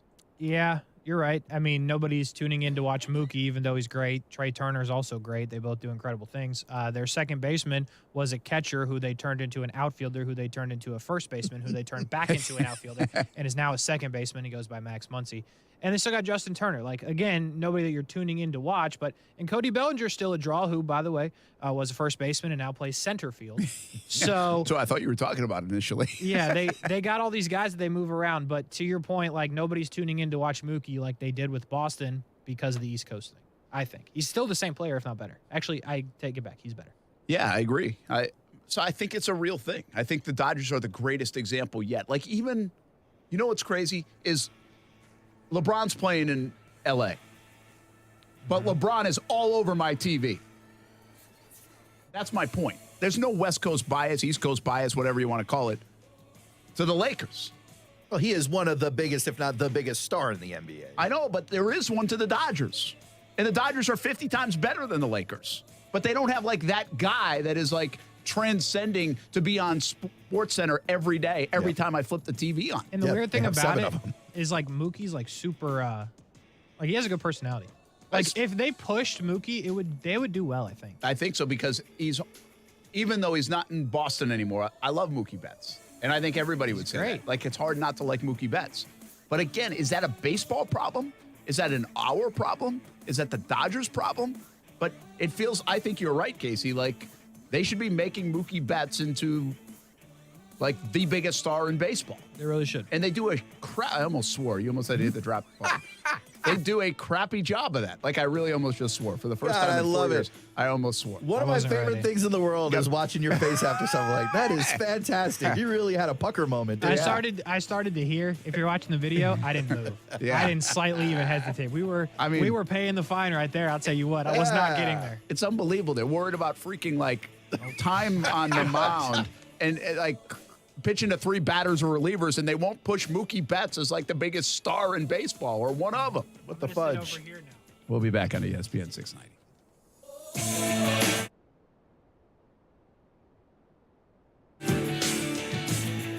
Thanks for all the support on the Dream 18 cards. We sold out of Dream 18 cards, and we're raising more funds for local charities through the Dream 18. Coming up next, it's a Dream 18 golf tournament, September 19th at the Golf Club at Southampton. Registration is now open. We'd love you to be a part of it. Buy a foursome, or maybe just play on an individual basis. Maybe it's a tee sign. Get your company involved. Here's how you register. Action Sports Shacks, Dream18.com. September 19th at the Golf Club of Southampton. Play on our Dream 18 Action Sports Shacks, Dream18.com. Got chronic joint pain but want to avoid steroids and surgery? Take some advice from pro football legend Emmitt Smith. Call QC Kinetics. Let QC Kinetics help you improve your quality of life with biologic therapies that get your body to repair and restore damaged tissue. These exciting new regenerative treatments from local medical professionals can help your body heal itself with lasting pain relief. Trust me, you want to avoid surgery if you can. Check out these biologic treatments to see what your options are. QC Kinetics, restorative, regenerative solutions with no downtime, no surgery, no drugs. I'm talking about joint pain we all can relate to in your knees, your shoulders, your hips, and your lower back. They'll get you feeling good again. Get relief now. What are you waiting on? Make the call to QC Kinetics. Tell them Emmitt Smith sent you. Call QC Kinetics, 904-274-5522. That's 904-274-5522. 904-274-5522. All offers are with approved credit and not a conjunction. See dealer for complete details. Make this the summer event. Drive the car, truck, or SUV you'd rather be driving and save all month long at Jacksonville Chrysler Jeep Dodge Ram Westside, Wrangler, Compass, Gladiator, and Grand Cherokee. Choose from a great selection and get the one you want. Charger, Challenger, buy now and get 0% for 72 months. Save big over the life of your loan. See our inventory at jackscjdrwestside.com. Our lenders are ready and waiting to make you a new car loan today at the best rates available. If for any reason we don't have exactly what you're looking for, we will factory order it with all the options and accessories you need. Take advantage of summer savings while they last. Jacksonville Chrysler Jeep Dodge Ram Westside. Easy to find, easy to get here. I-295 and Commonwealth Avenue, West Side. Sometimes the mortgage process can be a tricky one, a dead end for some. Not with Carrington Mortgage Services. They have a team that will find a solution for you. That's what they do. That's what they are experts in, finding loan solutions for unconventional borrowers. If you're self-employed or a freelancer, if you have low credit scores, if you're an investor looking to use cash flow to qualify, Carrington Mortgage Services will find a loan for you. CarringtonMortgage.com. Carrington Mortgage Services, LLC, NMLS ID number 2600, Equal Housing Lender. If you play a sport or coach a sport or watch a sport in Jacksonville, there's a really good chance that uniform was ordered through Baker Sports. Look good, feel good, play good. Custom sports apparel at Baker Sports since 1997 and a staff that really wants to help. They are experts in the business and make outfitting your team a seamless endeavor. The homegrown Jacksonville business is now the top choice for apparel all over the Southeast. Baker Sports, uniforms, hats, shoes, embroidery, screen printing, and 3D printing. They do it all at Baker Sports, helping make your team look good. Celsius Essential Energy is Jacksonville's official energy drink of summer, and Jacksonville summers are fueled by Celsius. If you see ESPN 690 out and about this summer, come grab an ice-cold Celsius Essential Energy. Live fit. ESPN 690 is home for the Florida Sportsman Fishing Show hosted by Captain Rick Riles. Tune in every Saturday morning from 7 to 9 a.m. to find out what's biting now. Fishing so fresh, you can almost smell it. Hey y'all, this is your girl Cheryl Underwood, and I want to tell you something. My digestive system used to make me feel sluggish, but those days are over. Now I feel great. That's because I increased my fiber intake with the Metamucil 2-week challenge, and I'm still hooked. I just took Metamucil every day for 14 days, and it's really that easy. Metamucil traps and removes the waste that weighs you down, so you feel lighter and more energetic. Now I never want to go back to that heavy feeling. Are you ready for the Metamucil 2-week challenge? For a coupon and daily support, sign up at Metamucil.com today. Technology lets you stream an infinite amount of reality TV. Want to watch True Crime Baking Challenge? Nah, let's do Psychic Soccer Moms. But to streamline your organization's data management, you need more than technology. You need CDW experts who can consolidate and manage all of your data in one unified experience with the flexible HPE GreenLake platform, so you can innovate and make decisions faster. Let's just watch this. Previously on Meatballs and Muscle Cars. HPE makes data transformation possible. CDW makes it powerful. Learn more at cdw.com/HPE. Hey everybody, it's Brent Martineau from Action Sports Jacks. There's a good chance you have a smart speaker, so use it with the ESPN 690. Stay up to date on the Jags and all things sports by telling Alexa or Google to play ESPN 690. It's as easy as that. Make sure you listen weekdays 3 until 6 p.m. on ESPN 690.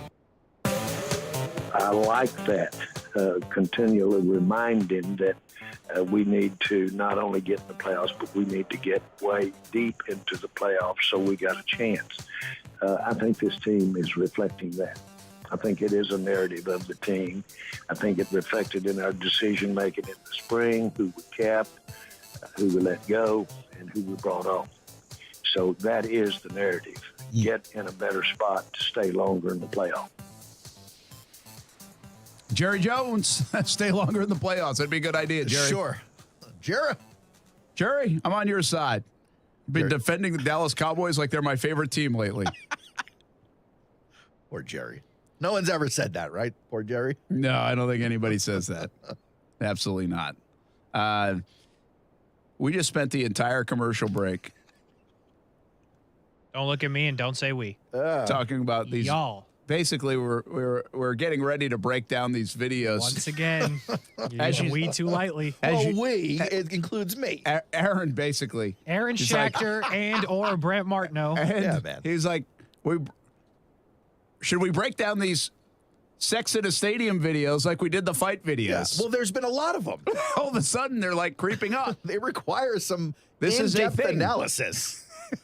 You gotta break them down. You gotta see where it all went wrong. You gotta make plans to better it, and then hopefully you improve. The crazy thing is, this actually went off on a tangent in the commercial break, but how it all started was, I was like, why do people do that? Yeah. Aaron's like, why don't people do that more? Yeah. See, here's the thing though. For someone who doesn't do this kind of thing in public, I think the thought is that you enjoy being outside when you do something. Or you're just hammered. That too. I'm sure alcohol plays a role, but based on the video we saw, it seemed extremely consensual. Yes, it did. I don't know. Who knows? Look, maybe she lost a contact down by his feet, and she was just looking for a contact lens or something. So did you say, actually, where was this stadium?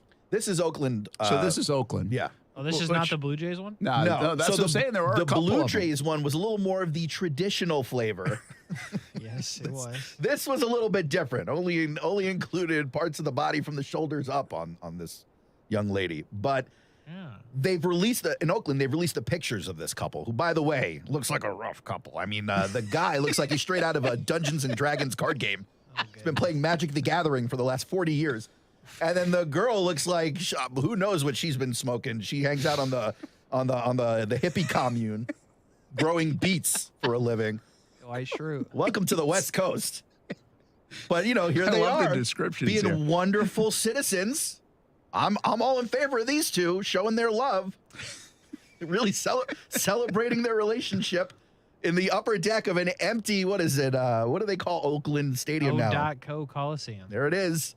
And, that was where they went wrong. I think if we were to actually break down the video, it would be the part where they're getting this stuff done in a section with 0 people in it. There's plenty of them, though, in Oakland. Yeah, that's true. Kinda Plenty of stands out. sections available. Yeah. In fact, if they'd start renting these things out for this purpose, they'd probably do better. Much better. And this is part of the problem with the videos because there was no one near them to take the video. So we're seeing Twitter video from literally across the stadium. I mean, they might as well be in like Los Angeles taking this video of Oakland. It's so frustrating. We really need the stadium to step up here and release a better video. What is happening? But didn't you say like the police are actually looking for these? Yeah, two? so they're looking. And by the way, the penalty for this celebration of love, the penalty for this great deed is like 6 months in jail. Wow. That's like real time. That is crazy. You could go from like a regular citizen to a convict in that time. You learn how to do some real criminal stuff. I don't know. That's unheard. They better There's not no way they would get 6 months. They better not throw her in jail for 6 months. I'm starting to go fund me if she goes to jail. I'll tell you right now. Just buy her beats and you'll be all right. What a video. Gosh. Worth What a the video. YouTube. I got to, maybe I won't get to the Gary player thoughts. Is it a hold video on. out of Oakland? No, it's totally That'd different. be weird. Hey, how about this, Casey? 86-year-old also turned his fire on Cam Smith, the Saudi-funded Rebel Tour's latest star recruit. Quote, here's a young man I really thought was going to be a superstar. Now what sort of future does he have? Said rich player. one. Will he be able to realize his great dream of being a champion? I don't blame Henrik Stenson for going. He had no money, so he had to go. But this is a potential superstar. I think his advisors have given him the wrong advice. Oh, no. He says it's a tour for people who don't have confidence in their future. They don't have the confidence they can't be winners. It's never going to compare to the regular tour, no chance. They've declared war on the PGA Tour. The tour for people who have confidence in their accountant. Can you imagine Henrik Stenson reading this just randomly? It's like, why did I get this vote? What did I do, Gary? Got dragged. He gets the screenshot sent to him. He's like, what did I do? Amazing. Old Hank Stenson can't in the crossfire. I love it. I always say this, man. I can't wait till I reach an age where I just say whatever the heck is on my mind. Right? Doesn't Gary that seem Player at amazing? 86 Yes. is there. Yes. Although after that last segment, I feel like you just said whatever was on your mind, Aaron Wait till you Schachter. hear what I sound like at 80. That's going to do it for today. Action Sports Jacks OT coming up next with Casey Kurtz, Brian Middleton. I'll see you on TV tonight, CBS 47, Fox 30.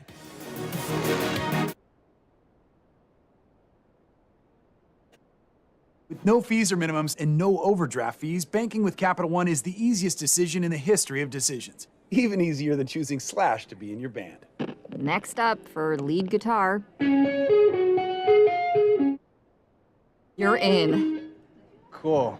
Yep, even easier than that. With no fees or minimums and no overdraft fees, is it even a decision? That's banking reimagined. What's in your wallet? Terms apply. See CapitalOne.com/bank for details. Capital One NA, member FDIC. It's bedtime at the home of SiriusXM. But Conan O'Brien is still awake. Turns out you don't need a car to listen to SiriusXM. You can listen to the app anywhere. In your room, by the pool, at the And Brad Paisley just really needs his beauty sleep. Conan, I just really need my beauty sleep. Maybe really expensive boat, like a yacht. The waves could rock you gently to sleep. Don't encourage him, guy. Sorry. Night-night. Everything you want to hear lives here on SiriusXM. Get the SiriusXM app now. Hey, boss. Here's the latest in the Crooks Are Us newsletter about the rise in Safe Touch security sales this summer. Great. More Safe Touch houses. That's just what we need. Huh. It's no wonder. Listen to this headline. Safe Touch provides peace of mind for when the kids come home from school. Ah, never home alone. See, this is why I hate Safe Touch. They're like a big tattletale. But imagine being a parent who can't be home all day.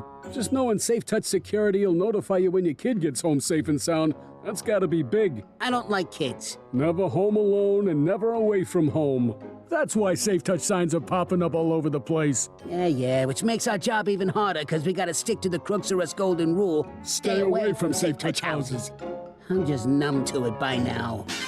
Crooks know to stay away from Safe Touch houses. Hi, I'm Lester Jackson, president of Safe Touch Security Systems. No one beats our technology or our price. Call Safe Touch today at 888-723-8682 or go to safetouch.com. State license number EF233. When I moved to Jacksonville 15 years ago, I found Nimnik Buick GMC. That led to the Acadia, a couple of them, in fact, and now the GMC Sierra truck.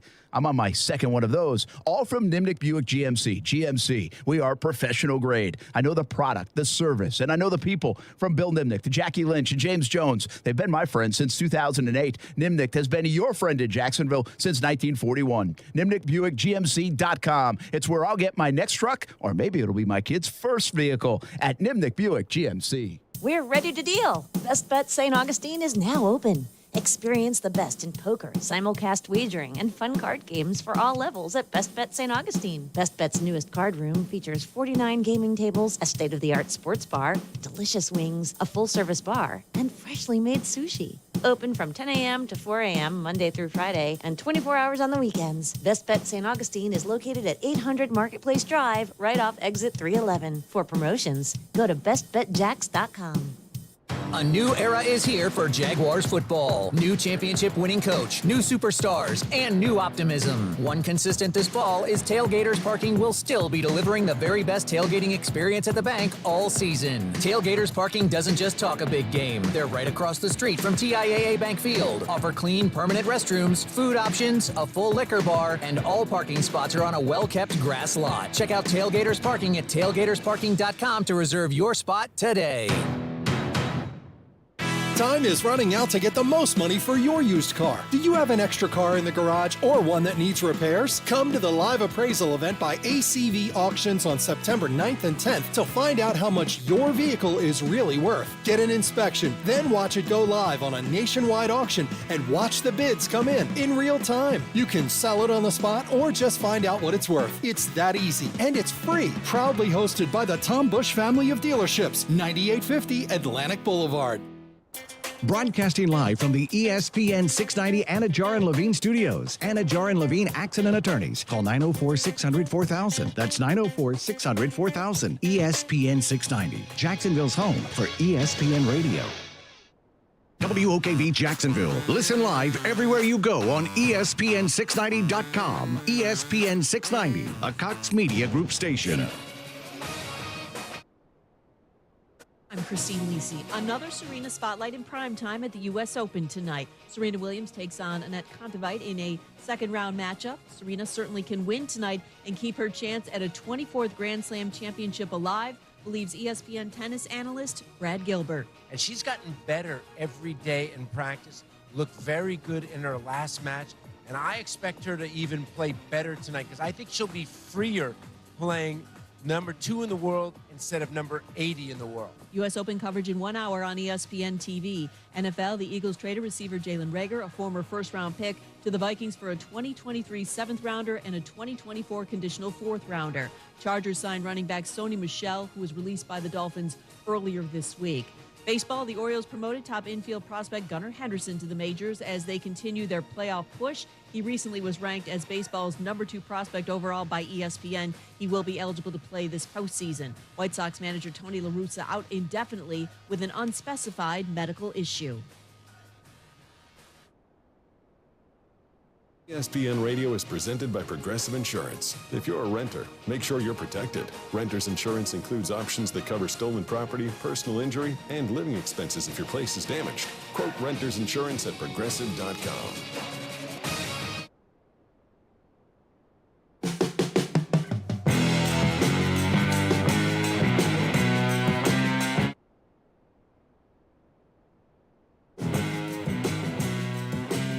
Here we go on a Wednesday Action Sports Jacks Overtime ESPN 690 Jumbo Shrimp Baseball coming up in a bit. But right now, we got you locked in on a rainy and stormy day in Jacksonville, Florida, which I know what you're thinking I'm about to say.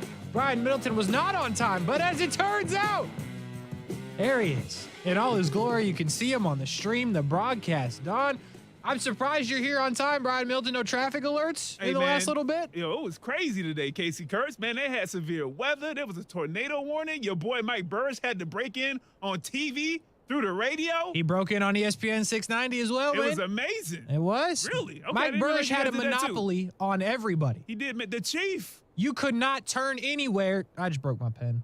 There you go. You could not turn anywhere in this city and not hear or see Mike Burrish. He was everywhere. And let me tell you, if you did turn somewhere from ESPN 690 and you went to some other station, you didn't get correct information, and they weren't telling you about the weather, shame on them. Yeah. It's dangerous. You weren't getting the right information. You know what I'm saying? So listen, I'm not incriminating anybody. I'm just saying. Let me ask you a question real quick. Yeah, what's up? Since we brought up Mike Burrish, that's a level of fame, right? That's a level of fame. Oh yeah. You really want that level of fame, Casey Kurtz? I like. That's like, I'm gonna stop you in the grocery store. Yeah. I'm gonna stop you when I'm with my family, with my wife. Oh, you got a wife, you know what I'm trying to say. I'm trying to stop, I'm going to stop you at the gym. I'm going to stop you when you're playing in a FIFA tournament, out in public. I'm going to stop you when you're trying to golf on the back nine. Like, you want that kind of fame? Because that's what you're angling towards. No, I'll do you one better, too. Like, think about it. You run into Mike Burrish, right? Okay. Like, what's the first thing you're asking him? About the weather. Yeah. Like, it's always a one-track conversation. Like, I bet people very rarely go up to Burrish and they're like, Mike, how's the family? They're like, Mike, is it going to rain tomorrow? I got plans. Yeah. You know what I mean? I don't want It's a very selfish Mike Burrish probably can't go nowhere. But here's what I know enough about everywhere. With Mike Burrish. Power. Yeah, go ahead. And you know Mike Burrish as well on this level. Burrish don't care. You don't. Like, that's the thing. Burrish is good at his job, cares about the weather, cares about keeping people safe. But when I tell you he will put you in a body bag and put you in your place right on the spot, energy. He really does. Yeah, don't come at him left. You know what I mean? Don't come at him wrong. Yeah, exactly. Mike Burrish, that's my guy right there. Nobody likes their off time as much as Mike Burrish. I can promise you that. All right, now you okay? Hey, all right. You sure you're not about to jab? Feels like a jab's coming. No, I wasn't gonna. Oh, okay. No jab coming. He just enjoys vacation. I like it. We all do. On the weekend, it's the weekend for Mike Burrish. I appreciate that. Like Brent Martineau, there's no weekend. This man works all the time. Wow. Can we pull? You know what? I'm just going to pull the sound to live in history, because as much as you said that Brent doesn't come to work, the fact that you just gave Brent Martineau his due, I'm going to send it to Brent, as a matter of fact, so he knows. Send it to him. He won't reply. That's one truth. Hey, that's one truth. Yeah, now I'll start shooting now. Here's the thing about Brent. Always working, never comes to work. Those two things are not mutually exclusive. He's working somewhere. Hey, it's just not here. He's the sports director. I know. The sport doesn't happen in the building normally. Yeah, neither does the directing. How do we get here? Any ideas? I asked you about fame. You asked me how my day was. I was like, it's crazy because, Yeah. Sports. Extra Sports Checks Overtime, ESPN 690 on a Wednesday. Jumper Shirt Baseball coming up. Rosters continue to be fluctuating out here. The Jags make some moves today. They had the roster officially set up and gassed up, and then they have to make some changes. They make 1, 2, 3, 4, 5 claims on waivers. The notable names that we thought could be an option: Tyler Johnson, nope, headed to Houston. Alex Leatherwood, I don't know if we really thought that was an option, but I will tell you, headed to the Chicago Bears. Two guys that are not here in Jacksonville. I will tell you, though, what the Jags have done, and I will start with JaMycal Hasty, the running back from the San Francisco 49ers. A couple touchdowns in his career, I believe is 55 rushes and 30-something catches. I might have that backwards. We did that earlier in the show. But a guy that has made impact and has scored NFL touchdowns and has yards and has catches and has made plays in the NFL. They add him to their running back room. That is probably the most notable move in terms of guys you may see on the field to make impact. I don't know. Actually, I think I have a feeling what it says about Snoop Connor. They're not ready. I don't know what the James Robinson situation is. I know James has said all the right things, that he'll be back for week 1. But are they fully sure on that? I don't know. But what I do know is they bring in a running back in JaMycal Hasty that, hey, he's done it in the league. There's no other way to put it. He comes from San Francisco, where they switched out running backs like it was nobody's business at all. So this guy, I like the idea that he comes from a team where it's like a get ready, stay ready type thing. Like, you never know when you're going in to get carries. Yeah. So he's ready. Like, I think they picked a guy from a good system that has made plays, and I think JaMycal Hasty will score a couple touchdowns for the Jags this year. Okay. I really do believe that. Sure. Yeah. So out of the guys that they just picked up, he's the one for you that's just like, okay, this is the one that could potentially be, during the regular season, he's going to help us out the most. I think. Because I don't expect you to know much about the 5 guys we picked up. Yeah, outside of the basic, like maybe where they played beforehand or something like that. So I think so. I mean, there's a kicker part of this that we will get to here in just a second, but I think from like a non-kicker part of this, yes. So the guys that were waived, the 5 that were waived to make room for the 5 that were brought in: Jake Verity, kicker; James McCourt, kicker. So, yeah, if you were living under a rock, yes, they once again did not have a kicker on a roster for a little bit of time. Josh Thompson, Jameer Jones, and Will Richardson Jr. are the 5 guys that were cut or waived or released, however you want to look at that way. Casey, I don't know too much about the rest of these guys either, who we just picked up. But shout out to Tyree Gillespie. Did I say his name right? Yes. Yeah, shout out to him. Ocala's very own. That's right down the street, Casey Kurtz. I could drive to Ocala right now. Gillespie's from Ocala? Ocala, Florida. All Yeah, right. he played at Vanguard High School, I believe that's the name of it. I don't want to mess him up. Yeah, Vanguard High School. Haven't heard of that high school either, but apparently it's in Ocala as well. But that's right down the street. Shout out. Welcome Bring to him the team. back. Went to University of Missouri. He did go to the University of Missouri. And listen, hey guys, bring him back home. Bring him where he's comfortable. You don't know. You may have a gym right there. Yeah, this to me is a special teams play, right? It's got to be. But Tyree Gillespie from Ocala is one of the waiver claims. JaMycal Hasty is one. Kendrick Pryor, the wide receiver from the Cincinnati Bengals. Press Taylor steals a player from, not steals because he got cut, but if you listen to Zach Taylor talk, he believed this guy was going to be on his practice squad, but Press Taylor, otherwise known as Sherwood, his brother, steals him. He plays wide receiver, and we'll see what happens there. Ty Summers, I believe, was the first guy that they made the claim on that they're excited about, the linebacker from Green Bay. I think he plays the most snaps. If you're asking me who's going to play the most snaps out of these guys, outside of the kicker. Actually, no, not outside of the kicker. This guy, I think Summers plays the most snaps. Between potential pass rush opportunities, filling in, or not filling in, but just moving in and out with Josh Allen and Walker and what they do, I think this guy gets an opportunity to rush the passer, and then he will play on special teams. I think he plays the most snaps. And then we get to Riley Patterson, the newest kicker of the Jacksonville Jaguars. Now, here's the situation with one Patterson from the Detroit Lions and actually kicked in the regular season for the Lions. He made everything that was inside of 50. Yep. Everything. Not a thing he missed. PATs included. Guy was automatic inside of 50 yards. You go outside of 50, things got yikes. He didn't make outside of 50. But here's the fascinating part of this. I broke this story earlier today. Adam Schefter didn't have this. The dude from NFL Network didn't have this. Okay. Nobody had this but me on Patterson. Okay, so listen up if you haven't heard this yet. He doesn't kick off. What? He does not kick off. I should have had sound ready for that one. I didn't know that. Okay. He has 2 career kickoffs. Both were onside kicks. Oh, I see what you're saying. Okay. Yes. He now, can kick off. He no, just he hasn't can't. kicked off. We don't know if he can because he's never done it. He has 2 career kickoff attempts, and they were both onside kicks. Yeah. He has never kicked it deep in the National Football League. I know you. Now, I know about what you're touchbacks. thinking, folks. Yeah. I know what you're thinking. Why did we make such a big deal about Matthew Wright not being able to kick touchbacks? Because then Logan Cook had to kick, and he gets hurt. And that's why we didn't bring Matthew Wright in, okay? That was the story I heard from Brett Martineau and others.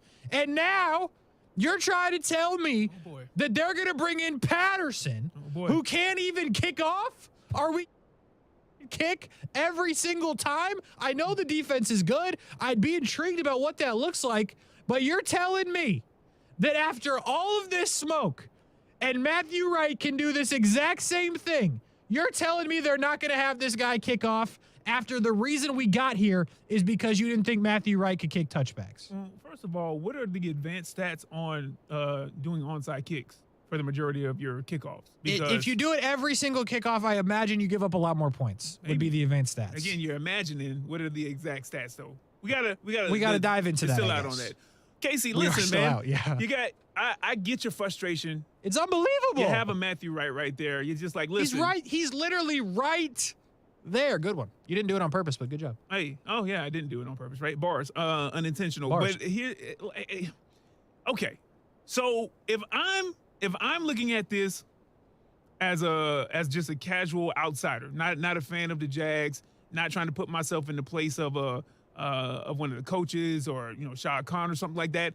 I'm over here like, when is ESPN going to do a documentary on the Jags search for a kicker over the past 2 seasons? It's incredible. Because this is the 6th kicker in the past what 5 weeks or I don't know how. Oh, how many just people in they the rotated. preseason. Yeah, I don't even remember where they started. They had Mevis, Santoso, Fry, the two dudes they just cut. Yeah. Now him. That's 6. The 6, and there may be another one in there that I just can't remember. So at the bare minimum, they've had 6 kickers through training camp. Yes. And so, I get you want to search for something, but sometimes, do you remember when we got rid of Urban? Yes. And they skipped over, it looked like they skipped over Doug Peterson. He was the first one to interview, Yes. but then they started going through all the stuff, and you were thinking about, oh, this guy, maybe this guy. Mm-hmm. And there was a point where me and you were going back and forth, and I was like, man, listen, sometimes you looking for the shiny object, and we've had the shiny object, the brand new name. I just want somebody that's not going to disappoint me more times than not. Like, all I want is someone that's even keel. I don't care if it's a head coach that gets us 6 wins, because that's more than what we've had the past 2 seasons. And I kind of bring this same thought process to the actual kicker position. Listen, I get it, man. You want someone that's going to knock it, knock the block off of the ball, and it's going to be touchbacks every time, or out the back of the end zone. They can hit it from 55. They can hit it from 60. We can try it from 65 if the wind's, blowing just right. Listen, man, Matthew Wright was right there, and I'm with you at the frustration. He was right there. And I hope that whether it be Wright for somehow, or this guy Patterson or whoever, like, man, listen, just put it to rest right now, because Just what you find don't somebody. want going into the start of the regular season is, oh, you got the defense together, the offense is better than last season, but you know what? We're in a close game. And they can't kick. And we cannot hit this field goal. Yeah. So you got to score a touchdown, or you got to stop this team. You got to stop them from even kicking a field goal, because if we get the ball back, Trevor and them, they can get us in field goal position. But we can't kick. So. Yeah, it's fascinating. Here's what I'll give you on Patterson. Like, he's kicked in the league. Not in the preseason. He's made kicks in the league for the Lions in the regular season. That's something 13 that these 14. I looked it up. Yeah, 13 to 14. Again, just not outside of 50. Yeah. Which plays into the kickoff, I guess. But anyway, this guy has something that all the other kickers you brought in didn't. Okay, I'm with it. Even though McCourt counting practice was like 12 for 12. Okay, I'm surprised they cut McCourt. I'm surprised as anybody. And I wanted Matthew Wright, but I was like, you know what? McCourt might be our guy. So then Patterson, apparently they had their eyes on the whole time with the Lions. They wanted him so bad they did nothing until he got cut. Okay. That's how bad they wanted him. And here we are. Now, it's just confusing to me, because the only other guy you had that had kicked field goals in the league, who, by the way, ended the incredible losing streak over in London, and then scored the only 9 points of the game against Buffalo. Yeah. You had him right there. Right there. And the only thing that we were cited on that you didn't bring him in for is the touchbacks. And now you bring in a guy that doesn't even kick off? Like, the what math are we ain't doing? mathing, Casey Kurtz. The math ain't mathing. The math is not mathing, bro. Like, as far as I understand it, this is football. Like, they're going to go to Washington. They're going to do the coin toss. They're going to win. They're going to defer.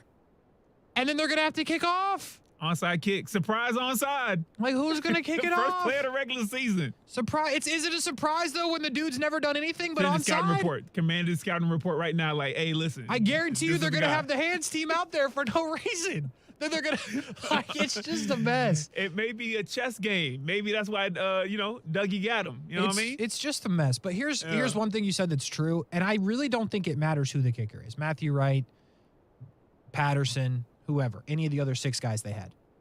I think if you get to that point in the game, like if they are in a situation where they have to make a kick to win the game, I think every fan out there is going to be feeling that way no matter who the kicker is. Yeah. They're going to be like, we don't trust this. They've been traumatized. Don't let him miss a kick earlier in the game. You know what I mean? Like, the first field goal, no matter who's taking it, when they line up, every fan in Jacksonville and beyond is going to be like, here we go. And it better go in. Yeah. It better go in. Because if it doesn't, then you have the right to lose your mind that they can't find a kicker. But to your point, I won't feel confident. It doesn't matter who it is. If they need a 40, that's too easy. If they need a 53-yarder, which is tough, but absolutely not impossible. If they need a 53-yarder to win the game against Washington, I will be confident that they're going to miss. Oh, boy. Because that's what we've seen for the last couple years outside of Matthew Wright, who they decided to cut. I wonder what the process is. To apply to be the kicker of the Jags, it can't be much. Like, you can find the application at Jaguars.com. It's on Indeed right now. Just search Jags Kicker. It pops up. It's full-time. It's medical and dental. You get benefits. Hey, but seriously though, like, what exactly is that process like? I would be fascinated to talk with the coaching staff or whoever would want to share that, on a general basis. Because I mean, honestly, man, it's not like kickers get drafted or punters get drafted en masse, right? But there's a bunch of them that hit it in college. They be making kicks in college. Yeah. You know what I'm saying? So like, they're out there, right? They are. Like, they do exist. They're literally out there, and we've had the worst luck. Granted, the Lambeau thing, he got hurt at one point, didn't he? And then it was just like, he lost it mentally. Like he can't mentally make the kick anymore, even though he's physically able to do so. I see what you're saying. But I'm just like, what? It can't be. It is obviously that hard for us. But why is it that hard for us to get a kicker in place unless this guy is the guy who's going to do it? So we're going to find out. That's one thing. We're going to find out. Because I think, now granted, I said this yesterday, but I think they have their kicker. Like, I thought it was McCourt. Okay? It wasn't. I'm pretty sure this time it's Patterson. Again, I'm pretty sure. We're going to find out. But barring some other incredible turn of events, I think this is going to be your kicker week 1 in Washington. I don't know about farther than that. And I sure as hell don't know who's kicking off. The Chiefs have a safety. I don't remember who it was. He kicks. I know. He kicks touchbacks. If only you could get that guy. You know what I'm saying? You can play safety and kick. What I was trying to get Santoso to do. See, if Santoso had listened to me. Bro, Santoso is currently looking for a guy. And done some D-line work, he would still be on this team. Santoso really should have looked at a position change. Tight end at the bare minimum. This guy was massive. If you don't understand the size on this man, Santoso, the kicking wasn't there. But I tell you what, he's a big human. Just push somebody. Just push somebody. Anyway, we pushing ourselves to a break. Action Sports Jacks Overtime, ESPN 690. We'll be right back. Deshaun, J. Will, and Max. When you look at a schedule, it reveals more than even the schedule what you really think about that team. Bad teams, their schedules always look brutal because they're no good, so you don't think they're going to win many games. Good teams, you look at the schedule, oh, it's not so bad because they're favored in a lot of those games. I guess I would also take the under on the Jets, but just. Like, I think 5.5 games is right. I'll take the under. GJ and Max, followed by Greeny. Mornings on ESPN Radio and on the ESPN app. Now, the first alert forecast on ESPN 690. Scattered showers and storms will be ending, becoming partly cloudy overnight with some fog, warm and muggy, 70 to 75 for overnight lows. Your Thursday will be partly sunny, hot and humid, and again in the afternoon some scattered heavy showers and thunderstorms develop with highs around 90 degrees. For the CBS 47 and Fox 30 Action News Jack's First Alert Weather Center, I'm Chief Meteorologist Mike Burrish. The Weather Center is brought to you by Beards Diamonds, where right now you can get 5 years, zero interest financing with nothing down. I always wanted to learn Spanish, but I never thought I'd have the time. Then I discovered Babbel. Babbel's lessons are fun. They only take like 10 or 15 minutes, and in 3 weeks, presto, you're speaking another language, like magic. I love that Babbel's lessons aren't just robots talking. They're voiced by native speakers, so you get the pronunciation just right. If you want to learn a language, there's no faster, easier, better way than Babbel. Babbel. Babbel. Go to Babbel.com to try for free. That's BABBEL.com. Babbel.com. The Labor Day event from Dell Technologies is here. End the summer strong by starting up a new season of productivity. Your business upgrade begins with up to 48% off top-rated laptops, like Vostro, taking performance to the next level with 12th Gen Intel Core processors. It's time to push your growing business even further. What's next for you? Upgrade today by calling 877-ASK-DELL. That's 877-ASK-DELL. Let's be real. Mopping is a hassle.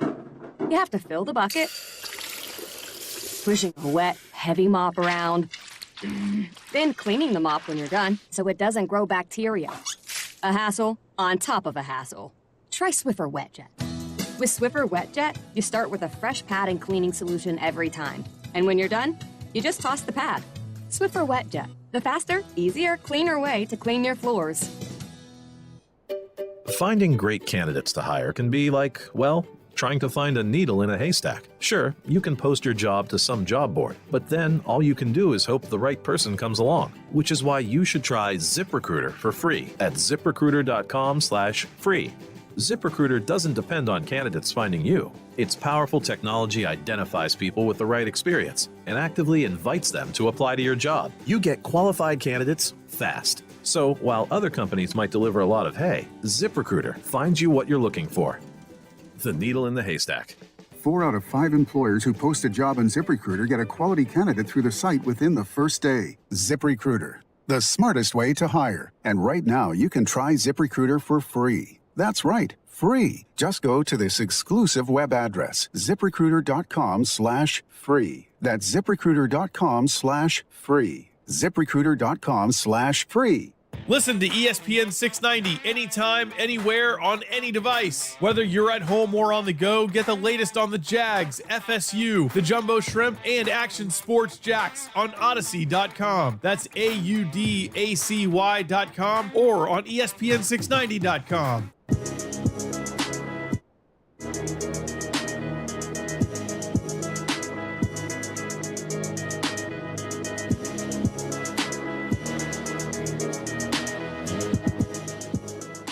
Action Sports Jacks Overtime, ESPN 690 on Wednesday, August 31st.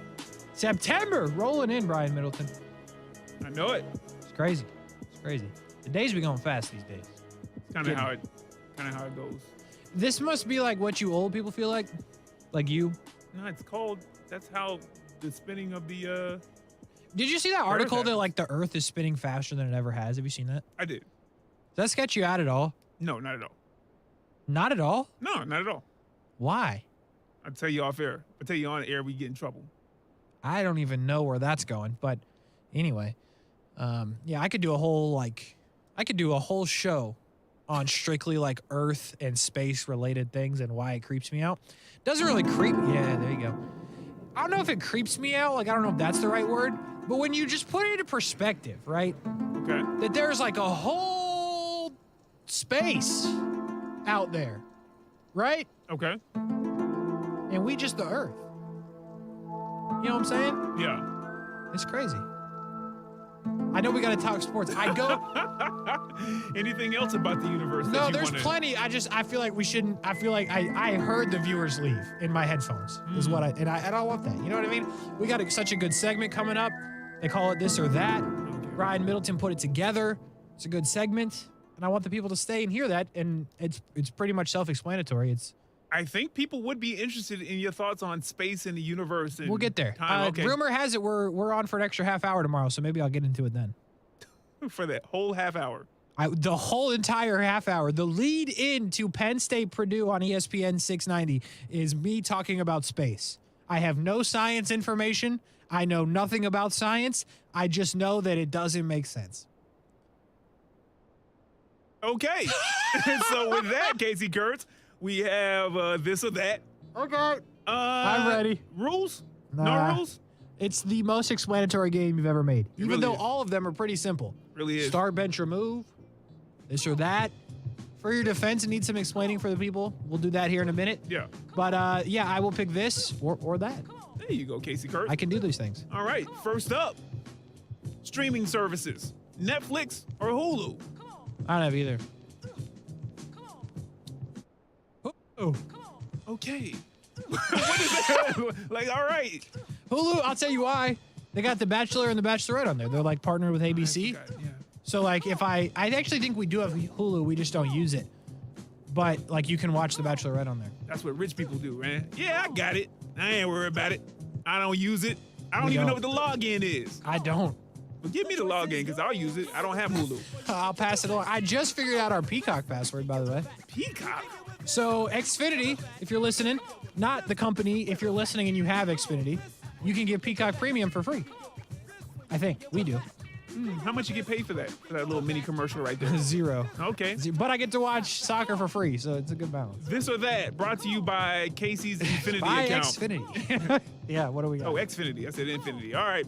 Next up, kinda good baseball. Kinda. Okay. Kinda good baseball. Minnesota Twins or the Milwaukee Brewers.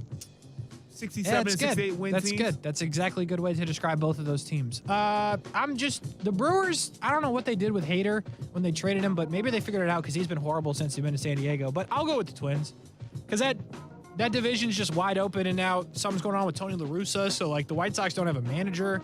So I don't know what the deal is there. I'll go with the Twinkies. Okay. Next up. All right. Pro Bowl brothers? Question mark. Okay. I mean, even though they're Pro Bowls. Here we go. Joey or Nick Bosa? I think Nick. I think I'm going Nick Bosa. Because Nick Bosa, like, he's been hurt a lot, so like the numbers aren't really there. Not. But I think he's a monster. Like, let him play a full season non-injured. I think he's gonna explode. Joey Bosa's had injury problems as well. But Joey Bosa's older, so like he's closer to the end than Nick Bosa, who I think is still right in it. Okay. And he hasn't played a lot, so he's definitely right in it. I go with Nick Bosa. But Joey Bosa's still very good. Okay. All right, next up, donuts, Casey Kurtz. Specialty of yours or not? I like donuts. All right, donuts, man. Krispy Kreme or mini bar? Krispy Kreme. All right, go ahead. Why? It's just, here's the thing about Krispy Kreme to me. You go to the Publix, they got Krispy Kreme. You go to the Krispy Kreme, they obviously have Krispy Kreme. You go to the racetrack, they got Krispy Kreme donuts. Here's what's the same about all of them. They always taste the same. Yeah. Nah, Casey Kurtz. They do. I'm talking about if you go to the Krispy Kreme actual, like, shop. Yeah, it's Don't good. taste the same like the Krispy Kreme at the Publix, man. They're not as fresh. Not as fresh. But you got the same taste palettes. I don't know about that. Somebody in the stream it just popped up. Mini bar is horrible. Man, y'all a hater. You guys are going to be so excited to find out who the new sponsor of the show is. Yeah, you know what? Mini Bar Donuts.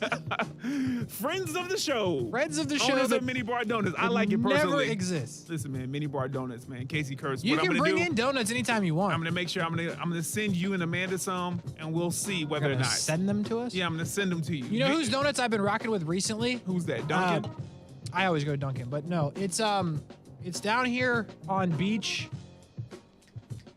and Kernan. What is that place? Oh, Shipley's Donuts, I think. Oh yeah. You know what? That's actually a pretty good one too. Yeah, we've gone there a couple times. It's pretty good. Yeah, I like they're it. pretty good. I'll give them a thumbs up. We Absolutely. got a donut recommendation in the chat as well. Try Good Dough. I just heard about Good Dough. Really? I just heard You're about like that. in the donut game. No, I had no idea you were in the donut game like this. No, I was researching some stuff, and it popped up. You know I'm a foodie or something like that, but I don't know. Is that in Florida though? I feel like I read it. I didn't know if it was right up in here. I don't know. I'm just taking Jacksonville, recommendations. Not Florida. All right, next up, college football matchups. Okay. Georgia versus Oregon or Ohio State versus Notre Dame. Okay, so it's a good one because I want to watch both. And by the way, Brian Middleton, well done. Not one, both of those games are on ESPN 690. There you go. Both of them. That's how you do it. Yeah, it is. That's how you do it, Casey. I tell you what. I'm intrigued by Oregon, right? Because you got no new coach, Bo Nix apparently. We know what Georgia is, but unfortunately, I'm going to be locked into that game. But I'm going to go with Ohio State and Notre Dame because Notre Dame's being disrespected in terms of the spread. New coach, no Brian Kelly, not returning a quarterback. I want to see where they're at, but I think their defense is legit with their new coach. So I will go that game. I'll be locked in. CJ Stroud, how does he perform? Because Ohio State, I think, was a letdown last year a little bit. Yeah, I usually knock Notre Dame, but I'm excited to see that matchup just a tad bit more than Georgia-Oregon. I think that's going to get out of pocket. I think it'll be close. It will be, but I think it'll be close. Georgia-Oregon? It'll be early. It'll be close early. Oh, okay. Like in early, it will, and then they're going to pull away because Georgia's the best team in the country. Oh no, well, Tuscaloosa on line one for you, Pick it Casey up. Kurtz. Pick it up. Next up, Fame. We just talked about Fame with Mike Burris, but Fame. Yeah. Famous actor or famous athlete? Which one would you rather be, Casey Kurtz? Actor. Here's why. Wow. If you're a On a famous sports show. athlete, you're putting your body on the line to like make a living. You're a famous actor, you just got to talk in front of a camera. I already do that. Ever heard of method acting? You know, people just losing 800 pounds in order to do a role? Or? Yeah, bro, I'm not like that. Okay. Like I could just be like a comedy actor. You know, if you could be a comedy actor. Yeah, I could. If you have to be like Trevor Lawrence, for example, you got to put your body on the line. You got to like train. You got to do all these things. You know, if you're Kenan Thompson, you just got to be funny. You know what I'm saying? You just got to be funny. Okay, Casey Kurtz. There it is. Let's see. Easier way to make your money, man. QBs. I like to do these from time to time, even if you hear them, just because I want to see if you've changed on anything. Joe Burrow or Josh Allen? There's a right answer to this one, and it shouldn't take you a long time. Joe Burrow. There you go, Casey Lamont Curtis. Yeah. He's just Joe Shiesty. You know what I'm saying? Oh, okay, that's it. That's all I got. All right, we're moving on. Yeah, we're moving okay. on. We keep going. Let's see, cars. All right. SUV or truck? Always wanted a truck, never had it. I've always had SUVs, so I'll reluctantly choose SUV. Yeah, I know it's rough. Did you ever have a truck? Nah, man, I want a Silverado, though. Really? Yeah. Well, I can't help you with that. We gotta even get this contract and get the spicy chicken. We have some truck. sponsors on the station that sell trucks, but you just didn't pick the right ones, so I can't help. Oh, okay. Casey Kurtz, let's wrap up with this one right here. Yep. Near and dear to your heart. Speaking of sponsorships, trying to get your sponsorship game up. Energy, drinks, Red Bull, or Celsius, Casey Kurtz? If you're watching the stream, you see that right there? That's that sparkling orange Celsius. There you go, Casey Kurtz. I am sipping on one right now, as a matter of fact. There you go, Casey Kurtz. Why Celsius, Casey Kurtz? It's just good. Essential energy. Burns body fat. I need it. I'm fat. You know what I'm saying? So I can drink something refreshing and burn body fat at the same time. This isn't even a paid commercial. I'm just giving it to you. Celsius is good. Here's what I like about Celsius. I was drinking it before they. Don't do that. I swear I was. Don't do that. I swear I was. Don't do that. We need videotape. Huh? If Amanda's watching, she can confirm. I tell you what, you should try it. Live fit. Over Red Bull. Come on. All right, Casey Kurtz, that's it for this or that. For your defense, we do it again on the other side of the break. Action Sports Jacks Overtime. We'll be right back. All offers with approved credit and not in conjunction. See dealer for complete details. Make this the summer event. Here we go.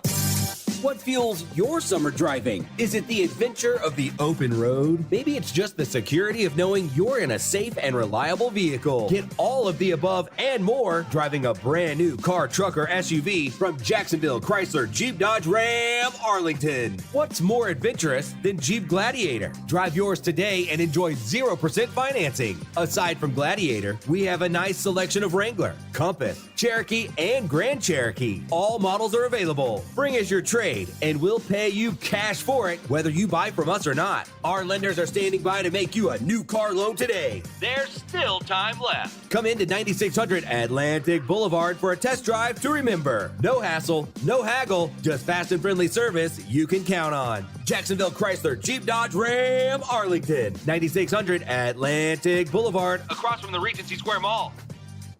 Drivers who switch and save with Progressive save over $700 on average, and those savings add up. Imagine what you could buy in the future. So yeah, I used the savings from switching to Progressive 50 years ago to finally buy my dream car. It's a self-driving flying car, but we just say self-flying now. You know, because it's the future, and cars fly in the future. So switch to Progressive and save big, because those savings can add up in the future.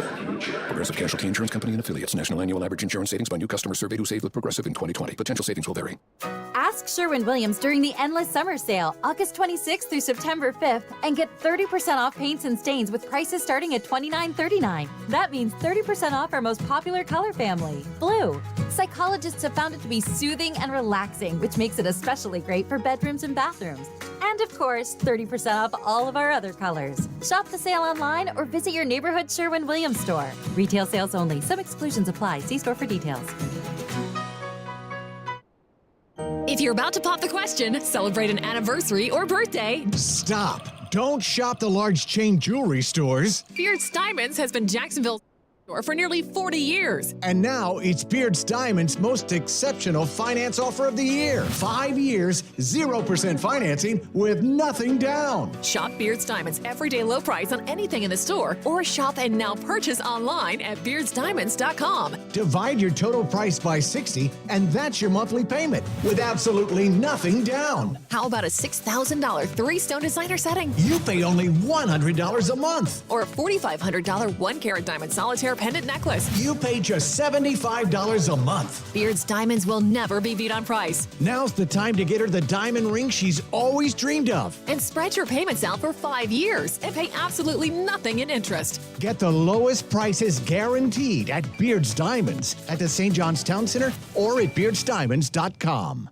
Do you know a child who is deaf, hard of hearing, blind, or visually impaired? The Florida School for the Deaf and Blind in St. Augustine offers a tuition-free educational program to prepare the child for a lifetime of success. FSDB offers free comprehensive education, transportation, and boarding services at no cost to all eligible deaf or blind students, elementary through high school, no matter where the student lives in Florida. Call 800-344-3737 or log on to www.fsdbk12.org to learn more. If you play a sport or coach a sport or watch a sport in Jacksonville, there's a really good chance that uniform was ordered through Baker Sports. Look good, feel good, play good. Custom sports apparel at Baker Sports since 1997 and a staff that really wants to help. They are experts in the business and make outfitting your team a seamless endeavor. The homegrown Jacksonville business is now the top choice for apparel all over the Southeast. Baker Sports, uniforms, hats, shoes, embroidery, screen printing, and 3D printing. They do it all at Baker Sports, helping make your team look good. Hey, does your car still only play CDs? No Bluetooth? No CarPlay? You've got an old car, my friend. You know what's better than an old car? A less old car. Get a car or truck that's new to you with a great used car loan from 1-to-1 Financial, Jacksonville's hometown credit union. Get pre-approved for a loan and shop at any dealership in town. Get a low rate and get rid of that old car today. Apply online at 1to1fcu.org. Federally insured by NCUA. My heart was racing just making spaghetti. I could have waited to tell my doctor, but I didn't wait. I was short of breath just reading a book. I could have delayed telling my doctor, but I didn't wait. They told their doctors and found out they have atrial fibrillation, a condition which makes it about 5 times more likely to have a stroke. If you have one or more of these symptoms, irregular heartbeat, heart racing, chest pain, shortness of breath, fatigue, or lightheadedness, this is no time to wait. Contact your doctor. Brought to you by Bristol-Myers Squibb and Pfizer. Hey, it's Brett Mortno from Action Sports Jacks. Did you know you can watch our radio show? Yeah, video of a radio show. Just search ESPN 690 Jacks on Facebook, YouTube, and Twitter. Or follow me on Twitter at Brent A.S. Jacks. Watch the show live weekdays from 3 p.m. until 6 p.m. or listen on ESPN 690.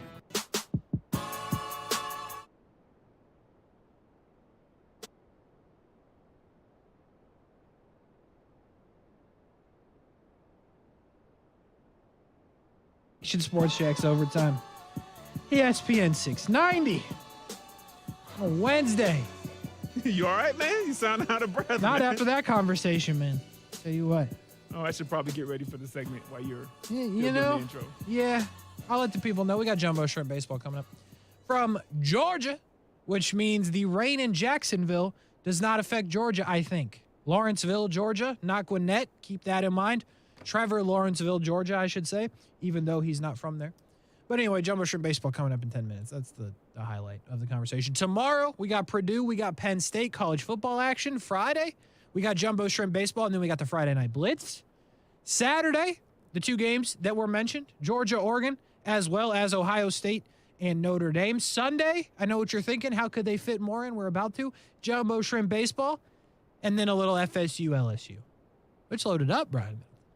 There's nowhere else you can get that kind of coverage in Jacksonville. And why would you want to go anywhere else? Why would when you get that kind of coverage right here? I tell you what, you got all the games loaded up on a weekend and a tomorrow, starting on a Thursday. Anyway, for your defense, Brian Middleton, do you want to explain it to the people? Yeah, man. Let's see. So this is where me and Casey give each other a defendant, maybe a charge, and then we each have 30 seconds to make our client's case. Yeah.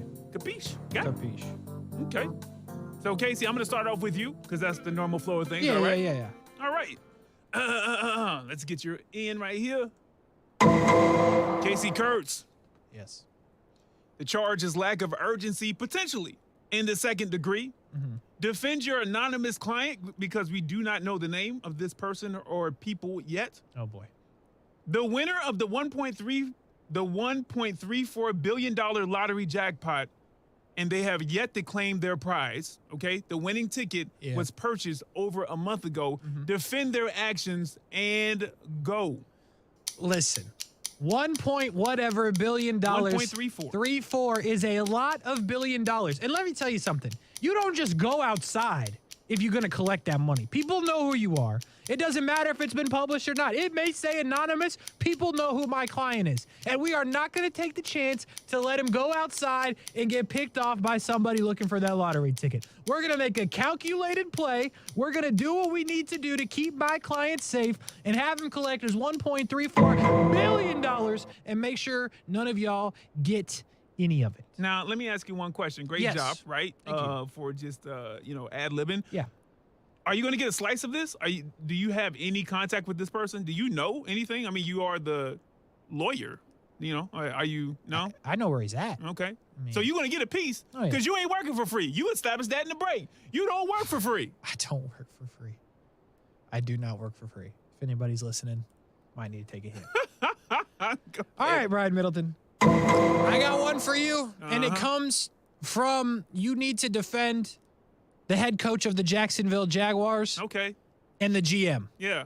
Your boy. Why the hell did they cut James McCourt? Why did they cut James McCourt for a guy that doesn't even kick off? Defend him.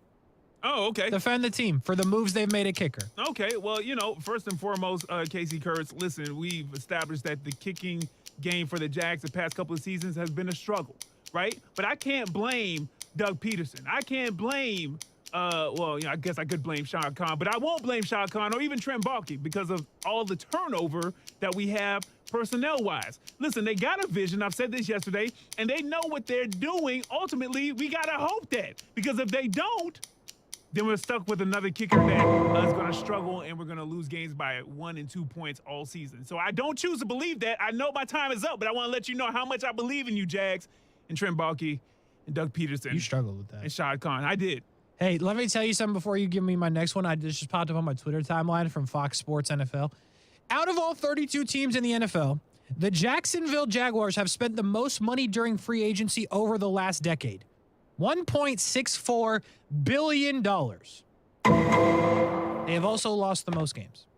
Damn. What do we got? All right, next up.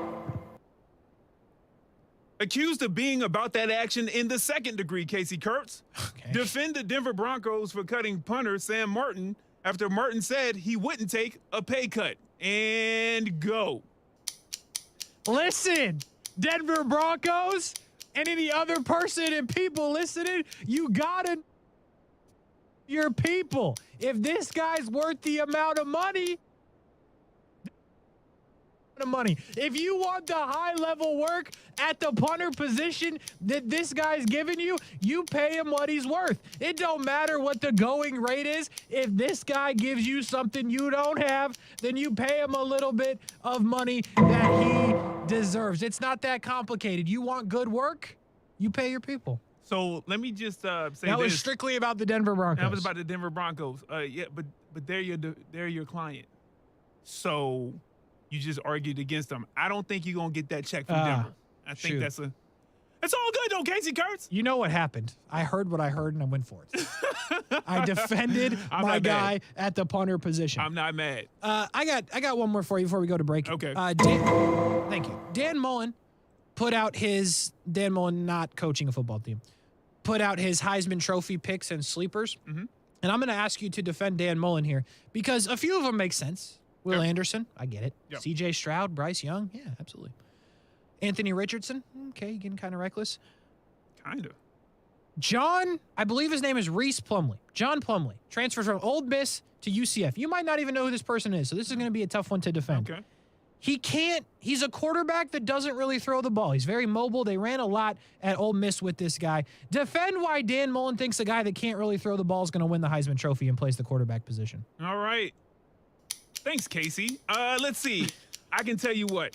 This guy not only plays football, he plays baseball. He's a quarterback. He's an outfielder. I can't believe you knew that. Okay, So John well Arise Plumlee. So listen, UCF needs a particular guy that can lead them back to the glory days, right? And if he can be the guy that can bring the team back to like the Scott Frost years, that means he's putting up some serious numbers against some good competition. So why not have a guy come out of like a dark horse and take over this whole Heisman Trophy contest? Holy smokes. Holy smoke. Here's what I want to tell you, folks. Yeah, tell me more about John Rice Plumlee. I did something in the business called set up for failure. Yeah. I set up Brian Middleton for failure right there because I had nothing planned. That's okay. And he hit it out of the park. No, I can't explain to you how well he just did, knowing the fact that he also plays baseball. Yeah. We're going to clap it up for Brian Middleton, but Maybe. mostly me. Well done. Oh, boy, Casey. Well done. We got to get out of here. Yeah, for your defense on a Wednesday. We take a break, and then it's Jumbo Shrimp Baseball coming up next on ESPN 690.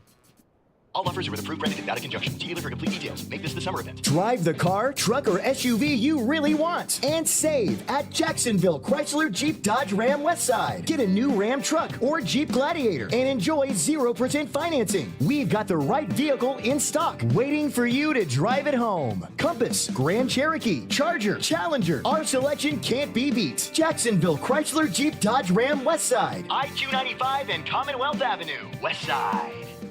Dave Benyon here with Zero Res. I hope you're having a wonderful summer just like me. It's so nice to be able to travel again without wearing a mask.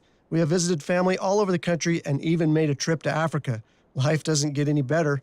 Now that all our kids are back in school, I can see the beating the house has taken. The carpet, the tile and grout, the area rugs, and even the sofa all need a good cleaning. If your home needs some cleaning, give Zero Res a call. Right now, if you have your tile cleaned, we will seal the grout for 50% off. Zero Res spelled forward or backwards, it's the right way to clean. Sometimes the mortgage process can be a tricky one, a dead end for some. Not with Carrington Mortgage Services. They have a team that will find a solution for you. That's what they do. That's what they are experts in, finding loan solutions for unconventional borrowers. If you're self-employed or a freelancer, if you have low credit scores, if you're an investor looking to use cash flow to qualify, Carrington Mortgage Services will find a loan for you. CarringtonMortgage.com. Carrington Mortgage Services, LLC, NMLS ID number 2600, Equal Housing Lender.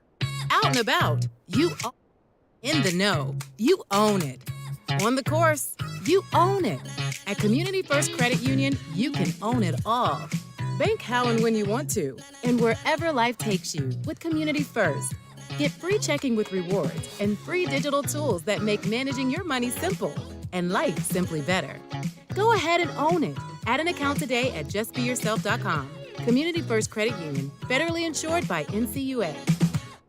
Ready to swoop in the fall of 2022? The UNF Ospreys are ready with a lot of momentum on campus. New improvements at UNF Arena with basketball season right around the corner and tickets already on sale. The fall schedule underway in volleyball and men's and women's soccer, also men's and women's cross country. Get the latest news, schedules, results, and information on tickets for all things Ospreys at UNFOspreys.com. Join the Osprey Club, attend a game or a match. Be a part of the momentum at the University of North Florida at UNFOspreys.com. Couple minutes ago, Action Sports Jacks Overtime, ESPN 690 on a Wednesday. Jumbo Shrimp Baseball coming up in moments. Matt Davis on the call for the Jumbo Shrimp in Lawrenceville, Georgia. Matt, it has been stormy. We've had tornado warnings. It's been all around a very gloomy day in Jacksonville. Please give me some sort of hope that it's not gloomy in Lawrenceville, Georgia. Sunny, blue skies, 88 degrees, not a single cloud overhead. Oh, and the Jumbo Shrimp are coming off an 11-inning win after last night. I'd say a positive day all around here in Trevor, Lawrenceville, Georgia. You know, it's funny. I said that earlier. Well done. That's why I was listening. Oh, okay. I was like, I don't know if you heard me at that point. I was like, wow, that's good. Okay, so I heard you talking to Brian a little bit about it. Don't give me the full play-by-play you just gave Brian, because we can't get that on the air. But 11 innings of baseball. When you get back to the hotel, what's the reaction when you finally get in the hotel bed? The reaction is, I can't believe everything's closed. At least for me. It's a great call. I really want some dessert. There's no dessert, so let's drink a water or a Gatorade and go to bed. That's a great call. Everything being closed is a great call. Well done. What do we got coming up tonight for the Shrimp and the Stripers?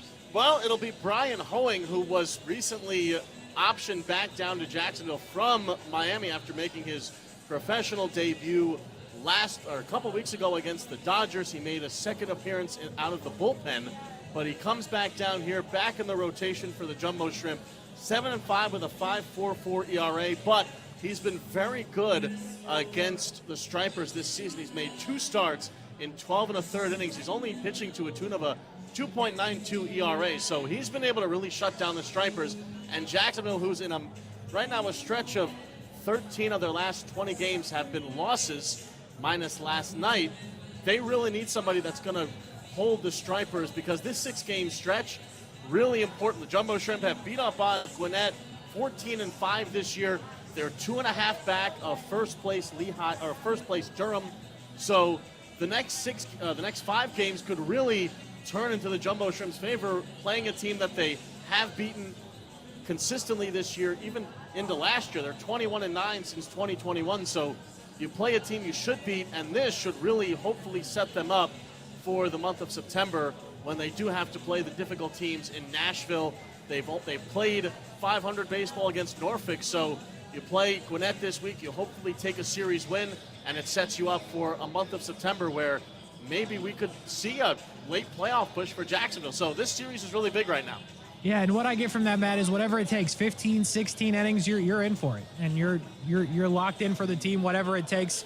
And also, I do want to throw out there that Gunnar Henderson finally got called up, Matt. I know you've been worried about that, so I just want to work that in. It's real this time. I know you were worried about that, so I'm very glad that it came to fruition for you because I remember how much you were worried about it. I mean, you were checking Twitter every day, so yeah. I'm glad that has come to fruition for you. He's on my fantasy team, Matt. He's on my fantasy team tonight. We hope for 9 innings for Matt Davis tonight. The Jumbo Shrimp and the Stripers up next. Matt, have a good call. Thanks, guys. Shrimp on deck coming up next. Lots to talk about, a 6-game series, playoff implications, plus a really fun interview with Avi Garcia. Shrimp on deck up next on the Jumbo Shrimp Network, powered by